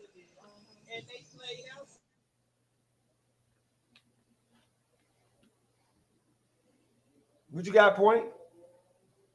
I'm saying this is exactly what I think that we need right here. I want to thank you guys for tuning in. You know, we need more days where we just come on and let y'all see the betting process. I appreciate you guys so much for this one. Yes, indeed. Yes, indeed. So again, this is another episode of Everyday Parlay, man. Y'all know that we trying to get y'all some money. Y'all know that much. We trying to get some money. We trying to help y'all get some money. And so when you see the full process and you see how it's broken down, you see certain stats and you see the discussions, even if you might have a little crew of your own, go have your discussions. If you don't have a crew, you always welcome here. Come on over and, we can all discuss the bets together. If y'all need somebody that y'all need to discuss some bets with, man. Comment section always open to you. Message board always open to you, man. Follow, subscribe, like, share, whatever it is that you need to do, man. But try to win you some money tonight. If you lost earlier, try to get your money back. Never take a loss. You ain't got to bet a whole bunch back. You might just win a portion of your money back. Always try to win something back, though, if it's a board left on the game that you're comfortable with. So with that said, tomorrow, Major Monday, tomorrow also the 24/7 streaming will take place. We will start up the 24/7 streaming on the Music Network. It's the Studio Runners TV, 25 TV. And then, we're going to have the Nature Sports Network, both simulstream, both stations on YouTube will be available. And the sports, though, the Nature Sports will be available within Twitter. If you have a Twitter, that's more like our premium free network, whatever you want to call it. But nonetheless, we got all that coming up. We also got Big Son. Big Son, you got some news on No Shade Point? Any news on I saw y'all about this past Friday. A lot went down and took place, and I was real busy and I couldn't get to No Shade. When I'm going to drop No Shade, I will let you guys know. And when I say I'm going to do it, that is going to be the date. So you guys just wait for it. I'll be keep giving you guys updates. So where we at, how much more time I think we'll need right now is not say how much time I need right now. So I'm not going to lie to you guys and say, oh, it's going to happen, because that's not saying I lied, but I already said something was going to happen and it didn't. So I don't want to put that out there no more. So I will keep you guys updated on when Big Son No Shade first episode is. Okay. Score the fight. Score the fight. So, Score the Fight will be back this Saturday, of course, for the Joshua Dubois fight, man. So we want to thank you guys for tuning in with us yesterday with the Canelo Alvarez fight. Yes, we will be back this Saturday. Okay. I will give you guys a great listing time tomorrow on Major Monday, and I will give another reminder on Workhorse Wednesday of the time. But thank you guys again for tuning in. Not just for Score the Fight last night, but we've been on air for quite some time today. So thank you guys for tuning in. Yes, indeed. Let me turn my camera. Man, y'all know what it is. Y'all know what it is, man. That's indeed. So, just overall, let me get us off air. All right. So just overall, man, y'all know what we do. This is the Nature Sports Podcast, Nature Sports Network, bringing y'all all of the programming we've been doing. Next Sunday, Washington Redskins take on, who's the game next Sunday? Cincinnati Bengals. Yeah. Yes. Cincinnati Bengals next Sunday. Make sure y'all come in with us next Sunday. We're going to try to get y'all an early everyday parlay sometime within that early morning Sunday so that we can go through the bets together. Everybody can kind of exchange notes. I think that's a positive thing for the people who are the gamblers, man. Y'all are always invited to stomp down and rock with us for that. So next Sunday, Redskins, Bengals. Before that, we got Workhorse Wednesday. Don't want to forget about that. Major Mondays. Y'all know what it is. We out. Drive safely, get home safely, walk safely. If you're walking, whatever you're doing to get home, make sure you do it safely. See y'all next time. Yeah, no question. Much love to y'all, man, for supporting the Nature Sports podcast. This is our 11th year. Last year was our 10th. This is our 11th year. Thank y'all for hanging in there and supporting with us. Thank y'all. Yes, indeed. Yes, indeed.